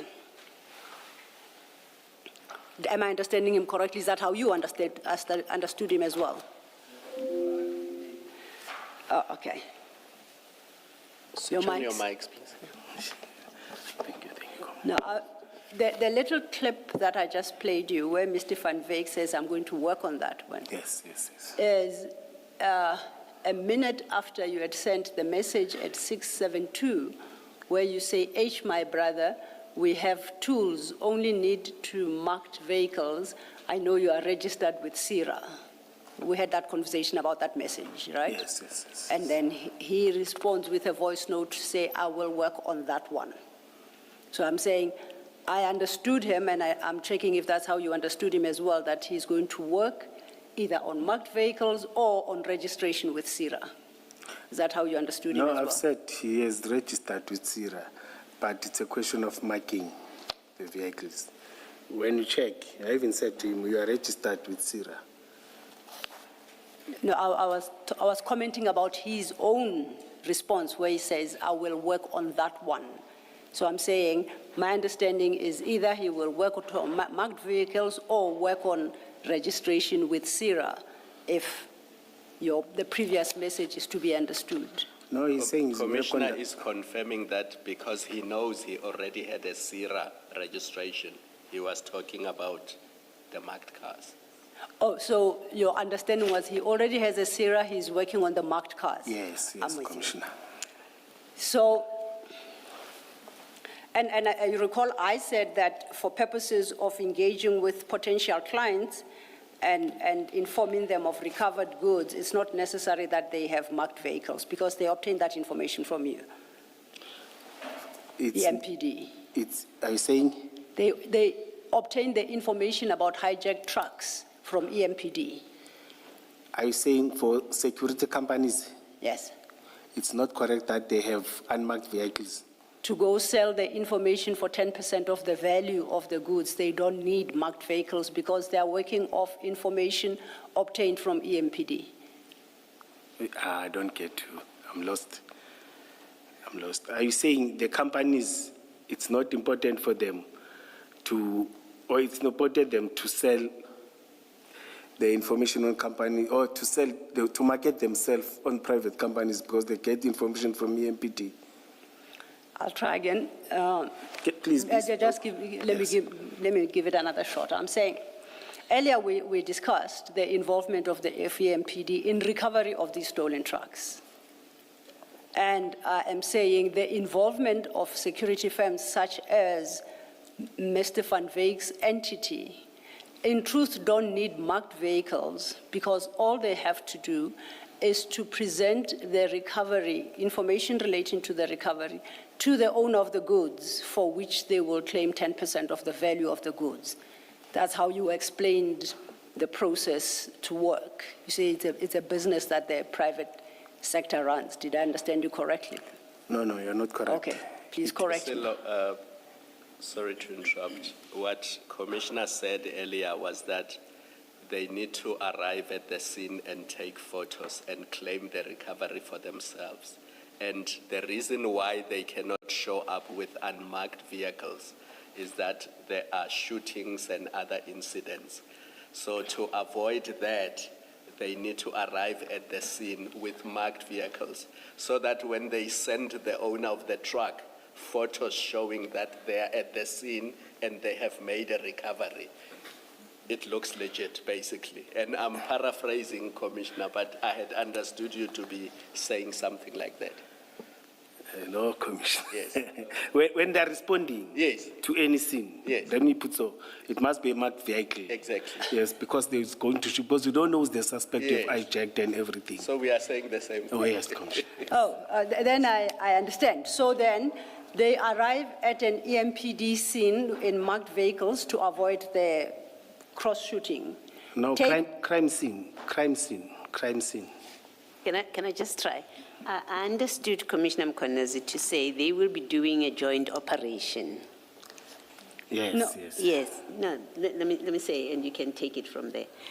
My understanding of his evidence was they cooperate with security companies. So they would have informed Mr. Van Wyck's company that there's a hijacking and they will all rock up at the scene and they are in marked vehicles. They take pictures and then they then speak to the owner. When I say they, I mean Mr. Van Wyck's company. Then speak to the owner of the company and claim to be the ones that did the recovery. That's how I understood the evidence. And, okay, No, and Commissioner- Did I misunderstand you? Yes. Forgive me. I'm talking about companies responding to crime scene where police have already been there or both of them arriving at the scene, responding. Then my argument is that some of them, they don't even do the work. They just come and stand and claim, you see. But what I emphasize that it is marked vehicle that must respond in order to make sure that the scene, you don't get incidents of officers shooting at each other. I tried. The question was this: why does Mr. Van Wyk require a marked vehicle? Because all he can do is get the information from you and then call the owner and say, we've made a recovery. So maybe just focus on why he needs the vehicle to be marked. Yes. No, I'm not limiting it to only EMPT. I'm saying at the crime scene. Because once you arrive there, sometimes you won't even find EMPT. You'll find other police officers, other units. SAPS responds, the province responds, us respond, JMPT respond. You see, at the crime scene when you arrive with an unmarked vehicle, there are challenges, especially you don't have this communication radios. Because as law enforcement agencies in Gauteng, we are able to communicate. There are channels that we can come. There's a channel for tracker checking, there's a channel for these serious crimes. We are able to switch. We are able to listen to one another when we are responding. That CIT, there's a channel that talks specifically on robberies, serious crimes. Then we are able, but if you are a security company, you don't have that communication channel. Then you respond. They say there's a car, it is us as police. No, we don't know that there's a person who's there. You see, but if it's an unmarked, if it's a marked, the approach will be different. So there's this company that is there. But if it's unmarked, we respond, the adrenaline of officers reacts differently. then if I understand, and I hope this time I do, the purpose of having marked vehicles is so to help identify them, that they are security companies and they do not attract fire from the police, for instance. That is the purpose. That's the advice that I'm giving you. Yes, okay. As a matter of interest, what happens if on the scene 3 security firms appear and they take photos? Who's going to claim the 10% from the owner? They split it, do you know? I don't know on that. I don't know. That's why I can't even get deeper to security companies because I don't know in terms of the contract. But obvious, if you arrive, maybe the one that is having a contract, maybe it's the one that claims those that are not having a contract. Because some of them, they are not even interested in this thing of trucks hijacking. They are doing normal crime prevention. And if there's a crime that is happening in the area, that's why you find that in one crime scene, we are having 6 or 7 security companies arriving in that house before even police arrive, you see. But I don't have specific details that what happens amongst them. Because I wouldn't expect if a security company has got information that a hijacked truck has been stopped, will necessarily make that information available to a competitor. I take it that the information would come from EMPD, really. Am I wrong? No, Commissioner, you are wrong. In the Okay. groups that we're having, you've got all the security companies, officers and individuals that are responding into different crime scenes. And they honestly share everything to one another. This street, in this area, this car, then everyone responds to that. Innocently, so not about benefiting in those scenes. They respond. Even in this truck hijacking, car hijacking, security companies that work within these areas or security companies that are around the area that are able to communicate and get information, they do that. For example, in companies, you find one company, it's registered with 3 different security companies. You see, let me say, for example, the city of Ekurhuleni is having 11 security companies or 10 that are registered with, you see. When they respond to this, but with us, statistics different. I was just making an example. I don't want to say, you said in Ekurhuleni, it's just an example. But in other companies, you find them having 3 or 4 companies. When they react officers, or when I was operational that time, you will react with them, it's 4 or 5 companies. All of them find the companies having different boats, all of them, just to secure their property or secure their stock or secure their client property. That's what is happening. And all of them, they respond to that. So, Ours to make sure that we secure the scene, we do necessary. If there's SAPS, then SAPS take over from us. Then they secure the scene. If it's a crime scene, then it depends on type of crimes, because there are other crimes that you can't manage the scene. If it's a specific crime, then you hand over to subs does paperwork and everything. Then you leave it with them. then can we go to page 698 of the same file? Because you pick up this conversation once again with Mr. Van Wyk. You say at the top of 698, are you added at group? Please confirm this is where hijackings are followed and monitored. Yes. I take it this is a group, an SAPS group to monitor and for EMPD, or let me say law enforcement group, Yes. to monitor and follow up on information regarding hijacked trucks. No, it's saying hijackings. Oh, hijackings. Yes. This is general hijackings. Yes. Not only hijacked trucks. Yes. Who is in the group?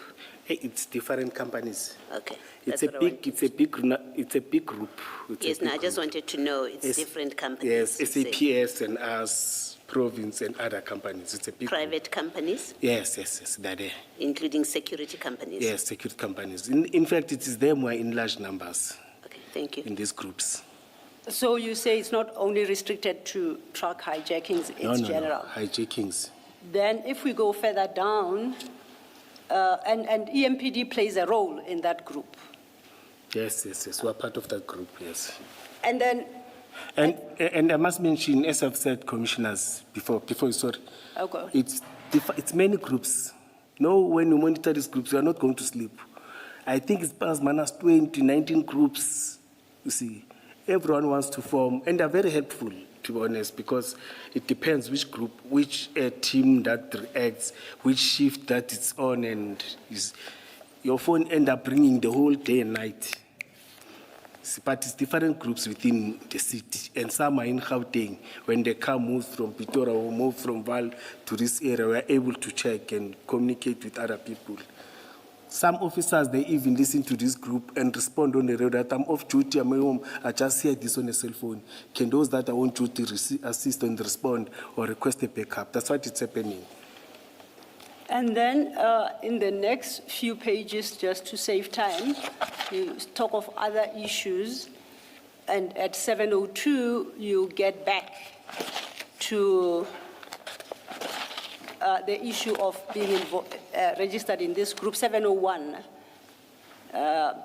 something had been shared about a truck that's not a fancy truck, that's not our interest. Then Mr. Van Wyk says LOL, you say sure.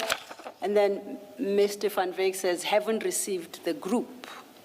Where would he be receiving the group from if this is something that is available to all security companies? All groups are having administrators. You talk to the administrator, can you add this person? That's how. Talk to the administrator, can you add this person? You see, So- to these different groups. Or can you add this team, can you add this company in different groups? So in the next message, and once again, it's got a screen grab, and you'll see that the first part is blank again. And I think we have had that discussion. You communicate to somebody, good morning, it doesn't say, this is Brigadier Mkwanazi, EMPD, kindly add Mike to the groups. Then you give Mike Van Wyk's details. You see that? Yes, yes, yes. Who were you communicating, requesting rather, that to add Mike to the groups? Hey, Commissioners, we've got many groups. I don't even remember this number. But we've got many groups that are having different administrators. I'll be lying to you if I specifically mention the name. Okay. But you know that I've spoken about car hijacking groups, car hijacking group. But I don't know who, because it's different groups, as I've said before this page. I'll be lying if I say it's this person. I will give you wrong information. Then I don't remember. I hear that. The next one is where a message from Mike copying somebody's message, which reads, this is Ron number, Ron as in RON, haven't received anything yet, and you said will do. Now, you are actively assisting Mr. Van Wyk to join this group. Not only Van Wyk, I assist. No, on this. On this go, yes. Yes. And I'm saying this is, what I suggest to you is this is a scheme which unfortunately the EMPD is a part of, where EMPD, under your guidance, because this was your unit, invite various private security companies to take part in recovery of trucks for the sole purpose of them selling that information to the owners of the goods and are able to claim 10%. Do you have a comment? I've just corrected you in page 698. When you said we are adding Mike to track hijacking, I said it's a group of hijackings. And even here, are you added 698? Are you added at the group? Please confirm this is where hijackings are followed and monitored. And we are limiting it strictly to track hijacking. And this group talks about hijackings, and it is the same group that we are talking about. And you have read it, but want to limit it. I limit it to truck hijackings because where this conversation starts is about truck hijackings, you remember? But in this group that we are talking about, it's saying hijackings. I'm saying this is a continuation of information that you gave to Mr. Van Wyk about truck hijackings and how much of money can be made in this industry. So by the time that this conversation runs over an extended period, the fact that you call it hijackings here does not necessarily include hijacking of people. I want to suggest to you that we are still talking about truck hijacking specifically. That is the purpose of this group. I don't agree with your suggestion because here it's very clear. that have added me. We are talking about hijacking groups. And it is the same group that we even read the other page and the coming pages. But now we are deciding to delete or ignore what we've just read. And we have even corrected to that. This is not even corrected. It's what is writing there from me in black and white. So you are suggesting that that group... And it is not a scheme. It is a crime prevention group that all law enforcement officers, that all security companies are participating. Anyone can add any person that he knows that he owns a security company, or any officer or security company can add any officer that will act and respond to these things. That's what is happening. Practical, that's what it is there. And remember, when we engage on this, Mike hasn't even, in terms of truck hijacking, marked his vehicles and everything by that time. You see, by this time, as we're talking here, you see, we're talking about hijackings only here, you see. And are you suggesting that, as with truck hijackings and recovery of those loads, where people are hijacked, 10% is also payable? No, yeah, I'm talking about hijackings. There's no individual that when they hijack his car, he will pay 10% to the company. Individual people, and we are even trackers in this group. Individual people are what is this thing? I want to use the terminology. Clients of trackers and other companies. And when security companies and officers or tracker companies respond with officers, they are already clients to those people. They don't pay 10%, or any other security company, because they assist, they are not tracker. They don't pay to 10% to any person. I'm suggesting to you, Mr. Mkonazi, that there is nothing in these charts that show the termination of a conversation about truck hijackings and you interesting Mr. Van Wyk in it, and progression to a different type of group where you talk generally about hijackings. This is a continuation of that invitation you made to him and an opportunity to make 10% of hijacked goods. It's the same exact conversation. And the fact that in one instance that's just referred to as hijackings, it all refers to truck hijackings. And it's because you ran a unit, so-called. I run different units. You see, crime prevention units that deals with hijackings, vehicle hijacking. They also deal with other crimes that are taking place in the city of Ekurhuleni, working with different companies. And 698, my numbers, 2022-07-24-05-44-43. It reads as follows. Are you added at the group? Please confirm this is where hijackings are followed and monitored. And I've said, you even asked that who are you talking to? I said, I won't remember because there are many people there. And anyone can add anyone. We don't even question who are you adding. As long as it's a police officer, or they will ask who are you, show us the photo of your vehicle, show us the photo of yourself. You see, because other people, they tend to penetrate this group and do their own things. And it is clear, commissioners. Yeah, it's written in black and white what I'm talking about. But I'm not going to change your mindset. If you want to turn a blind eye on this and respond as if I didn't communicate and respond as if there's no continuous communication in terms of me pushing or engaging other people to add Mike Van Wyk. And so it's not even me. I'm requesting someone who's an administrator to add Mike. I'm not turning a blind eye. I am just not reading messages that you suggest are there into this chat. They are not there. No, it's there. 698, page 698. So, no, madam, you said it's not there. I'm saying page 698. There is the message. and I'm saying that the groups you are adding him to are truck hijacking groups. No, it is a hijacking groups. It deals with any hijacking that is taking place within the city or within Gauteng. The interpretation I attach, and I think the commissioners have heard the interpretation you attach, at the end of the day, the commissioners will make a determination based on the totality of the chats as to whether these are different hijackings, distinguishing between truck hijackings and other forms of hijackings. You are limiting crime to truck hijacking. Hijacking is broad. But I'm leaving it on the basis that it's the interpretation I attached to the to the chats, and I say it's the only reasonable interpretation to attach. You attach a different one, and the commissioners will make a determination as to which is the most reasonable No, I disagree with that. interpretation. Commissioners, I disagree with this approach.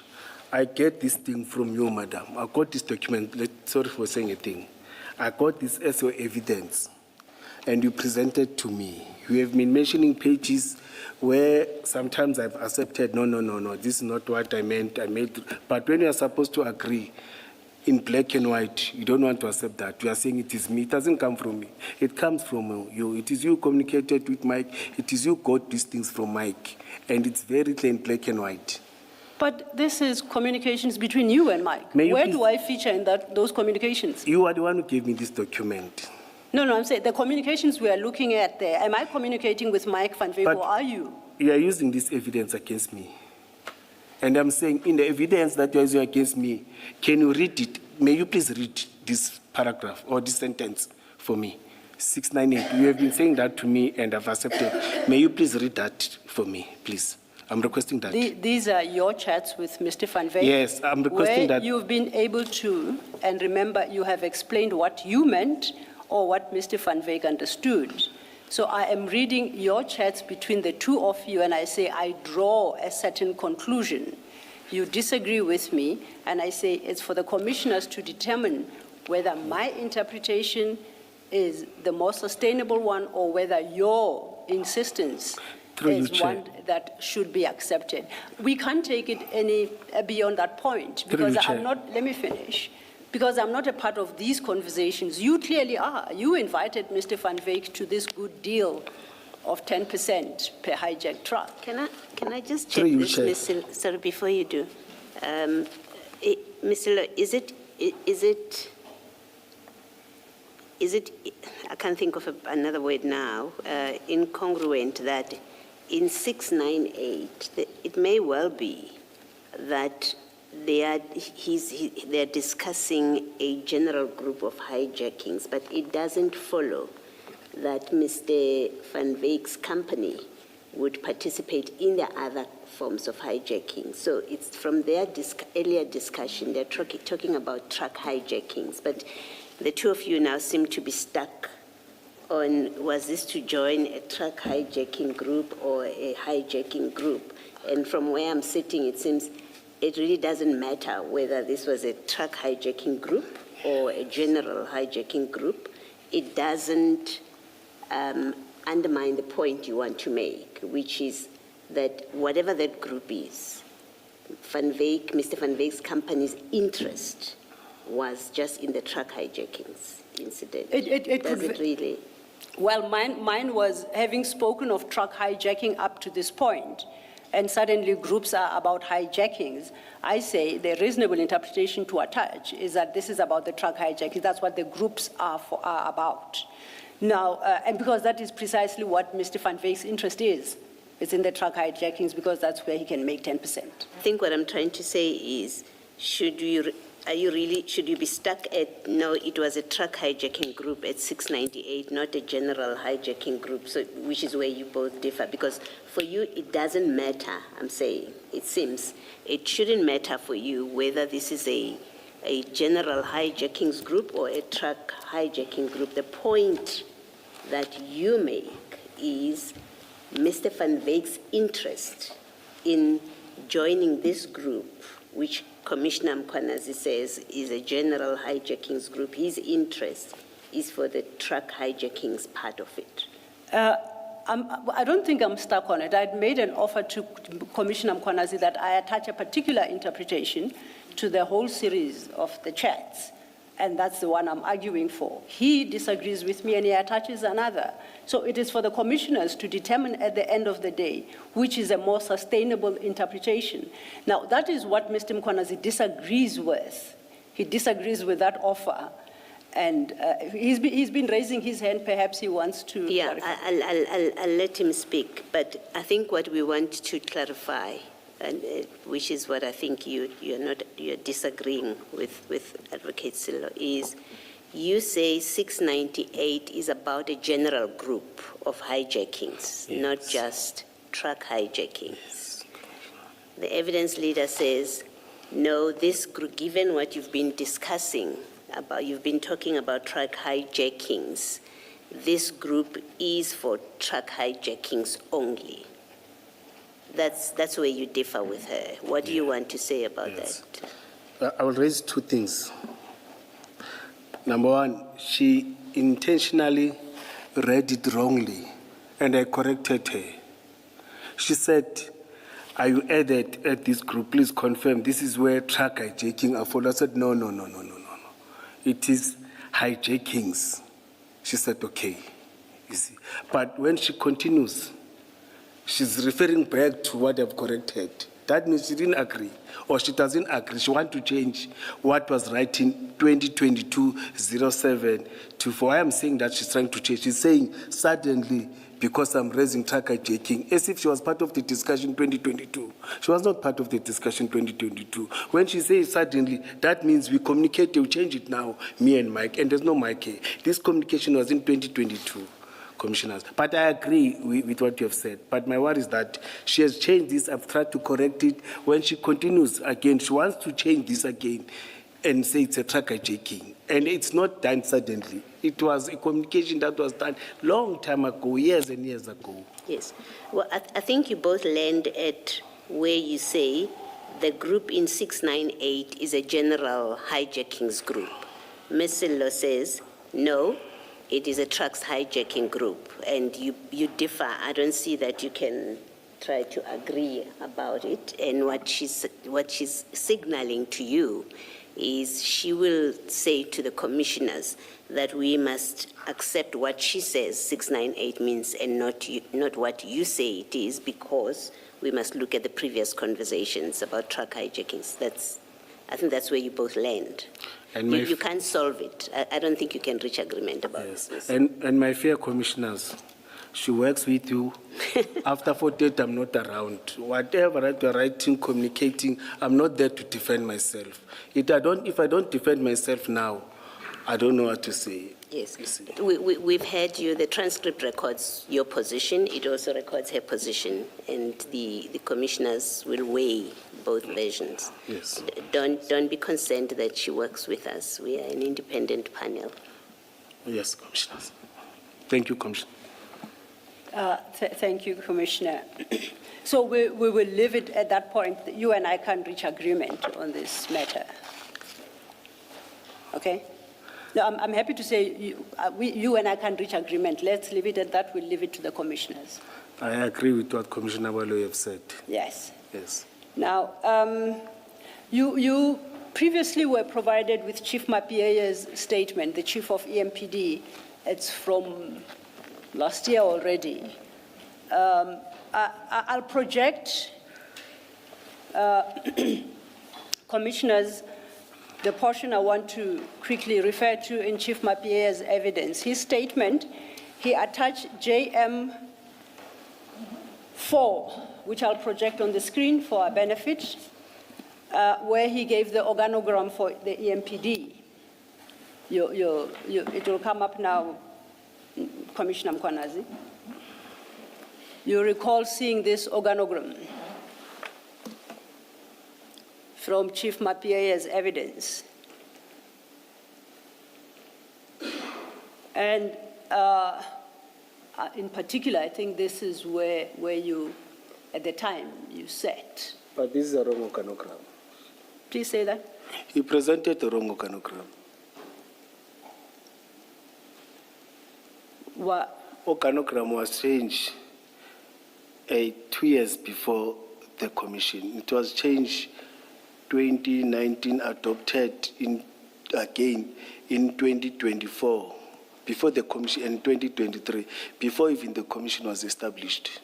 I know why I intentionally raised this and decided to put this. This is a wrong organogram.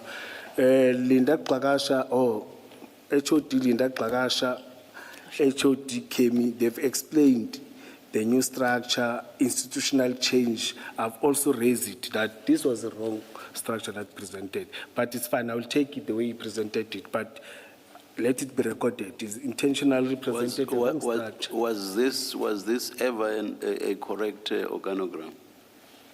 Yes, before 2019 it was changed. Yes, it was once correct. It was once correct. Yes. Up to which year? 2020, the final one, it was 2023.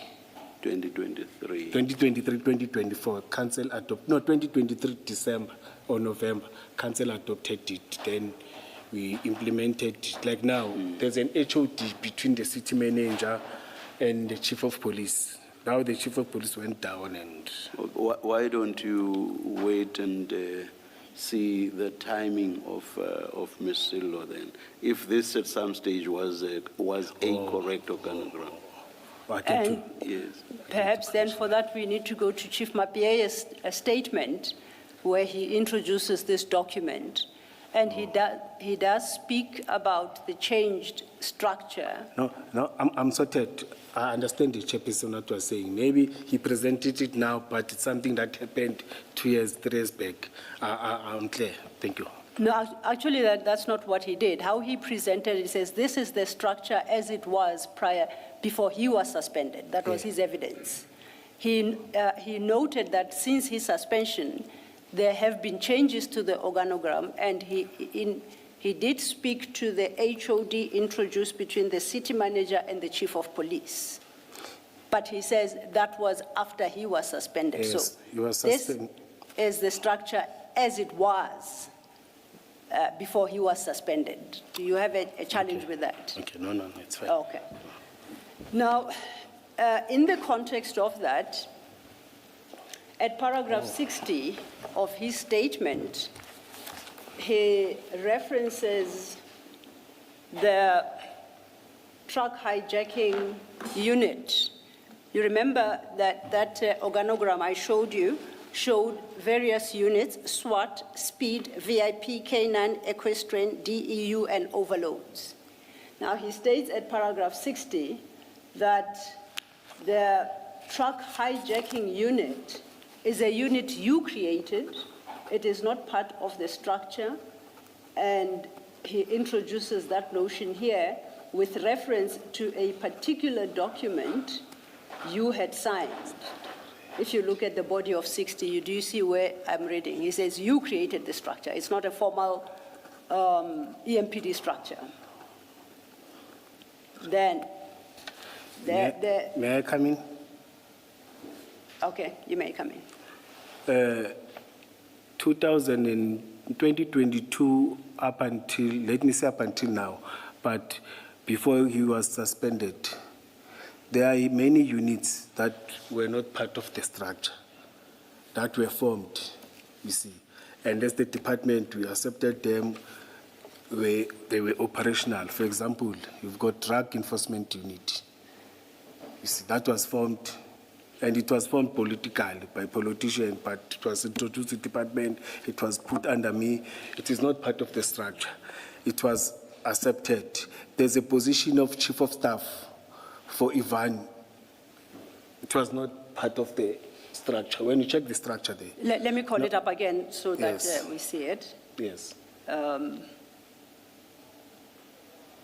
That blue box, I read after equestrian DEU, is that the drug enforcement unit? Where?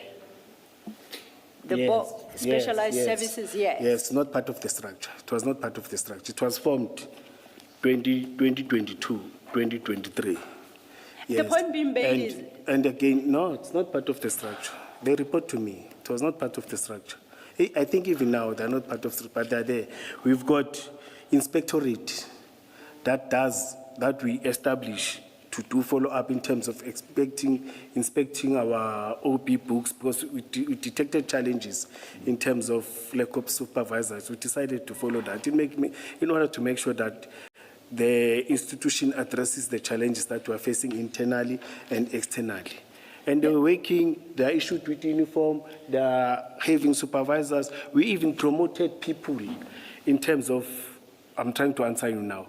We even promoted people, and we even took people with ranks and deployed them to truck hijacking unit. He may not come here and identify a specific unit that he doesn't want or is having a challenge, because there are many units. In fact, there are other precincts for information.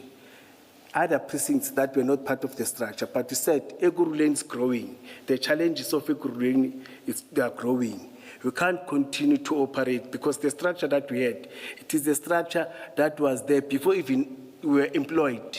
When they were starting in 2002, there were no new things that were introduced up until we become part of the management. And we discussed these things as in the management meeting, that we are going to increase our precincts from 19 to 28 or 29, because we've got informal settlement, the city has developed, and the precincts that are there, they can't address the challenges. In terms of crime, there are crime patterns that have taken place. There's a challenge of truck hijacking now.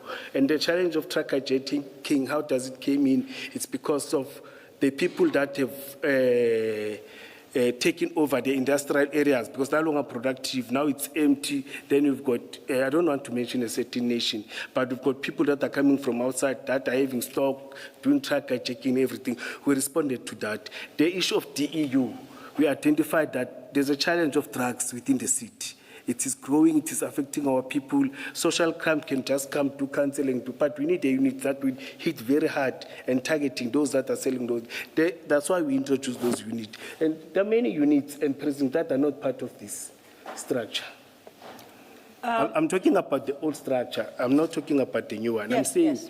there are many units at that are even now. We are issuing them uniform, we are issuing them vehicles. From the logistics side, they are allocating them all these resources.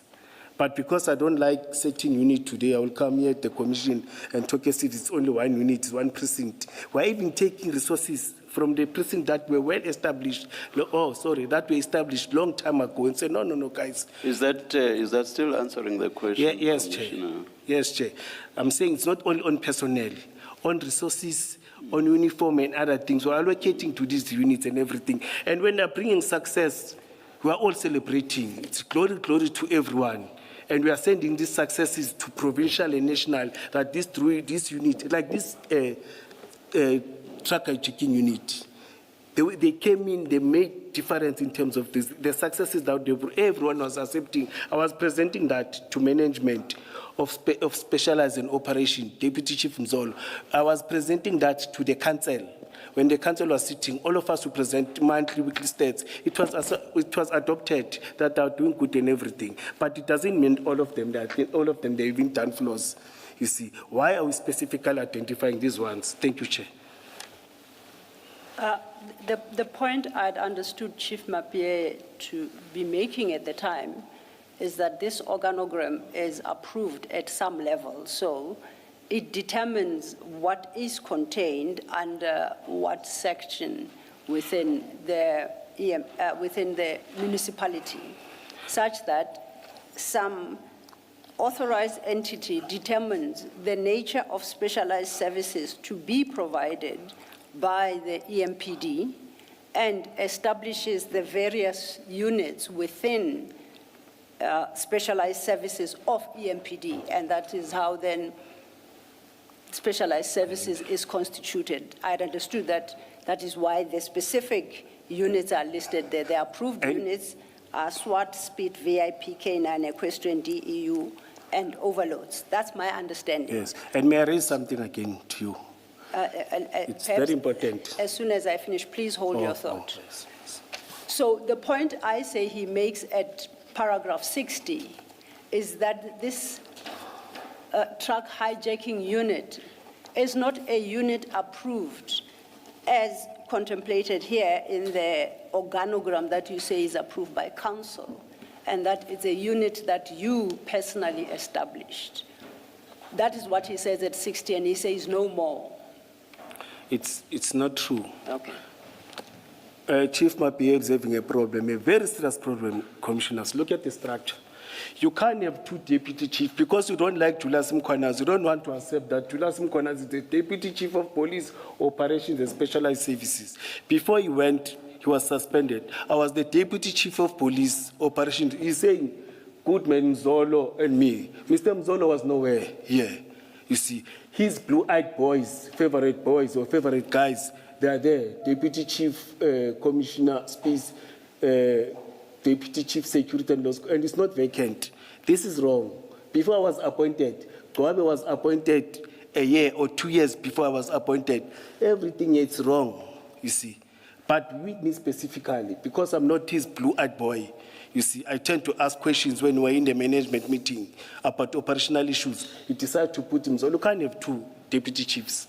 It's wrong. And again, the deputy chief, he was appointed the year before I was appointed. It's not vacant. It was already, he was feeded with this thing. He took it to the commissioner as it is. He didn't even correct. You see, I'm having a problem with presentation and this thing. This is wrong, totally wrong. Let me Commissioner, just, can I ask this question? Who established the truck hijacking unit? We established in a management meeting, we requested to Deputy Chief Mzolo before I was a director, you see.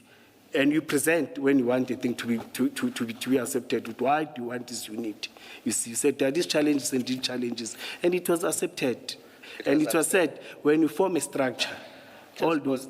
It was accepted by Deputy Chief Mzolo. Yes, in our it's in that management of operations, it is I, director specialized, there are directors from the precinct. I know we're discussing unit and structures. Directors from the operations, which they represent different, let me say, police stations, so that people can precinct. And we've got deputy chief of bylaws. You see, we even, again, decentralized bylaws, because our bylaws were done in the precinct. We said, no. Because now there's a deputy or director of bylaws, then let's have bylaw enforcement centralized, and again, do duplicates and have other bylaws too. When you check, it doesn't come out like Commissioner, that. allow me to interrupt you. Oh, yes, if I yes, may. yes. Remember, I had asked you for a name, and you have given me a name. Oh, yes. And that was Deputy Chief Mzolo. Yes. So you have answered Oh, me. thank you. thank you, Commissioner Kumalo. Just to explain, during his testimony, you see where your name appears after Deputy Commissioner Jim Zolo as Deputy Chief of Police. He indicated and he put your name in italics to say that is the position you occupied at the time he was testifying here. Was he wrong in that regard? Why did he put Mzolo? Because Mzolo is no longer there. He's wrong. I'm explaining to you what he said. I don't know why, I don't remember why he put, if I understood him correctly and I remember and I speak under correction, this was the structure as it stood, and he added J.D. Mkwanazi at the time in italics to indicate you. However, any errors that are contained in this structure, insofar as a name attaching to a position, is not where I'm at. I'm more interested in the units. You mentioned that council approves a organogram, and I take it, it also approves and I understood, the different specialized units. Did I understand you correctly, or is the correct position that you, or whoever, as the head of the specialized services, can establish their own units as and when they deem fit? They have reason to believe that we need a specialized unit here and there. Does that require approval from higher beings, council or any other? Or is it enough for the brigadier in specialized services, even in conjunction with the deputy chief of police operations and specialized services, to determine the kind of units that must exist? May I explain it? It starts from the division, which is operations. From operation, it goes to the deputy chief. Deputy chief take it to the whole management. Fortunately, I'm sitting in those meetings. The whole management, then it was agreed that there's an institutional review. You see, all those units and the precinct that have been established will take, and the positions, there are positions that people were appointed that were not part of the structure, you see. And all those were going to be taken to institutional review. And they were taken to institutional review, they were adopted. But with this one, because when I was suspended, no one motivated it, they decided to disband it before the institutional review. So, perhaps to cut through the chase, you are saying one of the units that is not reflected there that was approved by management and council includes the truck hijacking unit? It's not one of the, See that blue box that lists the various units? Truck hijacking unit is not there, and I'm asking whether, are you saying Chief Mapie made a mistake of excluding THU from that box? I just explained it now that it was disbanded before the institutional review.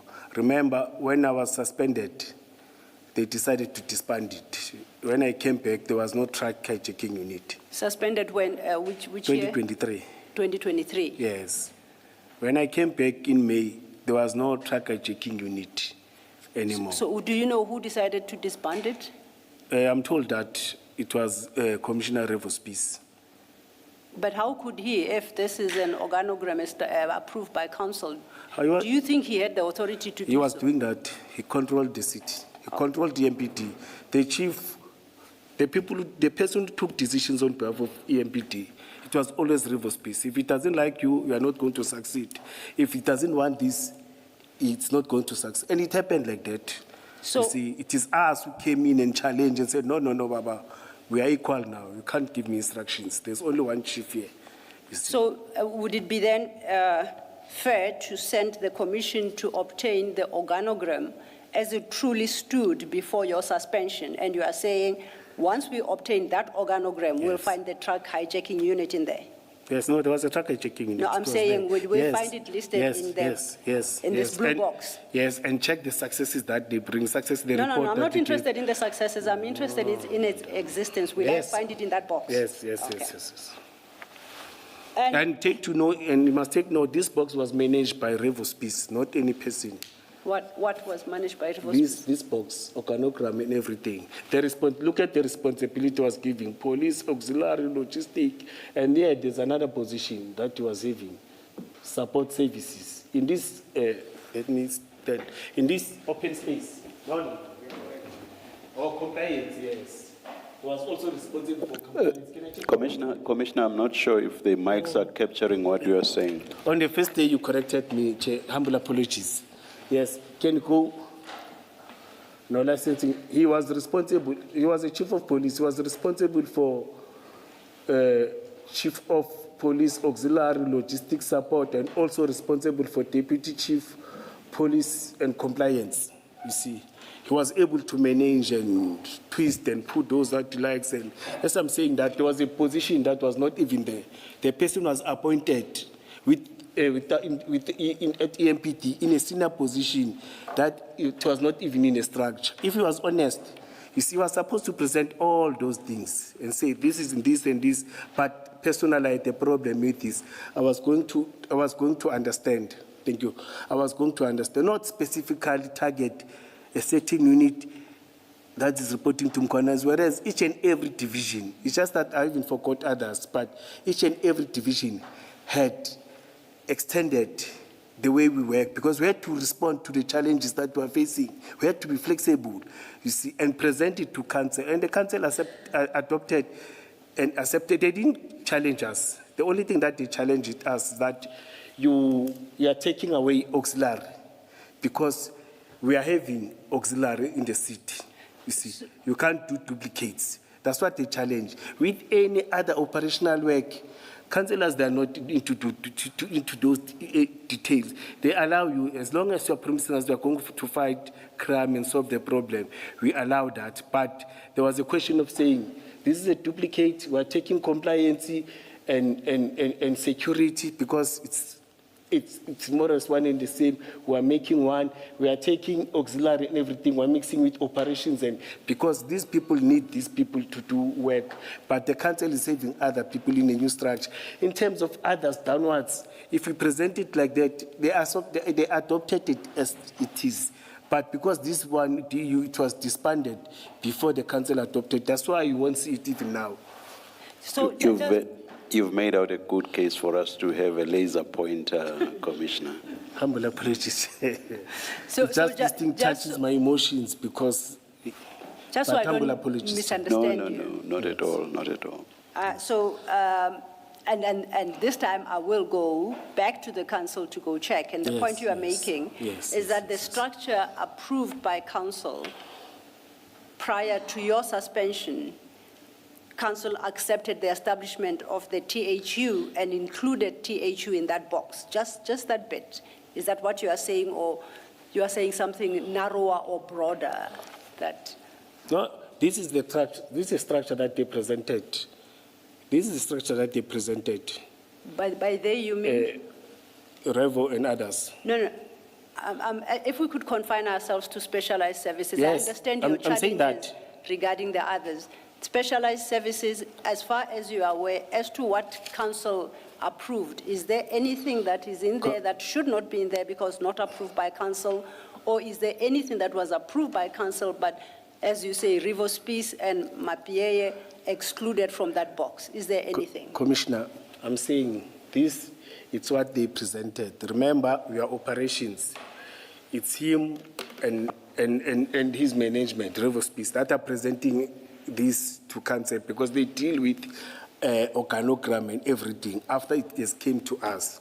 But because of they didn't like DU was taking out all other. We've got spiritual care. We've got many things that are there. If you can check, maybe it's 8 or 9 units and 10, or if not 8 precincts that have been established. All of them, they were adopted like that. They were presented like that, and the council adopted it as like that. They were not in details. The only thing that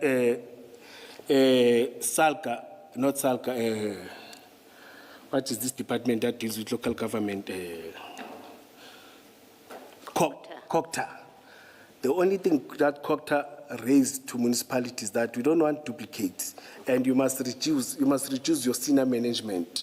We had 21 departments. They said you must reduce them to 14, and within the departments, the top management, you must cut other duplicates because. Commissioner, can I just ask? Does your answer mean that there will be no council document that shows that council approved the truck hijacking unit as part of the structure? Is that because the direct question to you is, if we speak to council and ask them, give us the structure that you approved, which includes the truck hijacking unit, will we find it Yes. or not? No, now you will. It was adopted, it was taken. So there will be such a document? Yes. Which includes the truck hijacking unit? No, the truck hijacking unit, it was dissolved when I was not there. It won't Okay, appear. let me repeat my question again. Yes. In the council records, to your knowledge, in the council records, is there a structure that was approved by council that includes the truck hijacking unit at any point? No, they won't be there. There won't be such a record. Remember, by that time, all of them, they were departmental. It was Okay. submitted in EMPD. Okay. There was no council resolution. You see, Okay. there was consultation. We were submitting up until it was adopted. Yes. No, you've answered me. Okay. There is no such record in the council Yes. documents. Thanks, Mr. Thank you, Commissioner Baloyi.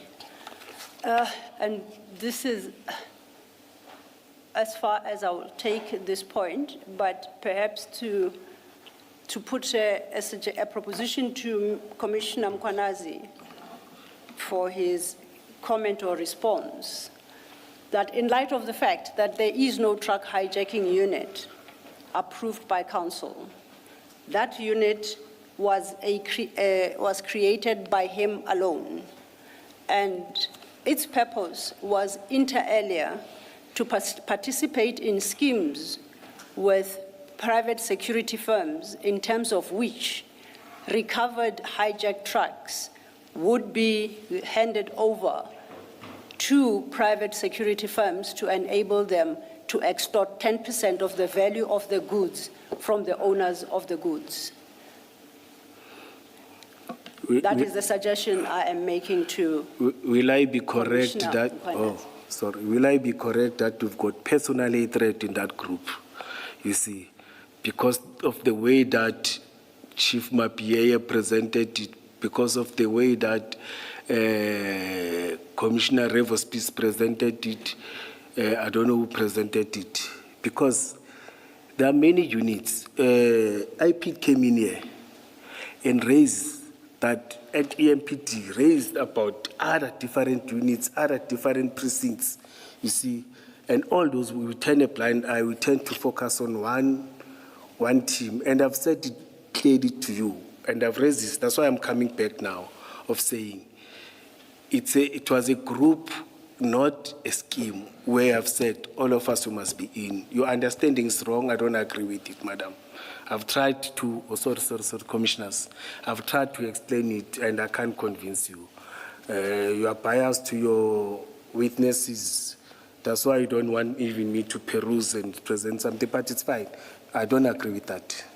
I assure you, I am not Because when biased. you deal with department, you deal with the whole EMPT, you deal with the whole bit and raise challenges in the whole EMPT. Don't become specific too. And I've said to you, this was not only about Mike, but we happened to get Mike thing. I understand, you see, because there's this thing that has been there. I don't agree, madam. Oh, Chair, humble apologies. What thing has been there? You say there's this thing that has been there? No, Just no, what- I've said it was talking about different companies and everything, but we strictly focus on my conversation and other conversations, you see.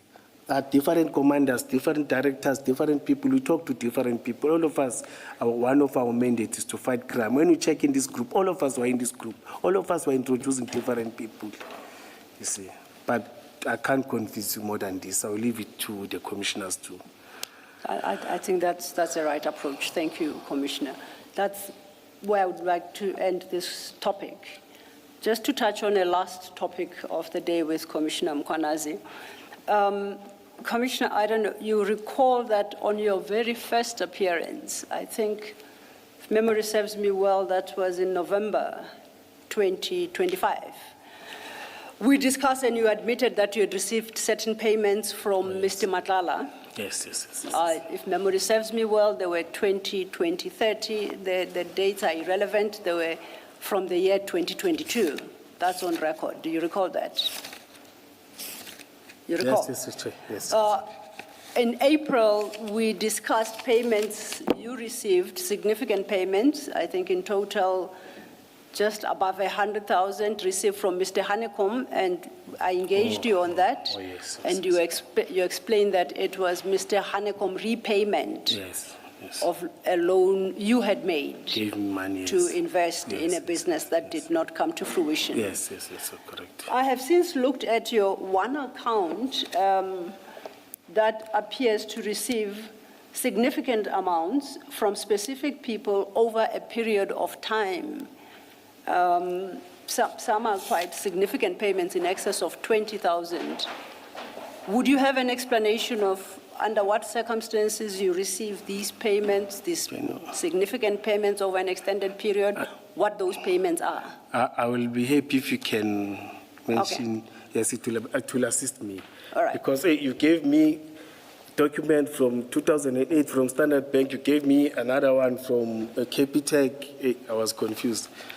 Yes, But those we gave you in April, they are older. I thought you would have worked through them by now. Those particular statements, they were given to you in April. I was arrested by Madlanga task team. I was kept there for days. When I came back, it's another thing.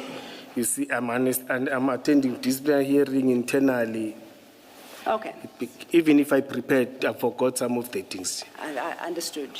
I'm going to perhaps start. This would be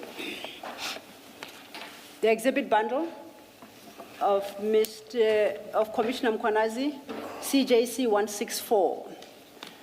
It's not, if the commissioners can read it off the screen, we are happy to project. I'll just concentrate on those names that appear, a number of times, either a number of times over a period, or alternatively that make significant contribution. Yes. If we then start, CJC 164 starts at page 178 of Mr. Mkwanazi's, Commissioner Mkwanazi's bundle. Chair, Yes. What's the piece? Can I run for a minute? What's the piece? Can I run for a minute? I will be very fast, Chair. Let's adjourn. Please. Thank you, Chair.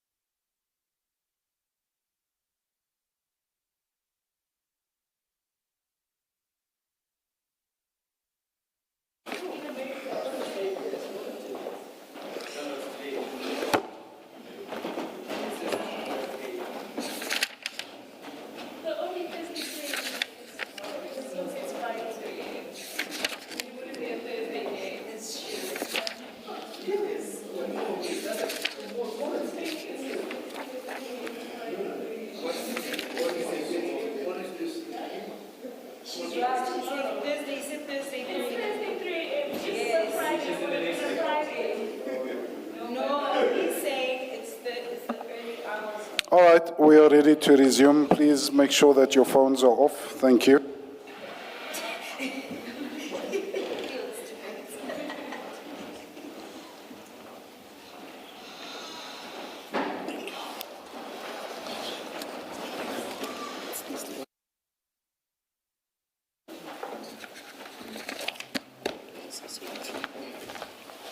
Thank you, Chair. Commissioner Mkhwanazi, I've attempted to group these payments as best as I can, so to make the task less laborious, and I hope I've achieved that. So I'm going to go by page number, and if you look to the screen, you will see the name that I gave on that particular page is highlighted for ease of reference. This, as I understand, are your statements from 2018, so they would run, I think, 2025. The first one I start with is at page 182. It's going to be flighted shortly. You will struggle to find it on the screen. It's highlighted for ease of reference. And there it is highlighted in yellow. No, in orange, my colors. Do you see the name there, A. Mgwevu? Yes. For 4,500. Yes. That was a payment in September 2018. The next payment is at 184.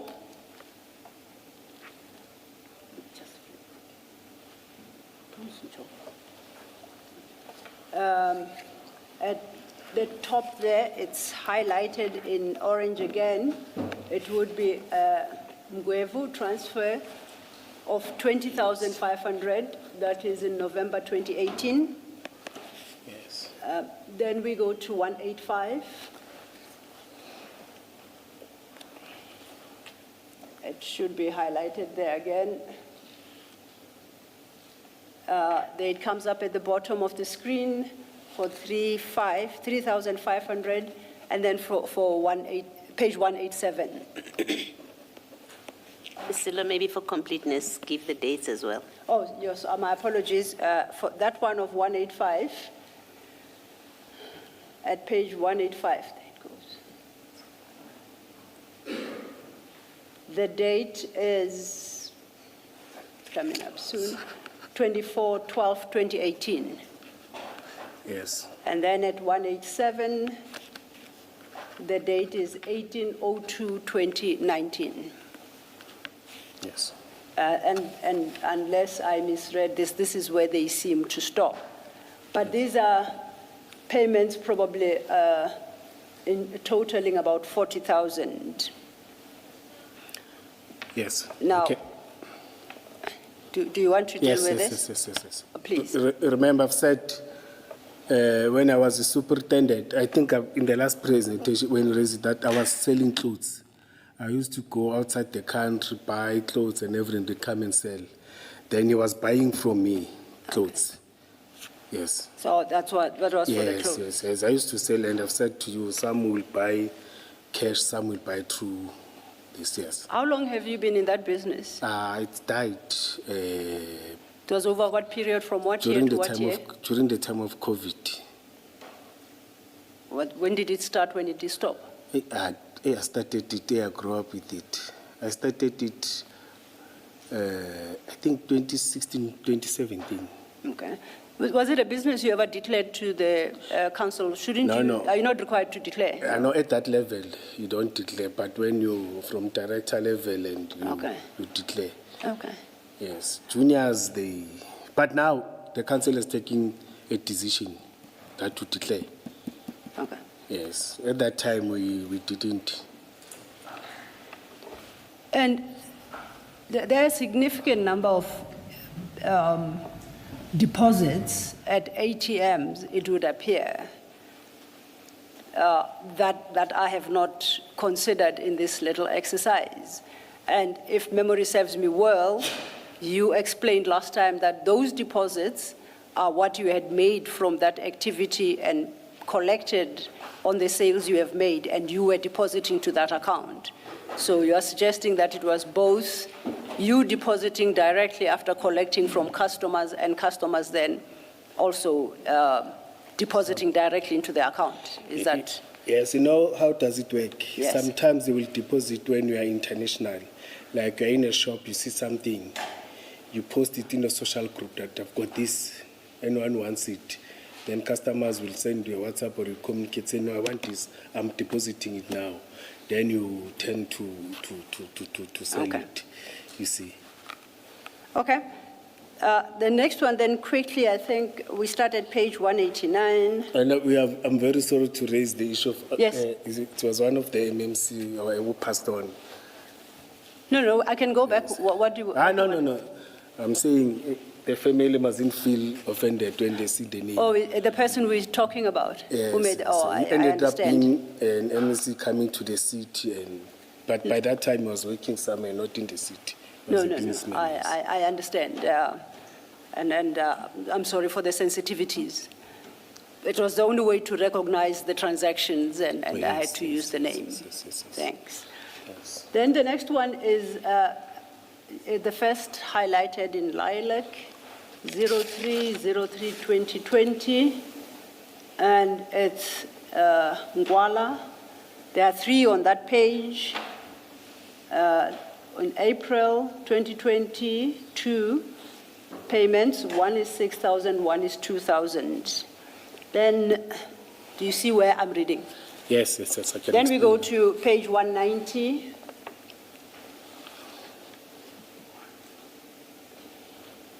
And on this page, I think, please show the full page.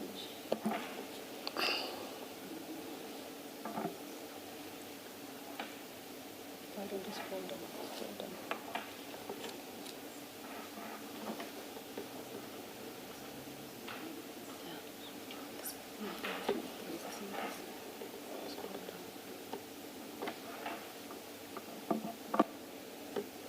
Thank you, Chair.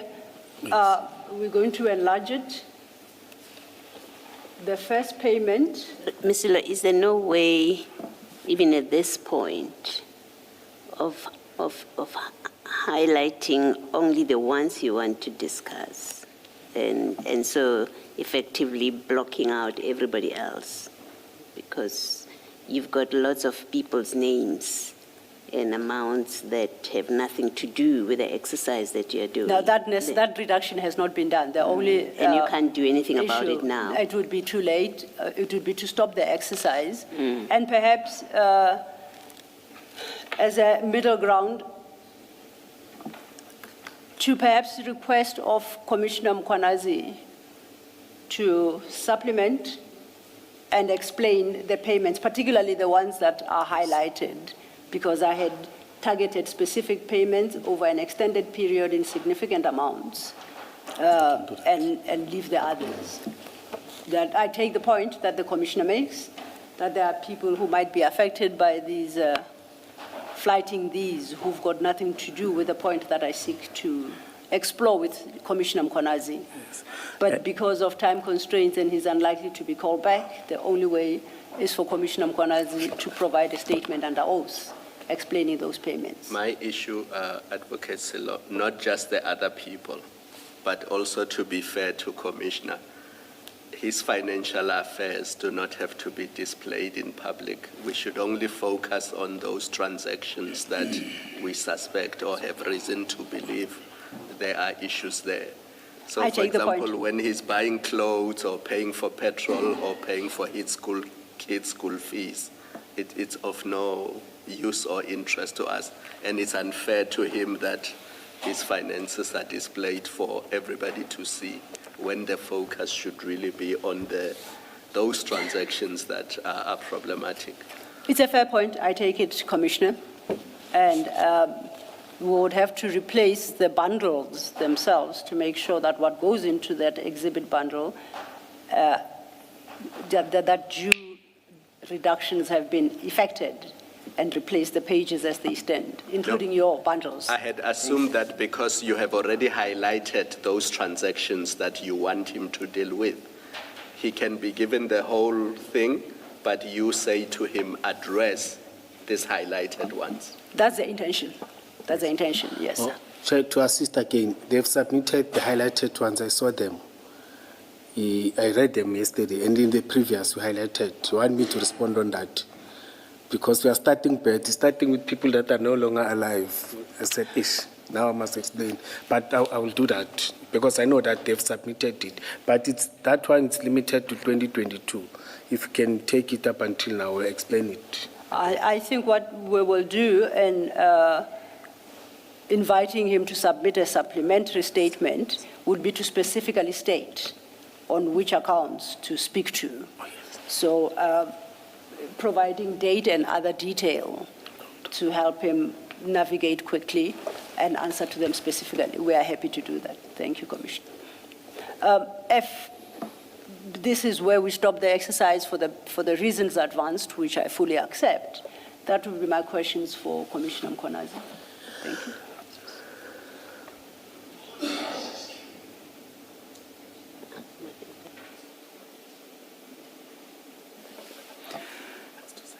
No. Oh, okay. There is a second issue, if there are no further questions. Mr. Mkhwanazi had submitted, you recall, Commissioners, 2 bulk statements and supplementary statements. Earlier he spoke of the number of annexures that he has attached. And part of his statement deals with, I would call them counter-accusations about how some matters were dealt with within EMPD, either by Commissioner Spies and or Commissioner Mapieye. In effect, I think that the sum total of it being that they were derelict in their duty in certain instances that he has quoted, and yet seem to be, quote unquote, pursuing him before the commission. Now he's got a significant chunk of that story in his statement. We are in Commissioner Mkhwanazi's hands whether he wants to deal with them or whether he has tendered them as part of the information and evidence that he calls upon the commission to consider in applying its mind to his evidence in totality. We didn't get to that part of the evidence. There have been no responses and no invitation for response to those. It's his own comments regarding certain cases that he believes were under their direct authority, and he believes they failed to deal with. Thank you, Mr. Law. Now, Chair, my request is that when you look at the bundles, do not turn a blind eye to the attachment that are there, so that we can check, because I feel that there's corruption, there are other things that have been taking place on those bundles. I know that you are under limited time, but to investigators, when they check, they must take other attachment that are there. But I commit that in terms of responding, I'm going to respond with an affidavit to all the things that you said I will do. Thank you, Chair. Oh, okay. Oh, so we should just take this.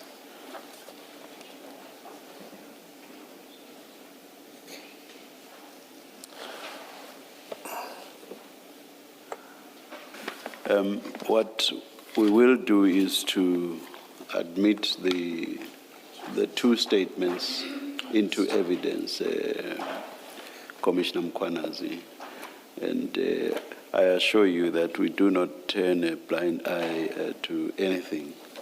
We consider all material that has been placed before us. Thank you, Chair. Just a minute.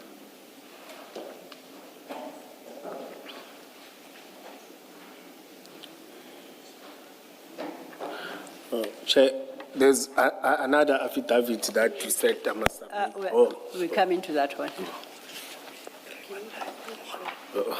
Sorry, Chair. The statement that I see the chair holding is in evidence already. CJC 318. Yes. That was his last statement at his appearance in April. So that is in already. The 39-page Yes.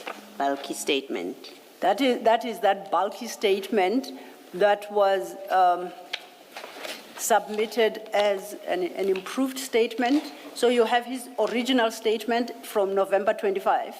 Then you have that bulky statement, which is not exactly a replacement, but part replacement of the first, where we had the engagement about, unfortunately, he duplicated the numbering of the annexures. So one has to be very clear, which statement are you talking about when you talk of JD 30? So those were the two. After extensive debate, the commission resolved to admit both statements. So we will find a way to work through the duplication in annexure numbering. Then the third statement is the one that we say is this CJC 166. No, not 166. My apologies. 168. That last statement. So those are the three statements that Commissioner Mkwanazi has submitted. Yes. That doesn't detract from the point I made earlier, which is that we will consider all of these. No, it doesn't at all, Chair. All right. It doesn't. Is that fine? Yes, Chair. Yes, Chair. Thank you. I agree, Commissioner. And before we close, Yes. I think Commissioner Mkwanazi wanted to raise it. We're going to distribute a last statement. When we parted on the 16th of April, 2026, regarding the issue of Commissioner Mkwanazi's mother, Commissioner Baloyi had afforded Commissioner Mkwanazi an opportunity to file such statement as he deems necessary with documents to explain some of the issues that had arisen and were ventilated. It is that statement that is now being handed over to you. It is not intended to engage with the contents thereof, but in compliance of an undertaking he had made to do so. This is the statement. Am I correct, Commissioner Mkwanazi? Yes, Chair, because in social media, people are saying you are going to be deported on the 30th. Then I wanted to submit it very fast to make sure that I belong to South Africa. I'm a South African. Thank you, Chair. They are saying there's no Julius Mkwanazi. It's Limpopo and case, no, there's something. Then I had to explain it, Chair. Thank you, Chair. It's on a lighter note, Chair. Humble apologies, Chair.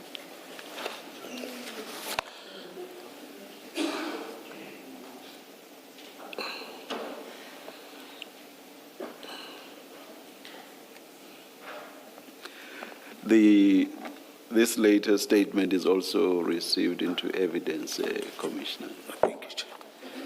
And thank you for submitting it. Thank you, Chair. That will be. I hope South Africans will now accept the true position as you have stated. Chair, Madlanga Commission arrested me. They took my passport. Even if they try, I can't leave the country.